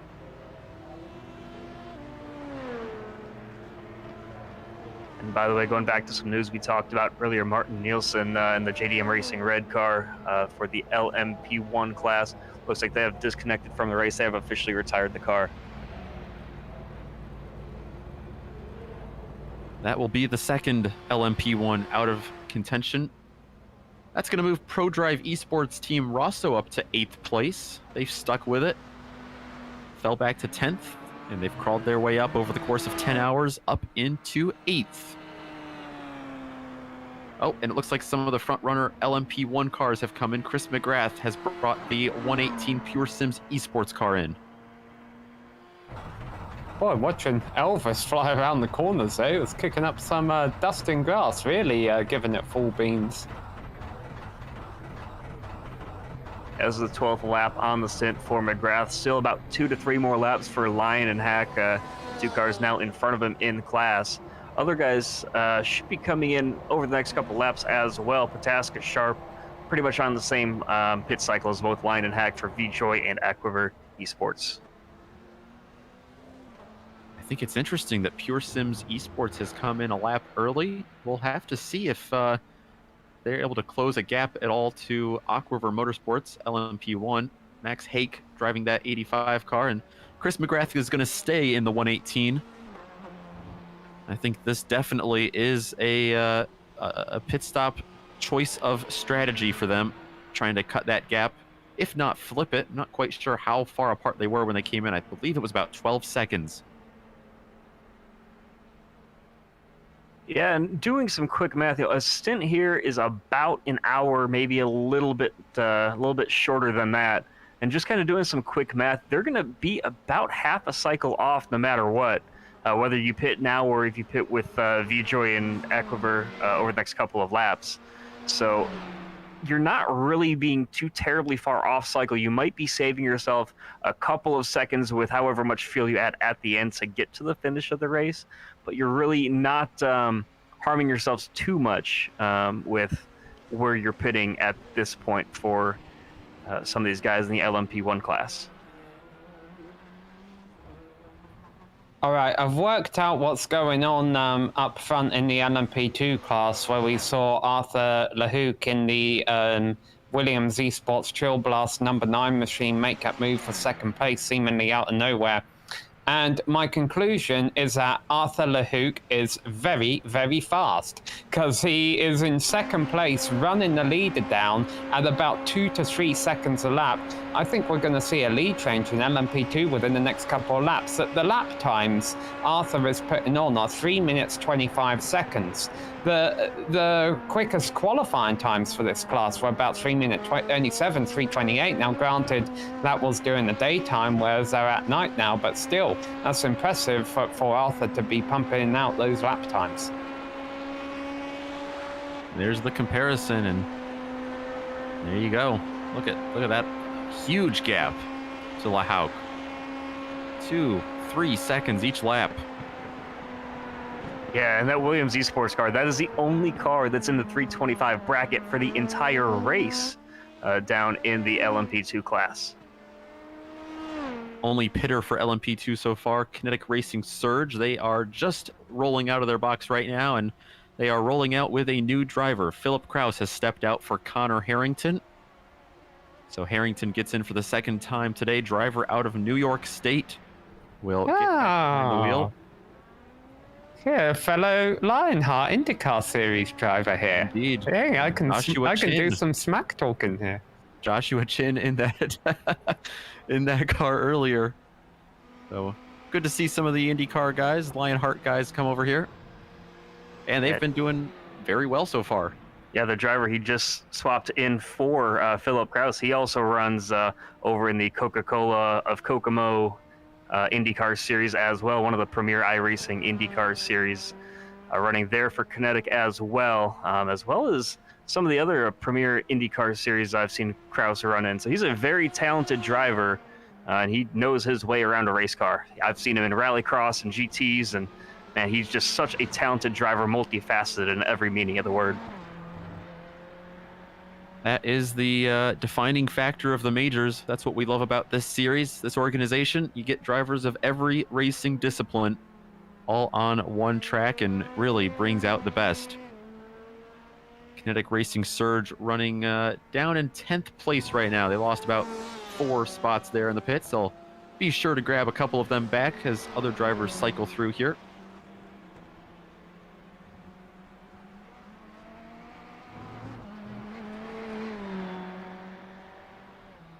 Arthur's coming into the pits from 2nd place in LMP2, so that'll put a slight halt to that charge.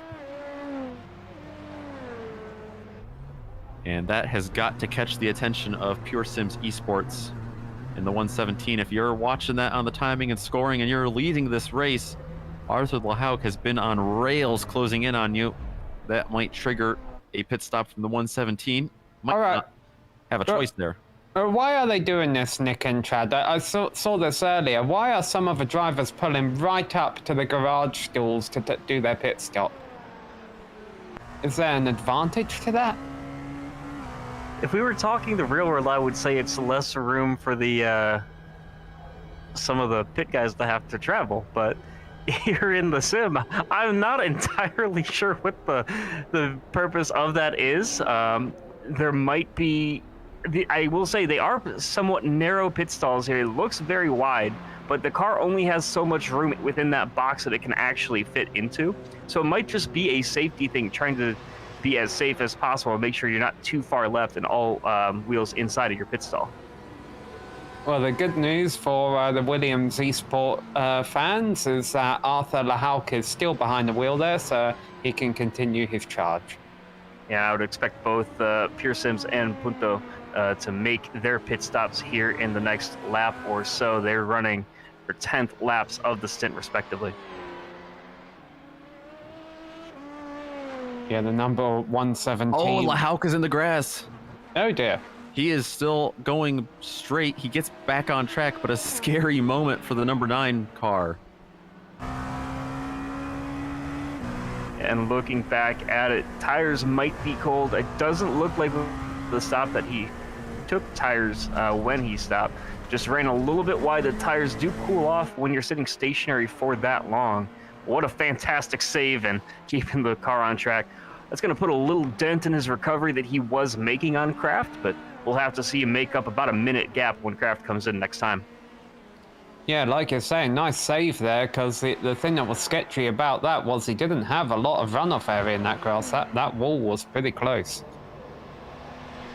Here's Max Hake coming into the pits. The Aquiver Motorsports LMP1 driver, and Moradness Satellite Esports Neon with Dallas Pataska also in the pits right behind them, right in front of them, rather. Max Hake gets back going. So VJoy Esports has stayed out on track. They'll come in a lap late. Will Lyon out there controlling this race right now for them. These drivers just trying to inch their way forward to the field. Maybe shave off a few seconds of that now. 36-second gap. Well, more than 36 seconds now. They're in the pits.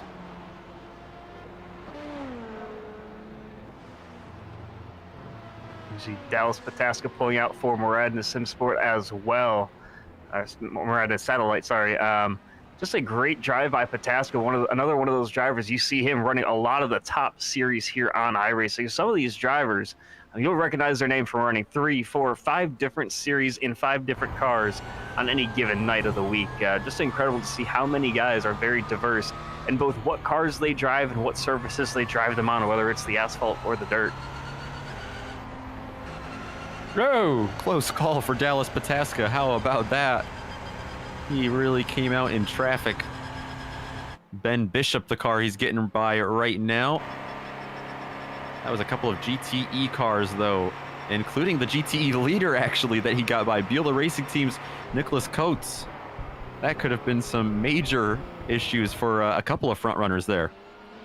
Oh, I would expect all of those guys to be coming into the pits probably this lap or the next. Let's take a look at that replay. I feel like if this was later on in the race, we definitely would have seen Pataska force it 3 wide there. But, you know, with 13 hours still left to go, would have been 4 wide, actually. Wow. Yeah, he did make 3 wide work. He stuck it on the outside, and that was some phenomenal driving by all of them to keep it in one piece, or keep them in 4 pieces, I should say. well, I think Williams Esports are about to be your leaders in LMP2 because the 117ers came in and they're having a lengthy pit stop here because of a driver change. And sure enough, there you go. The number 9 blasts by into the race lead with Arthur Lahauk behind the wheel. The number 117 leaves its pit stall now with Nathan Moore behind the wheel. Our overall leader, Will Lyon, also in the pits, just a couple of stalls ahead of him. It was a 36-second gap back to Chris McGrath when he came in. We'll have to see what it is. Now, Will Lyon out on track, so none of the front runners make any driver swaps.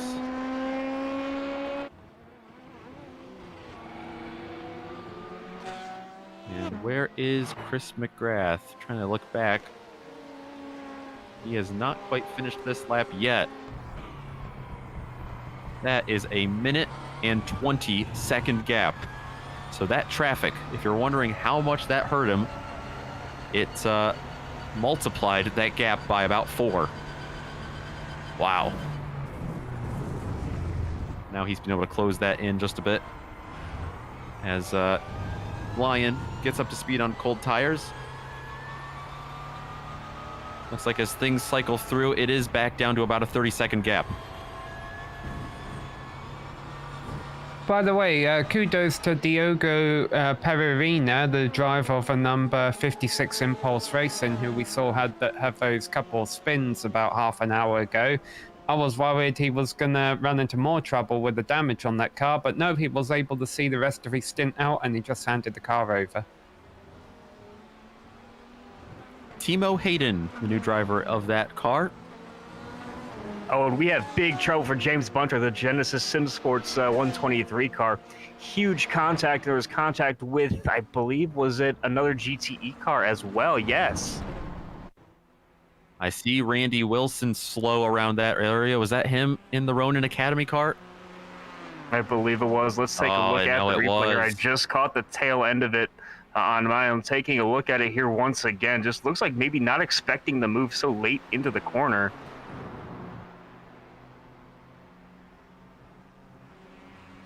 Yeah, that was in the Michelin curves. Oh, the car in front getting into the wall.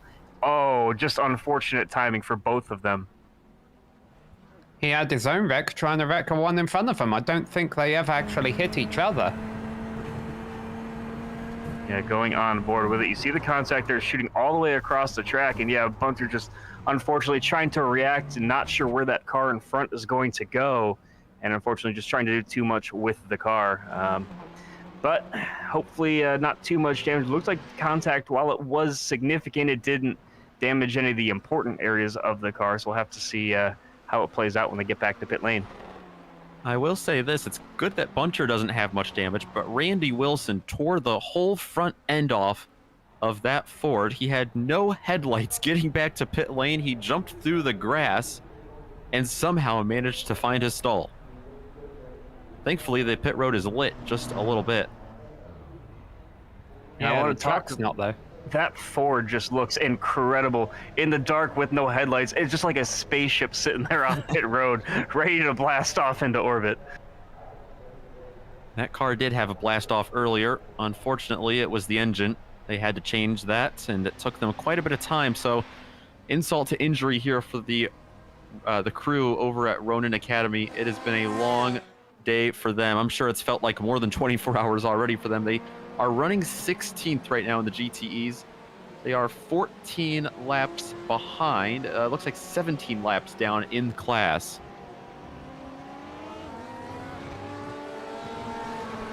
Yep, 17 laps down in class, 46 laps behind the overall lead. and I'm sure they'll find a way after waiting out that first repair. They're going to try to find a way to get that car back out there once again.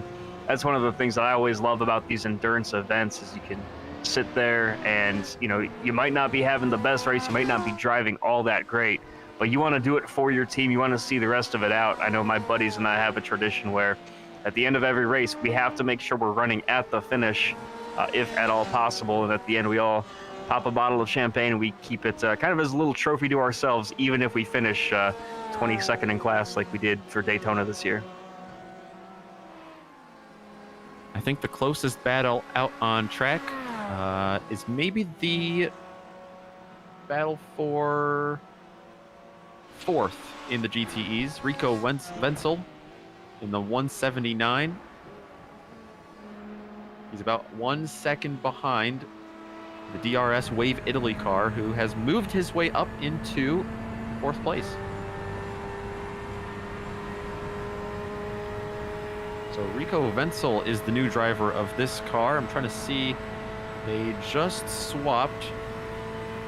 They're coming Maybe towards not. the end of their pit cycle. This is his first stint in the car, I believe. Yeah, so he But just this swapped, is his yeah. 12th lap out there, so they're all getting ready.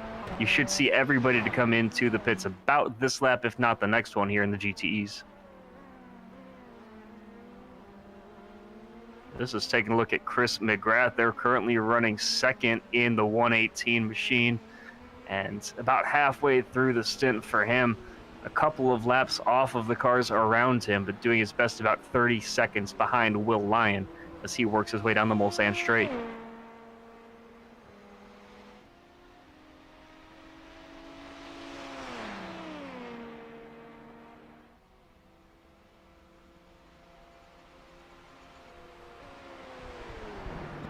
Now, one thing you would imagine, especially if you haven't played iRacing before yourself, would throw these drivers off is the fact that all of these cars have the same colored headlights.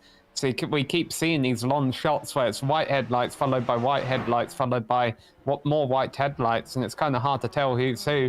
And I'm sure different colored headlights would actually help out here. But obviously, one thing the drivers use a lot on iRacing is their F3 screen, their relative screen, which kind of differentiates cars behind you based on what class they are. They might be a light yellow or a light blue. It shows up in by default the bottom right corner of your timing screen. So these drivers do have that to help them out. But I do still find it a little disorientating at times when we get these long shots of all the cars having all the same headlights and all the drivers having to work out who's who, which can be a little bit tricky in a crowd.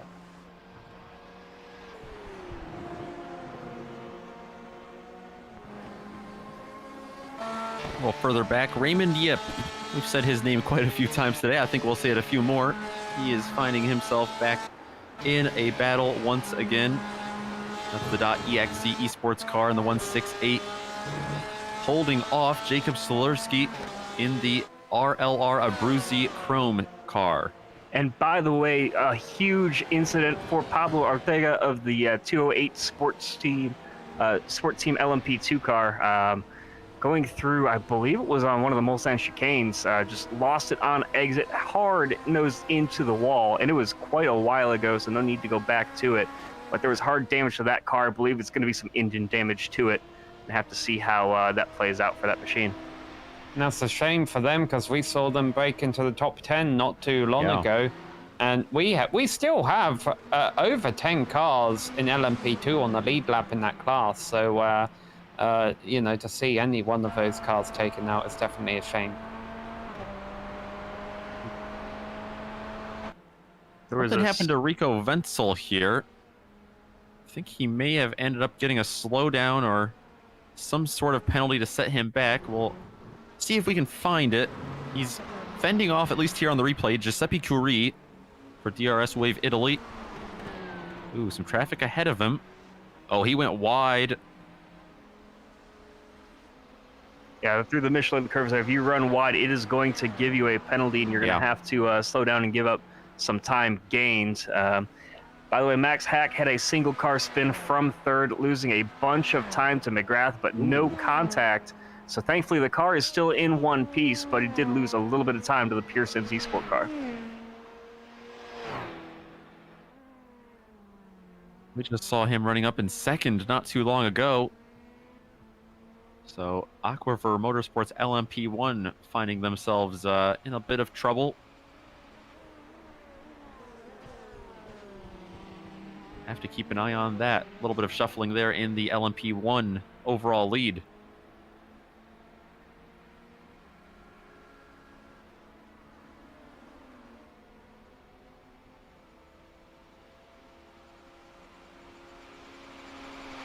As we were watching all that, Raymond Yip got overtaken by Jacob Solerski for the 6th place in GTE. The .exe esports team finds themselves back in 7th, that means, as some traffic goes by them. I think that may have had something to do with it.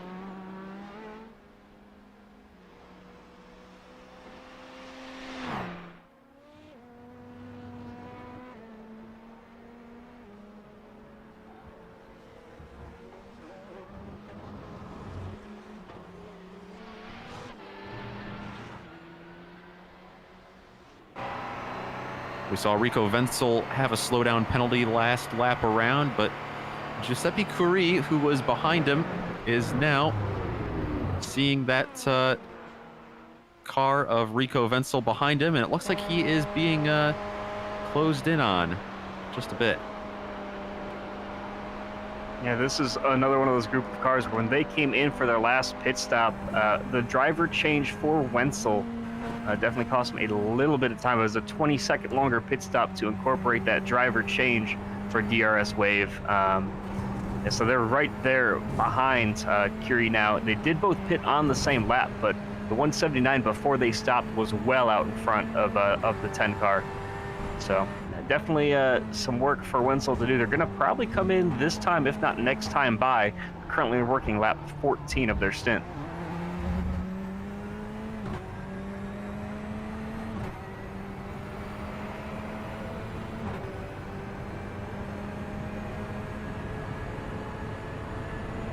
Yeah, talking about driver changes, we saw during the last round of pit stops over in LMP2, the number 9 Williams Esport Chill Blast team was able to take a lead because they didn't take a driver change.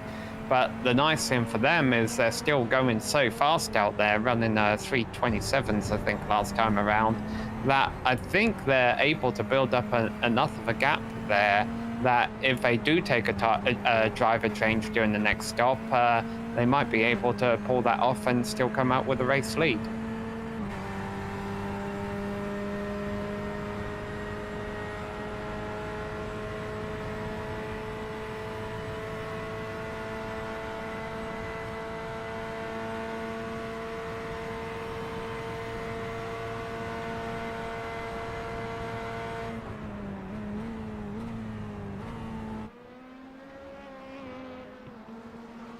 Approaching another hour complete. It's gone 2 a.m. virtual sim racing time, so still a little ways until the sun rises here in France.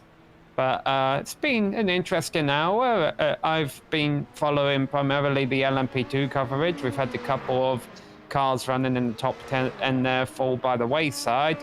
But nice to see a bit of a cat and mouse game, as I just mentioned, going on for the top of a class, and it looks like Williams Esports Chill Blast is winning that right now. Just had a pit stop from the Butler Powell Motorsports car as well. Jan Schmidt's going to go in that machine, so Stefan Schlacker, a long double shift for him. He will step out of the car and probably take a little nap. But we are approaching yet another hour finished up in this race. We are at the 9-hour mark. What am I saying? 13 hours to go. Yep. Second place from GTE coming into the pits. Yeah, it's Martin Christensen. Both Coates and Christensen in from the front of the pack here in GTEs. And you talk about guys taking that. That's one of the things that's very underrated here in endurance racing, is trying to keep your team well rested. We see teams that'll have 3 drivers trying to make minimum driver changes, and it's very fatiguing doing it. We'll see teams with maybe as much as 6 or 7 drivers trying to do it on just giving everybody 1, maybe 2 stints, and keeping everybody fresh and alert the entire time. But the biggest thing to me here in endurance racing is always having somebody ready to get in the car. You don't know if somebody's power is going to go out. You don't know if somebody's internet might drop on them as well. So having somebody on standby, even just to keep the primary driver alert, especially during these night stints in the sim, it can be very tiring. So having somebody there to keep you amused, entertained. We did basically carpool karaoke at one point, trying to keep everybody alert in our car for Le Mans a couple of years ago. Oh, that's a new one. I wish my team had came up with something like Daytona earlier this year, but because it was the middle of the night, it was like 3 a.m. in the morning, and I was telling myself, okay, 3 laps until I pit, 2 laps until I pit, 1 lap until I pit, 1.5 laps later, I ran it out of fuel. I completely forgot to come in. It's like, I probably could have done with a teammate keeping me alert, saying, hey, remember the pit, But, hey, well, we got back out there. I mean, I'd rather have it be something minor like running out of fuel compared to, say, falling asleep at the wheel and going head on into the wall coming through, into the tires or something coming through the chicane.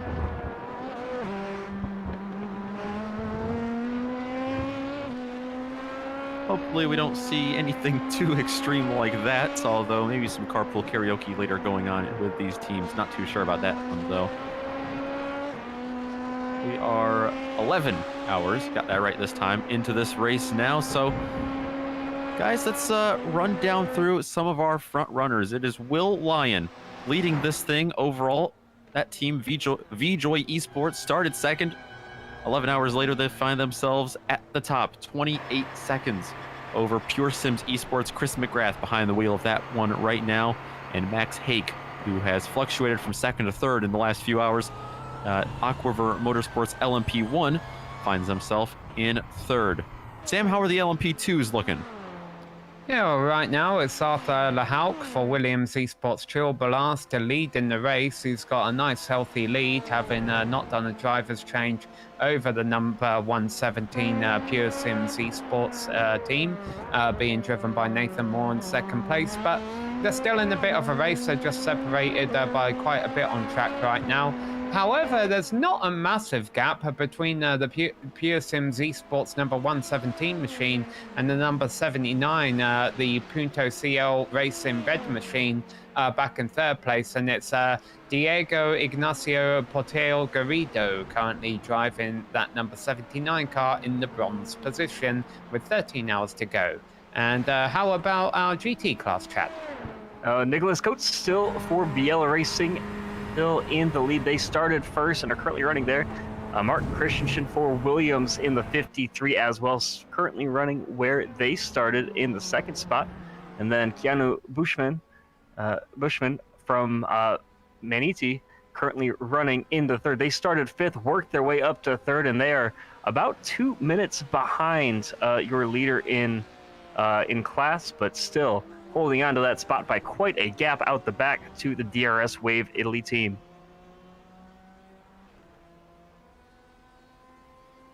So those are your front runners. We are going to take just a quick little break. There is no time for the drivers out there to take a break, unfortunately for them.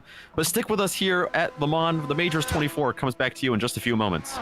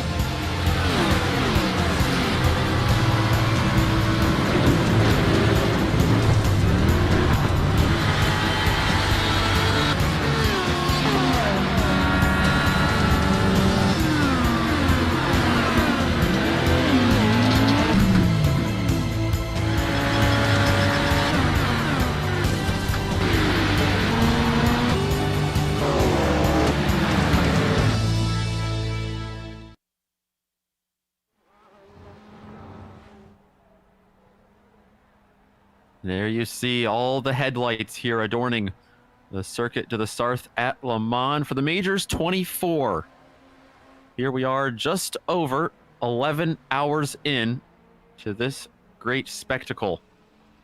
In the LMP1 class, it is VJoy Esports still leading. Will Lyon in that number 71 car has a good gap over Chris McGrath, Max Hake, and the rest of them.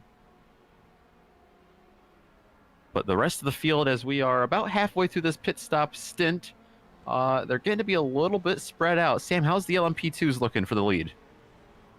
Yeah, no, very similar to what you just explained there. Here's our class leader, the number 9, being driven by Arthur Lahawk. He's leading by a good handy half a minute there over the number 117 machine. But that could all change in about 10 minutes when the next round of pit stops kicks off. And Nicholas Coates for Biella Racing Team still leading the GTE class over Martin Christensen by about 30 seconds. And then another minute out the back to the Maniti Racing Team with a minute gap from Christensen to Bushman. No, he's went off there, though. He's got half a minute, though, so... We have got some big implications. We just saw Coates off track, but Pure Sims Esports coming out now with a new driver, Justin Richardson, who we saw start in that car today. Chris McGrath may have had some internet issues. He's dropped back a bit. I'm not sure if he went to the pits by himself. It looks like he just dropped out. Correct. And Richardson took over. Yeah, he disconnected due to connection issues, and he has reconnected in the meantime, but that's just unfortunate to see this far into an endurance event. And like you said, Chad, it's good that he had someone there, Richardson there, waiting on standby in case anything happened. And there you go, exactly why you need it. So the Pure Sims Esports car finds themselves now down in 4th place overall. David Baker, the 3rd member of that team, he was also ready to go, it looks like. We'll have to keep an eye on them and their recovery, but definitely a big setback for them. That is such a tough break for the 118. When you have issues like that, the fortunate thing about this track is that it's so long. If the pit or if the tow time is not very long, you don't have to lose a lap, and you're just praying for, in this event at least, one of the random or full course yellows that they will throw during this event. We've had 2 of them so far. Those guys are just going to be hoping for a 3rd after losing so much time to the leaders. So the 118 in the middle here, discredit him, that's an LMP1 car, but the 2 cars around, those are 2nd and 3rd in LMP2, so this could be an interesting battle here, because remember the 9 car, while he's half a minute up the road, I think they might have a driver change or something along those lines coming up soon, so that could bunch all these guys back up. So this will be interesting to see if we end up with a battle for 2nd, which could ultimately turn up being a battle for the lead here between the number 117 Pure Sims Esports machine and the number 79 Punto CL Racing machine. Jordan Fisher in the Genesis SimSport car is the one that Diego Ignacio Portel Garrido just had to get by. Like you said, Nathan Moore, the driver of the Pure Sims Esports machine, ahead of him. It's been an eventful couple of laps for Pure Sims Esports, to say the least, and now they're trying to hold on to 2nd place in the LMP2 battle. A little bit of traffic ahead of him as well. Francesco Lubinu, GRS Wave Italy. But that shouldn't be too much of an issue for them, unless Garrido can use it to his advantage. A little bit of a toe picked off there from Moore. And here he comes.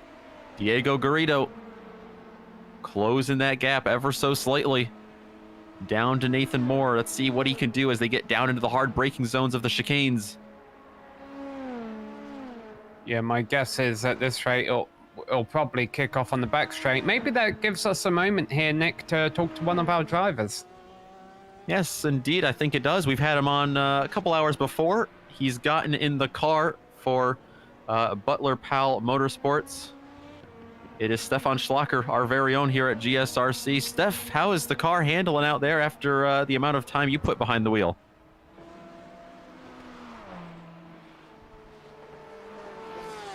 It's taken his breath away. It sure has. It's very great to race still, this car. I've honestly had a very great time there in the car itself. I have put in a very great laps. I mean, what happened at the very start of my triple stint was a little bit unfortunate with that spin right on the green flag again, and then also getting spun around after Indianapolis. A little bit unfortunate situations, but yeah, it's great that I was able to fight back, and really kudos to all the guys involved. Put up a great setup, and also Tom, our spotter, who really did give me great information. And by the way, Absolutely. Stefan, during these nighttime hours when the race gets long and everything starts to drag on, we were talking about it ourselves just before the break. How do you guys keep each other awake and entertained in the car? Well, LeMans is a little bit easier to keep your focus compared to other tracks like the Nürburgring Nordschleife, where you have those extremely long straights, and not really much traffic in a sense. But here you're constantly facing traffic, or you're looking at your tire wear strategy or whatever. So you keep yourself busy, especially with guys who are spotting for you or doing your crew chief stuff. They really help you in that, because they, keep talking with you, keep putting information into you, so that you're a little bit busy while going down these streets. And my question to you, Stefan, we noticed you're racing in a very dark room. Is that to cover up how much sweat is on your hair? More like on my shirt, but yeah, I'm racing in the dark room because it is 2:20 a.m. local time right now. No, so very realistic. That's what the time is. By the way, to our director, we do actually have a battle for second going on in the LMP2 class right now. That they've met here at Indianapolis. The 79 was ahead temporarily, and I thought the number 117 was gonna, not put up a fight. But here we go. We've actually got a pretty good fight going here. But back to you, Stefan. So 2 a.m. So you're getting the real experience of what it's like racing in the middle of the night here. I'm loving these stints. I've said it earlier in my last interview, but I'm really loving these stints. It's just a great feeling. It's you, the car, and you really have to just adapt to what you see. You can't use anything else than what your headlights illuminate, and it's just great to race in the night, and I really love it. It's just great because it's the time for mistakes. Everybody gets tired, and that's really a good time to shine.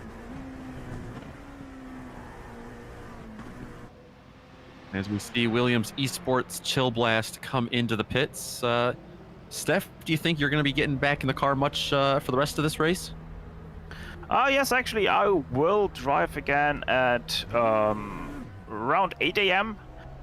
In sim time for a double stint, and those will then be my last 2 stints after race.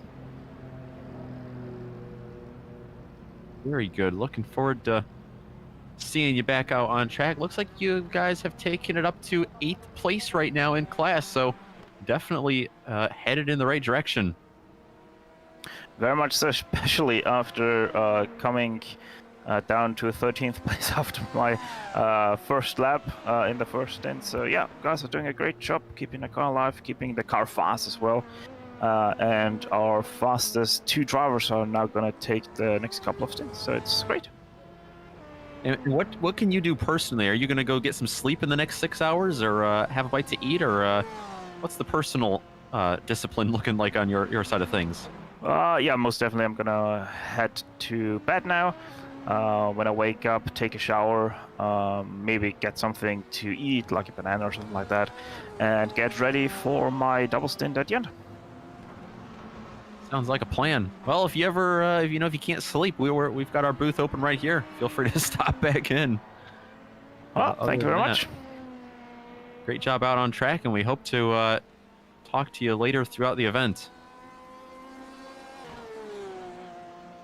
That is Stefan Schlacker headed to bed. You know, one of the luxury we get in iRacing is a lot of the drivers, they get to drive right next to their mattresses, not the cold, hard garage floors that some of the real drivers and crew members have to sleep on. We've been watching a couple of battles out on track. That battle for second place in LMP2 has separated a little bit for the time being. Nathan Moore has taken that back. Yeah, and of course right now, that's actually a battle for the lead in the class because of a number 9 car pitting.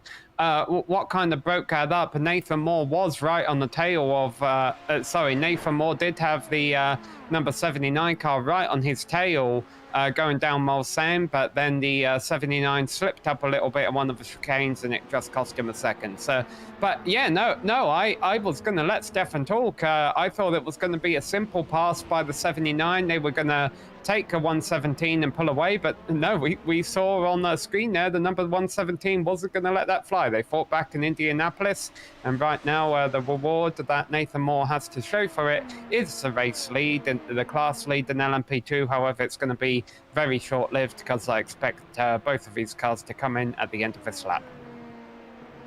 That's a good point. I hadn't even realized, despite the fact that I was the one that said that Williams Esports Chill Blast went to the pits.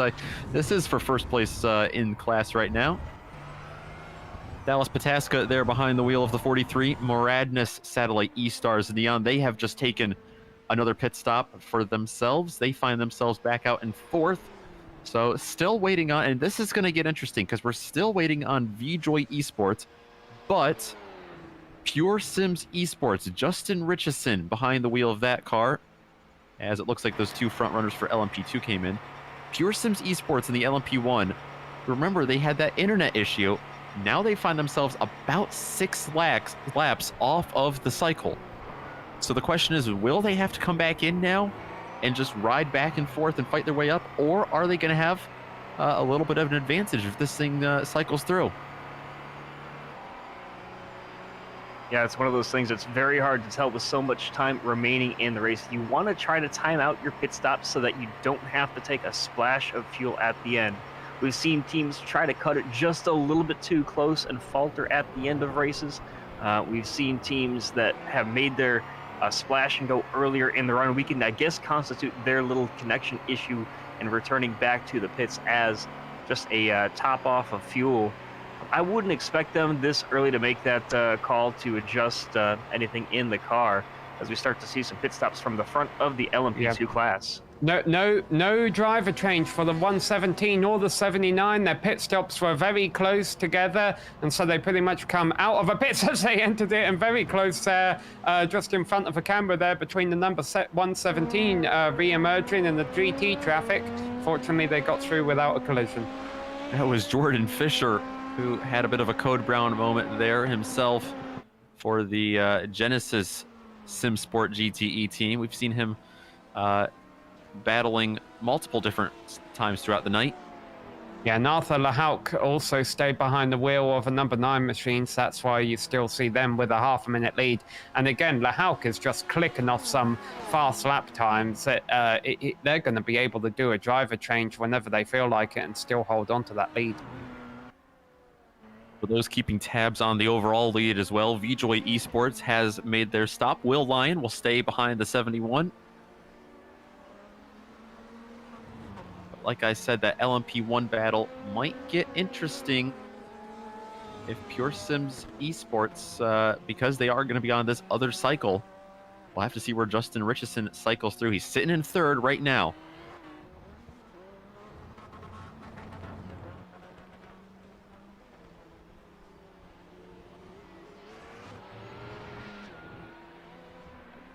Yeah, and he's about halfway through his stint already. Cycles, going to hold on to that 3rd spot.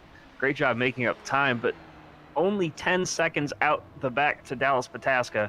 That's going to be the big thing to watch. You need to try to grow that gap as much as you can. But the lap time is just not reflecting that, even though that car, the Pure Sims car, has the fastest lap of the race overall.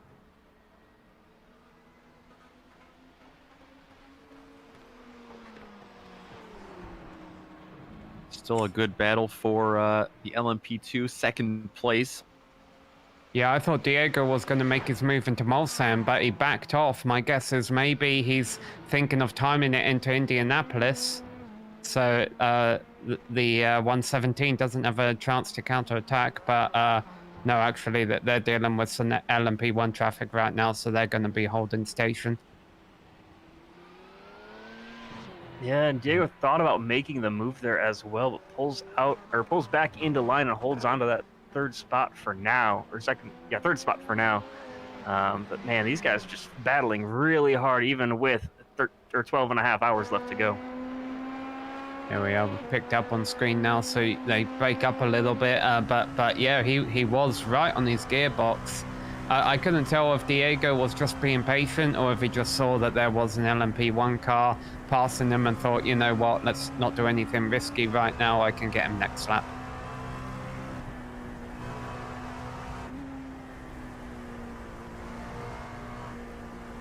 Let's stay here with these two. This is by far the closest battle on track, it looks like. You know, the GTEs, well, they've got a few laps until they make their pit stops next time. Yeah, we're very spread out in GTEs, and the closest battle between them is between the 10 and the 168. Those guys have been, or excuse me, from the 10 and 168, they've about 3 seconds apart.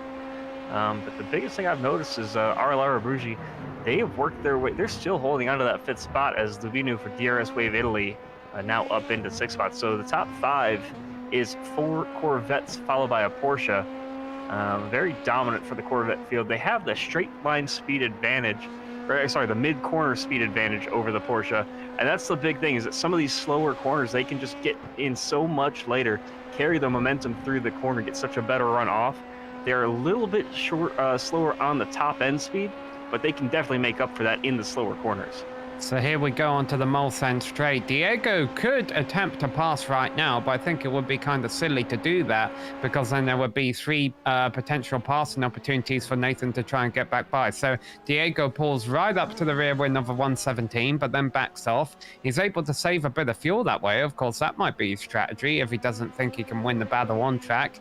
Again, we got another long straight here where he could make a move if he wanted to, but honestly, he'd probably be better waiting for one of the 2 straights after this. You see, there's not really a whole lot of traffic around these two to worry about, so I think this is going to be a very telling lap here. Either we're going to see Diego try to make a move in the number 79 down either the next part of a Mulsanne straight or the run down into Indianapolis. If he doesn't, then that's telling me that Punto CL Racing Red is going with the plan of trying to save fuel.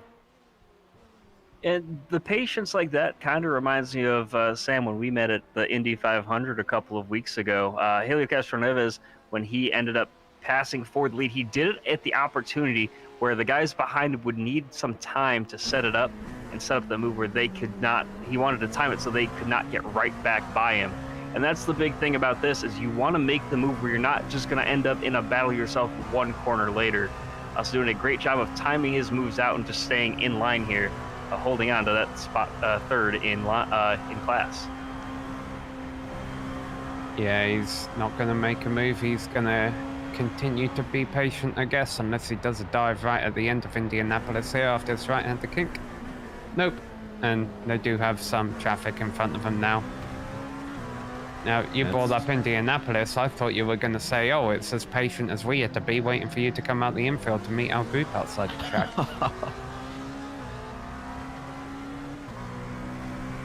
There's a lot of fun things to do at Indianapolis. There's a lot of walking around. I can imagine that's the same here too. This is definitely one race you want to go to on your bucket list. I've never been here, but I got to imagine with how big this track is, you can get a few miles in. Yeah, I'd imagine it wouldn't be too difficult to walk a marathon on at an event like this. Certainly got to be on every racing fan's bucket list for sure, like you said.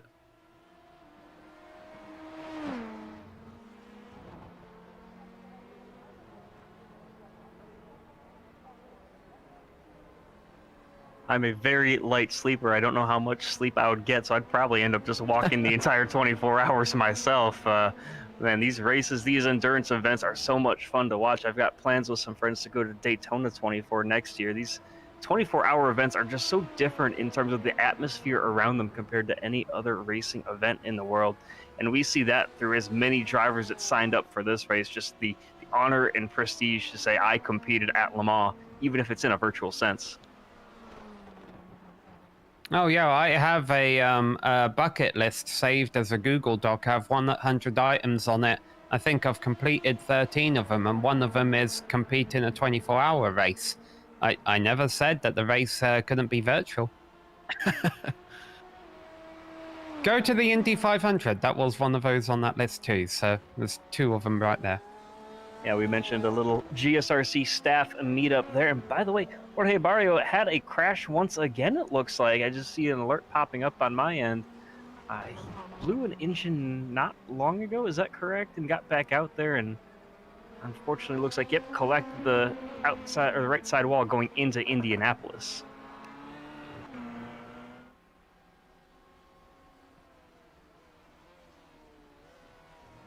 So very tough moments here for the Sport Team LMP2. Looks like they've got multiple. They are currently sitting 7 laps down and back in the pits for more damage repairs. Man, there you see another big run from Diego Garrido as well. Thought he might make a go at it there, but just backs off. He is pretty content right now, I think, riding in 3rd place. But how long will he be content? This is one of the biggest things that a lot of drivers struggle with, is their patience behind another car.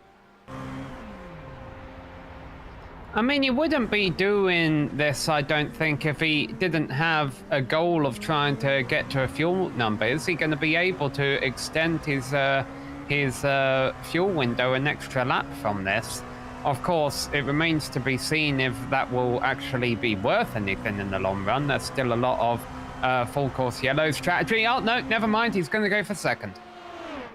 Gets to the outside. He's got a little bit of traffic ahead of him in the form of Rico Wenzel. Slips through the middle, and Garrido is going to take that spot, and Wenzel in the GTE is going to split him.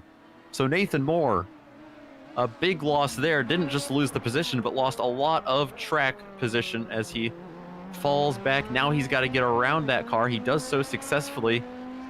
And now Nathan Moore has to set his sights back on him to try to get this one back.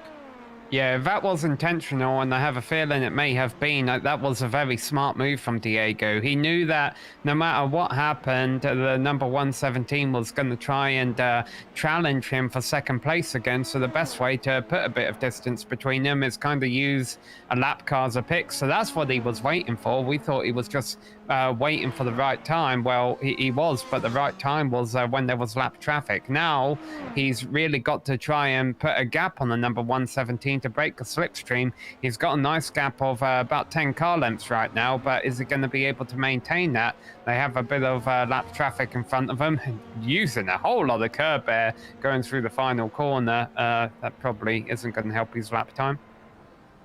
Yeah, we've seen how fragile these LMP2s are over those curbs as well. There's something I was just thinking about is when you're sitting behind a guy for that long, you want to be patient with the pass. You want to do it safely. And you want to make sure that you don't lose any time. But man, if you're losing that much time lap after lap sitting behind a car you're faster than and losing time to the leader, they lost about 10 seconds to Arthur LeHoucq during that run.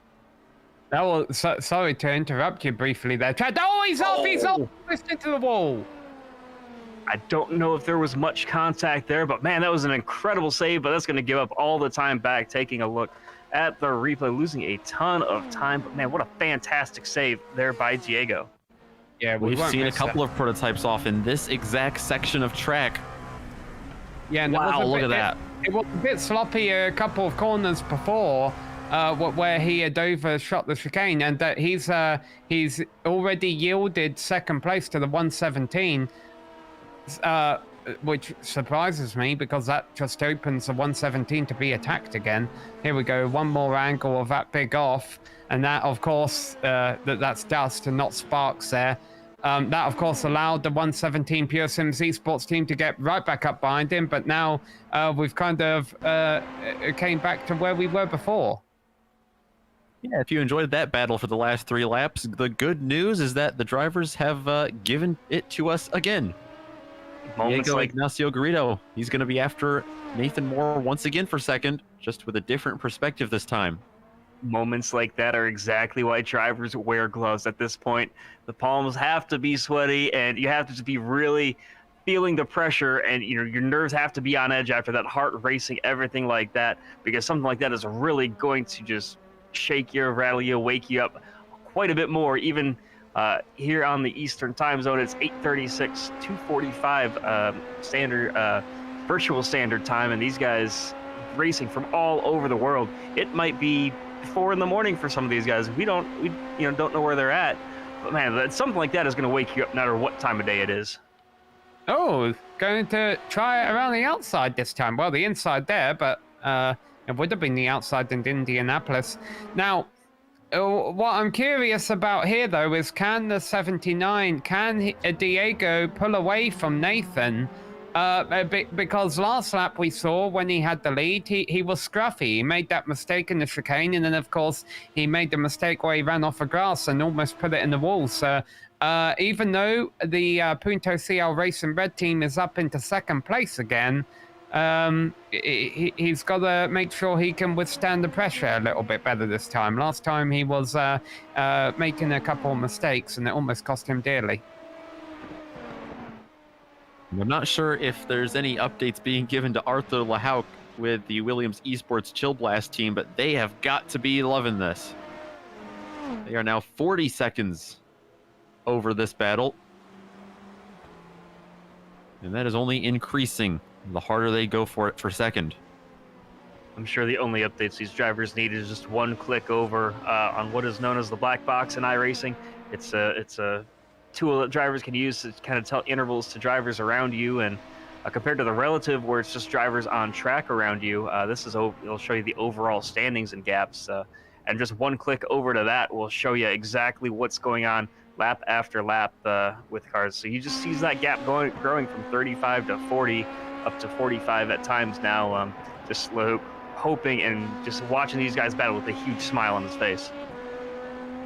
Now this is obviously much cleaner for Garrido through the opening complex of corners that time, and he's got a nice gap over the Pure Sims esports machine. Now, that being said, the number 117 is still only about a second behind here, so he'll still be picking up a nice tow. We'll see if these two come together by the time they get to Indianapolis. By the way, reading YouTube chat here, good point being raised by Adam. Sometimes when you follow someone taking it easy for that long, when you get in front of them, it takes a few laps to get into your rhythm again. That is a very good point, something I hadn't even considered. Yeah, when you're you're kind of lifting, taking a little bit easy for so long behind another driver, getting back to full throttle could definitely cost you a ton of time, and especially when you get back to full speed, you need to relearn where you need to brake compared to earlier in the race, and even where you should brake under normal conditions. Well, yes, that's a part of it. The other part I always find in a scenario, and this is what I kind of mentioned with Diego, is you kind of lose a reference point. Being able to follow another car, you're able to brake a little bit later than them and all that, because, blind apexes, you don't have to look for them anymore. You can kind of just follow the car in front of them. They're finding the apexes for you, and it does make the job, I find, a lot easier to be the car to follow. And so, as you mentioned, the lead car has to work a little bit harder. They have to check their mirrors. They don't have a reference point, in front of them. And so, yeah, it definitely is tricky to be the lead car. But as you say, the 79, Diego Ignacio Porteo Garrido, he seems to be doing much better this lap. He's able to maintain this second or so gap he's built up over the 117. They've had a little bit of lap traffic to deal with, so maybe that's been helping him. But either way, we've got a nice little battle here that's keeping things entertaining as we approach the halfway point of this race. And just a brief programming update for everyone. In about 20 minutes at the top of the hour, we will be switching the broadcast over to part number 3 here of the Majors 24. So there'll be a link here in the YouTube chat as well as on the GSRC YouTube homepage. Make sure to click that to switch over to part 3. Of course, that's about 20 minutes from now at the top of the hour.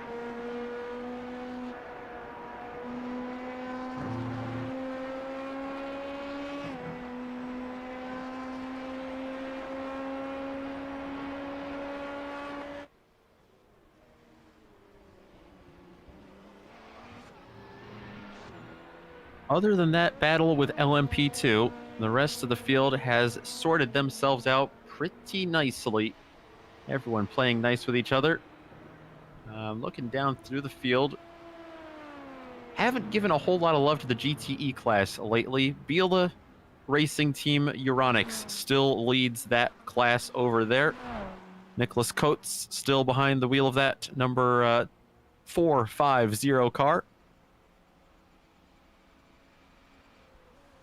And he's got a 30-second lead over the Williams Esports BenQ car. Martin Christensen behind the wheel of the 53 right now.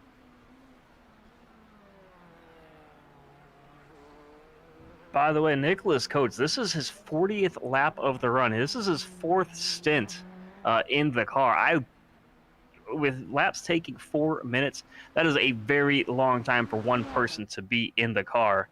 So these guys definitely have, it looks like they only have 3 drivers between Coates, Haas, and Kira.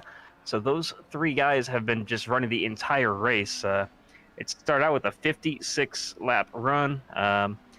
Yeah, so it looks like these 2 guys between Haas and Coates really just carrying the team for Biela Racing Team. And it has been a long day for all 3 of those drivers. Saw Sven Haas start this race and drive quite a lot of laps. 86 it looks like for him. Luca Kita, he had his hands full with a lot of battling that he had to do himself. 40 laps for him, and like you said, Nicholas Coates behind the wheel here, not even halfway through here, and it's been a tough test of endurance, but one that Biela Racing Team Euronics has been able to overcome so far as they lead the class, looking to get a Majors 24 win in the GTEs.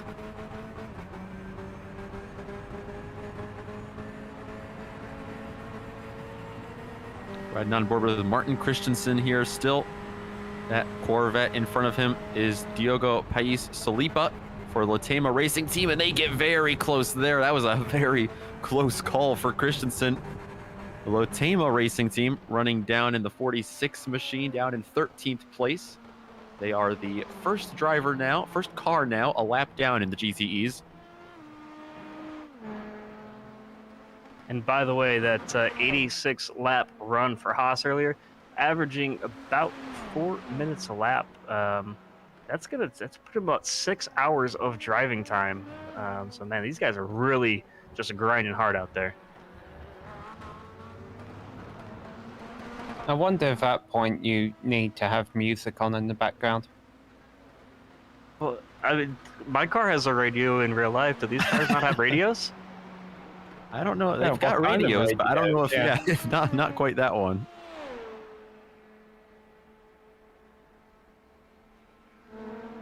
Gustas Greenbergus driving for Simsa Esports in the number 66.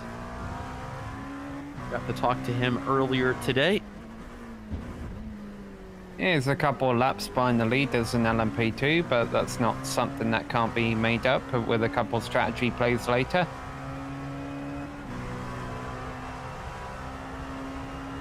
There he is. I was going to say, it looks like he's enjoying the darkness of night that we saw from some of the guys earlier as well. But once everything came lit, he's got everything. Probably no windows in that room, or it's boarded up or something. Doesn't know what time of day it is. A very brightly lit room, and all the focus you can see, trying to crane his neck just enough to see around the apexes and focusing very hard there in what looks to be a very comfortable sim rig. Early morning in Lithuania for Greenbergus. Probably just about the same time as the virtual, maybe an hour off. Not an expert on my European time zones, and we let Steph get to sleep, so can't ask him.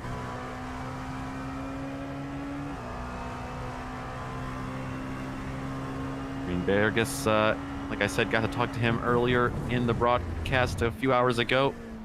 He's run quite a bit in real-world racing and put together a solid run here with this team today at Le Mans.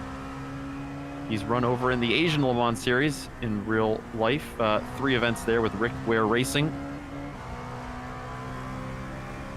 Yeah, obviously from our spectator perspective, all those numbers on the steering wheel, or most of the numbers on the steering wheel say 0. That's so we don't... it's a way basically to stop other rival teams from getting information by looking at someone's dashboard.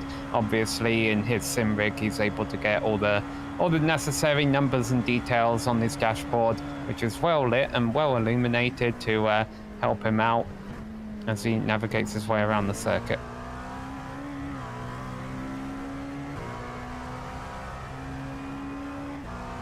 Yeah, that Ford Cosworth steering wheel that you see there, that's something very common throughout a lot of different cars, both in the real world and here on iRacing. It's the same one that's used here in the LMP2, of course, as well as the USF 2000, the Pro Mazda. I believe the Indy car uses the same one as well. So very similar. Some of the knobs, of course, are different down the bottom, but the LED display that shows up on it is very similar in layout. So drivers can get very comfortable with seeing that display and reading information back to their team very quickly.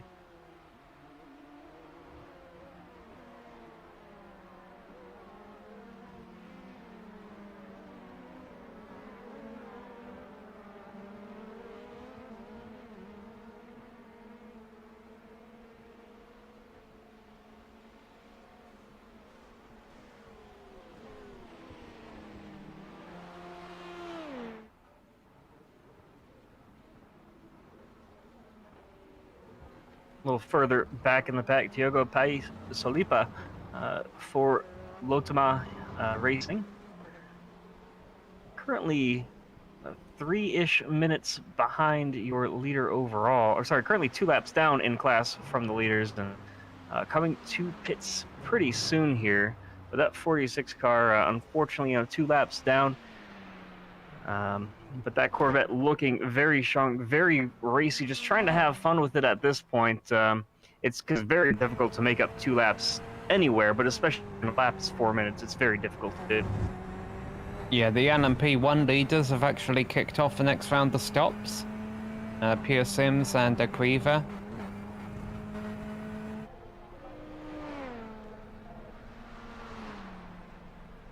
Looks like a driver change. Max Hake is done for the evening, or the morning, I should say, depending on where they all are. Ben Dutton will be the new driver for Aquiver Motorsports LMP1. Let's see here. Max Hake running out of the Benelux region, and Ben Dutton, who knows what time it is in Australia, New Zealand. I couldn't help but... Oh, I think I see the problem.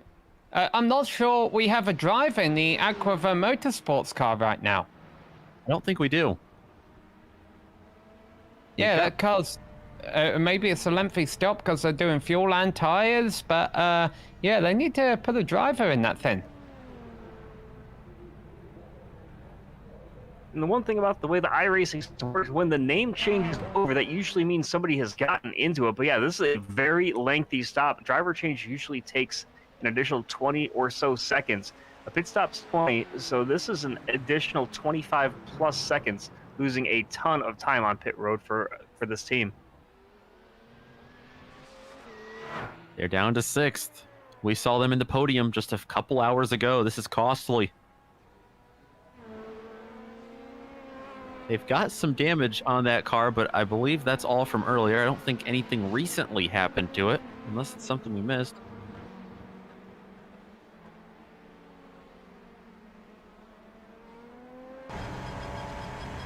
Back in 5th place now is the SOS Abruptus team. There you see the 51.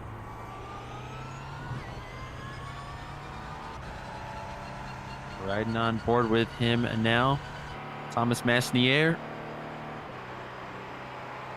right at the tail end of the lead lap here for the LMP1. Yeah, Aquariver Motorsports LMP1 has gone a lap down. Now, this is huge. Daniel Sharp has also moved up a spot with Black Eagle. What an up and down day they've had starting at the tail end of the field. And SOS Brutus alongside of him. He's trying to jump up to 4th himself. Masnier in the 51. Oh, a little bit of contact made. Daniel Sharp having to get on the binders. And they both keep it in one piece for now. A little bit of traffic ahead of him in the form of Lucas Lippert. For GSR by Hetzner in the 67. They'll get by him easily. So all of a sudden, both of these drivers finding themselves moving up a spot, but Thomas Masnier said that wasn't enough. He wanted to move up a 2nd spot. And all of a sudden, the SOS Brutus drivers find themselves going from 6th to 4th. A little bit of attrition, a little bit of strategy. And out on track, they get by Daniel Sharp, but Sharp sticking with him.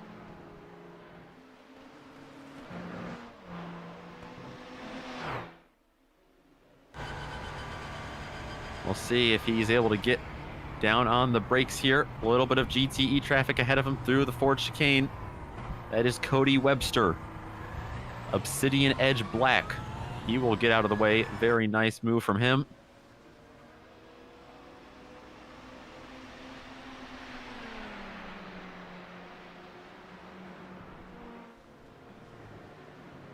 And yeah, we'll try to keep you updated on Aquariver Motorsports, but they still sit in the pits. It's not looking good from those guys. Yeah, you really have to feel for a team racing so hard, holding on to P2. And I'm not sure if they're only a 3-driver team, but that was their 3rd driver in the car at the time. So maybe just some guys are feeling a little fatigued. Somebody didn't show up for their stint, but unfortunate to see as I believe Dutton actually started the race for the team, ran 3 stints before another driver came in for that team. So unfortunately, they're going to lose a ton of time on pit road and going at least from 1st to at least 7th position. I think they have damage to repair. Ben Dutton is in that car right now. They are sitting on pit road. That car hasn't popped out at all. I think they've been repairing damage this whole time.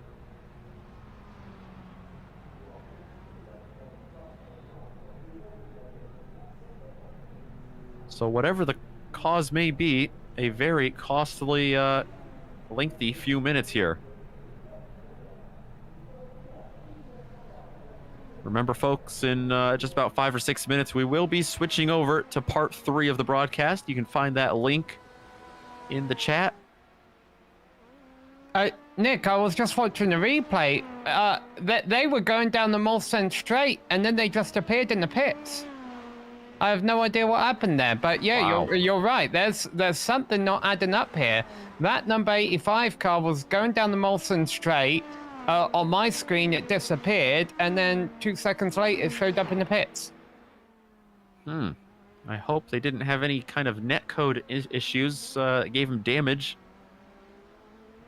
And by the way, the number 86, the Aquariver team, they actually, the LMP2 team that is, they missed pit road coming in for their stop. Marcus Solom missed pit road, and he basically got to along the pit straight, or the main front straightaway here, and unfortunately had to take a tow back to pit road as well. So they are 117 laps down in class, so fortunately for them, not much of a penalty there, but wow.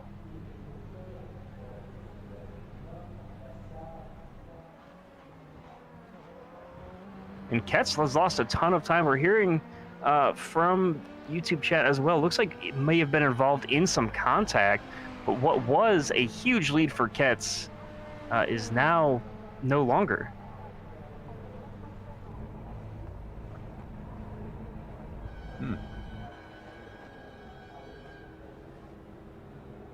Yeah, look at that on the front end of the 450 for Biela.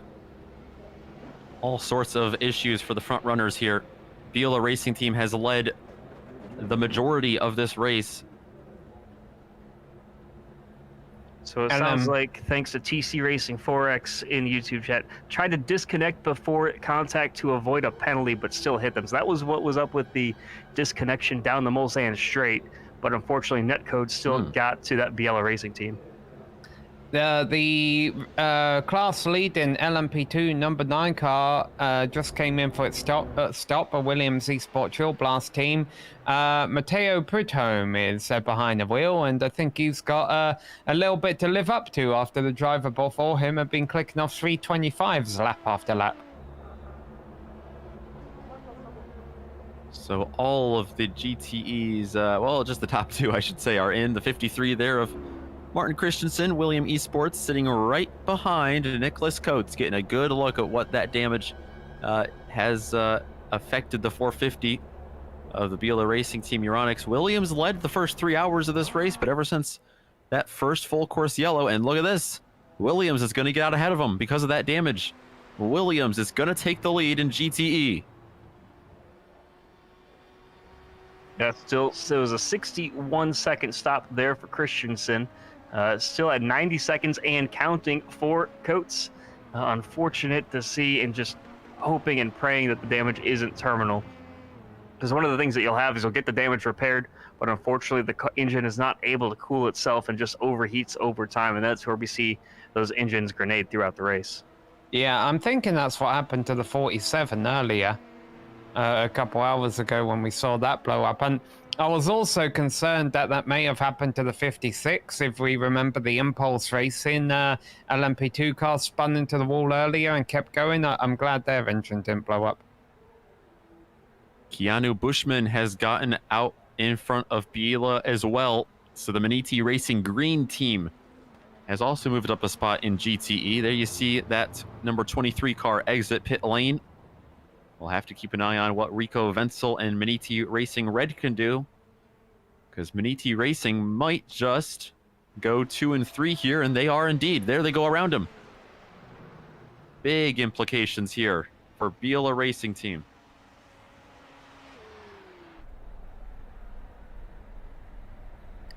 The LMP2 battle that we've been watching for second and third, I have a feeling those guys are about to come into the pits, being led by Diego Garrido in a number 79 Punto racing machine.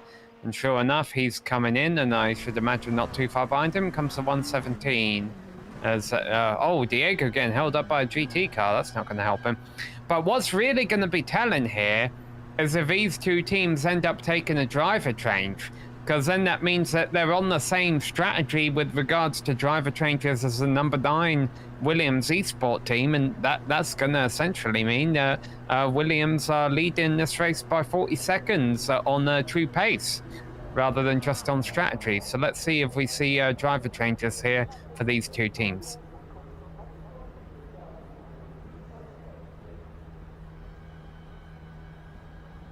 I don't see driver changes yet. No, looks like a triple stinting. So this might actually be interesting, seeing where these guys get out with relation to the number 9. It looked like they are on the same strategy, Sam. Like you said, through and through here. And you just saw real quickly Ben Dutton still sitting there. There's Will Lyon, our overall leader. VJoy Esports is in the pits. By the way, Matteo Prudhomme in the Williams machine is already far ahead of these two guys. Such was the pace for that car earlier.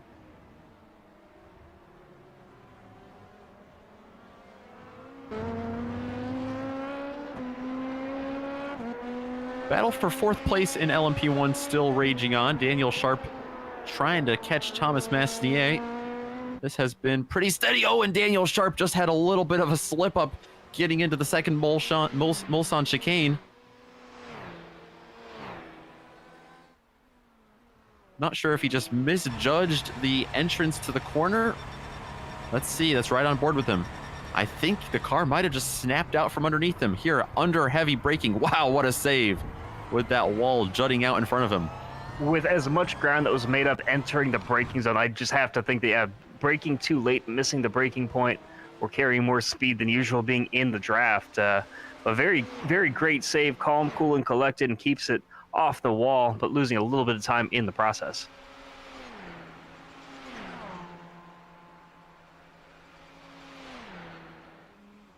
Yeah, certainly did lose a little bit of ground there to Masnier, but really in the grand scheme of things, these two were just neck and neck after 12 hours, just about 12 hours that is.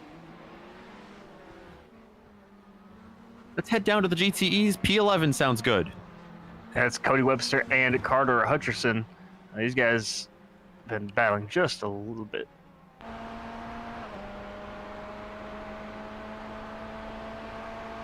Yeah, I mean, it's a little bit of a gap between them, but these guys fighting very hard. They're on board with Carter Hutcherson. Look at how close Hutcherson gets there to the car right in front. That is a car not for position.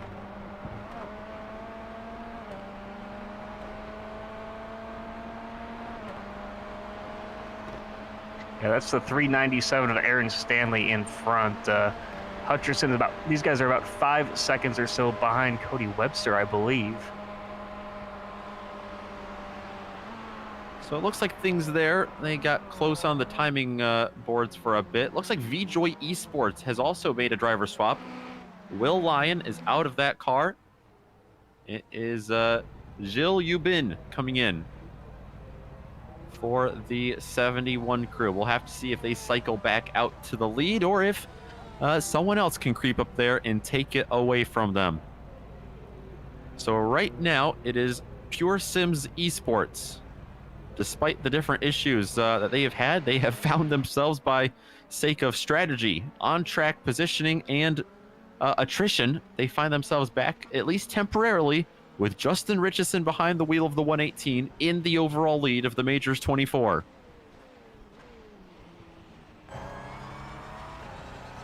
David Weisbeck as well for Black Eagle, currently running 5th in pit lane. Some of these guys making scheduled pit stops as they come to the end of their fuel stint. But man, it's just been such a great race to watch here. The top split as our very own Cy Andra currently gets in for Moradna Satellite in the 43 car. Good stuff. We'll have to keep an eye on him. So the top 5 might be a little bit provisional here for the LMP ones. It's Pure Sims Esports, Justin Richardson. There's Cy Andra on screen in 3rd. He's behind. Believe it or not, SOS of Brutus has found their way back up in 2nd for the time being. Thomas Masnier in that car. It is the Black Eagle SimRacing number 52. David Weisbeck in a big crash for David Weisbeck. What has happened here?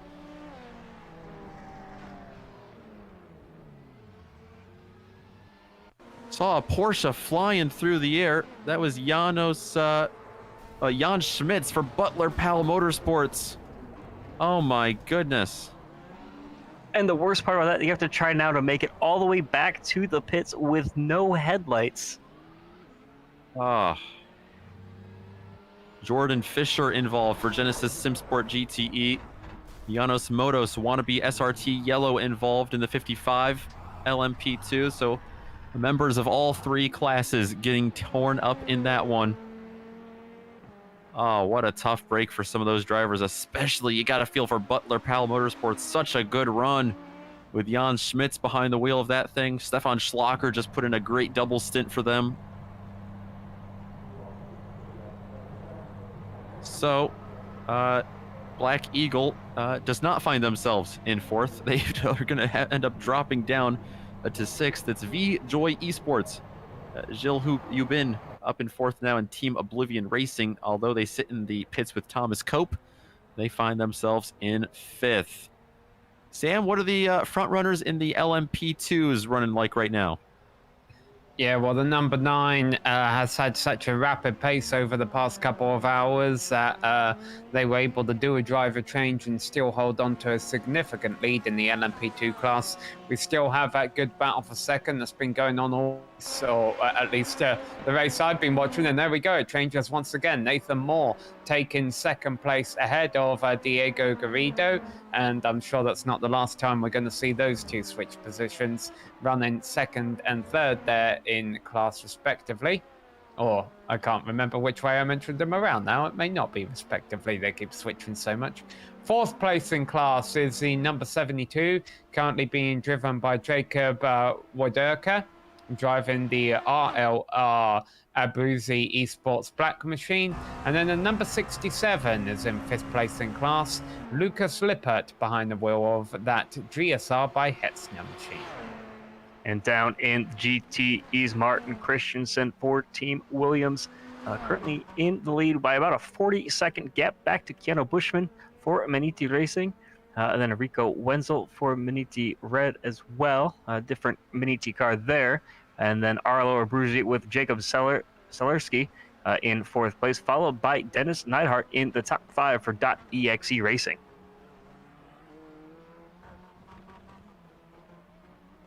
Halfway, guys.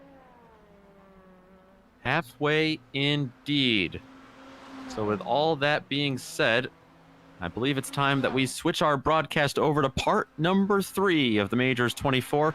We'll be right back here on the Global Sim Racing channel, but make sure you hop on over to that part number 3 link with us, link right in the chat, and we'll see you there in a few moments.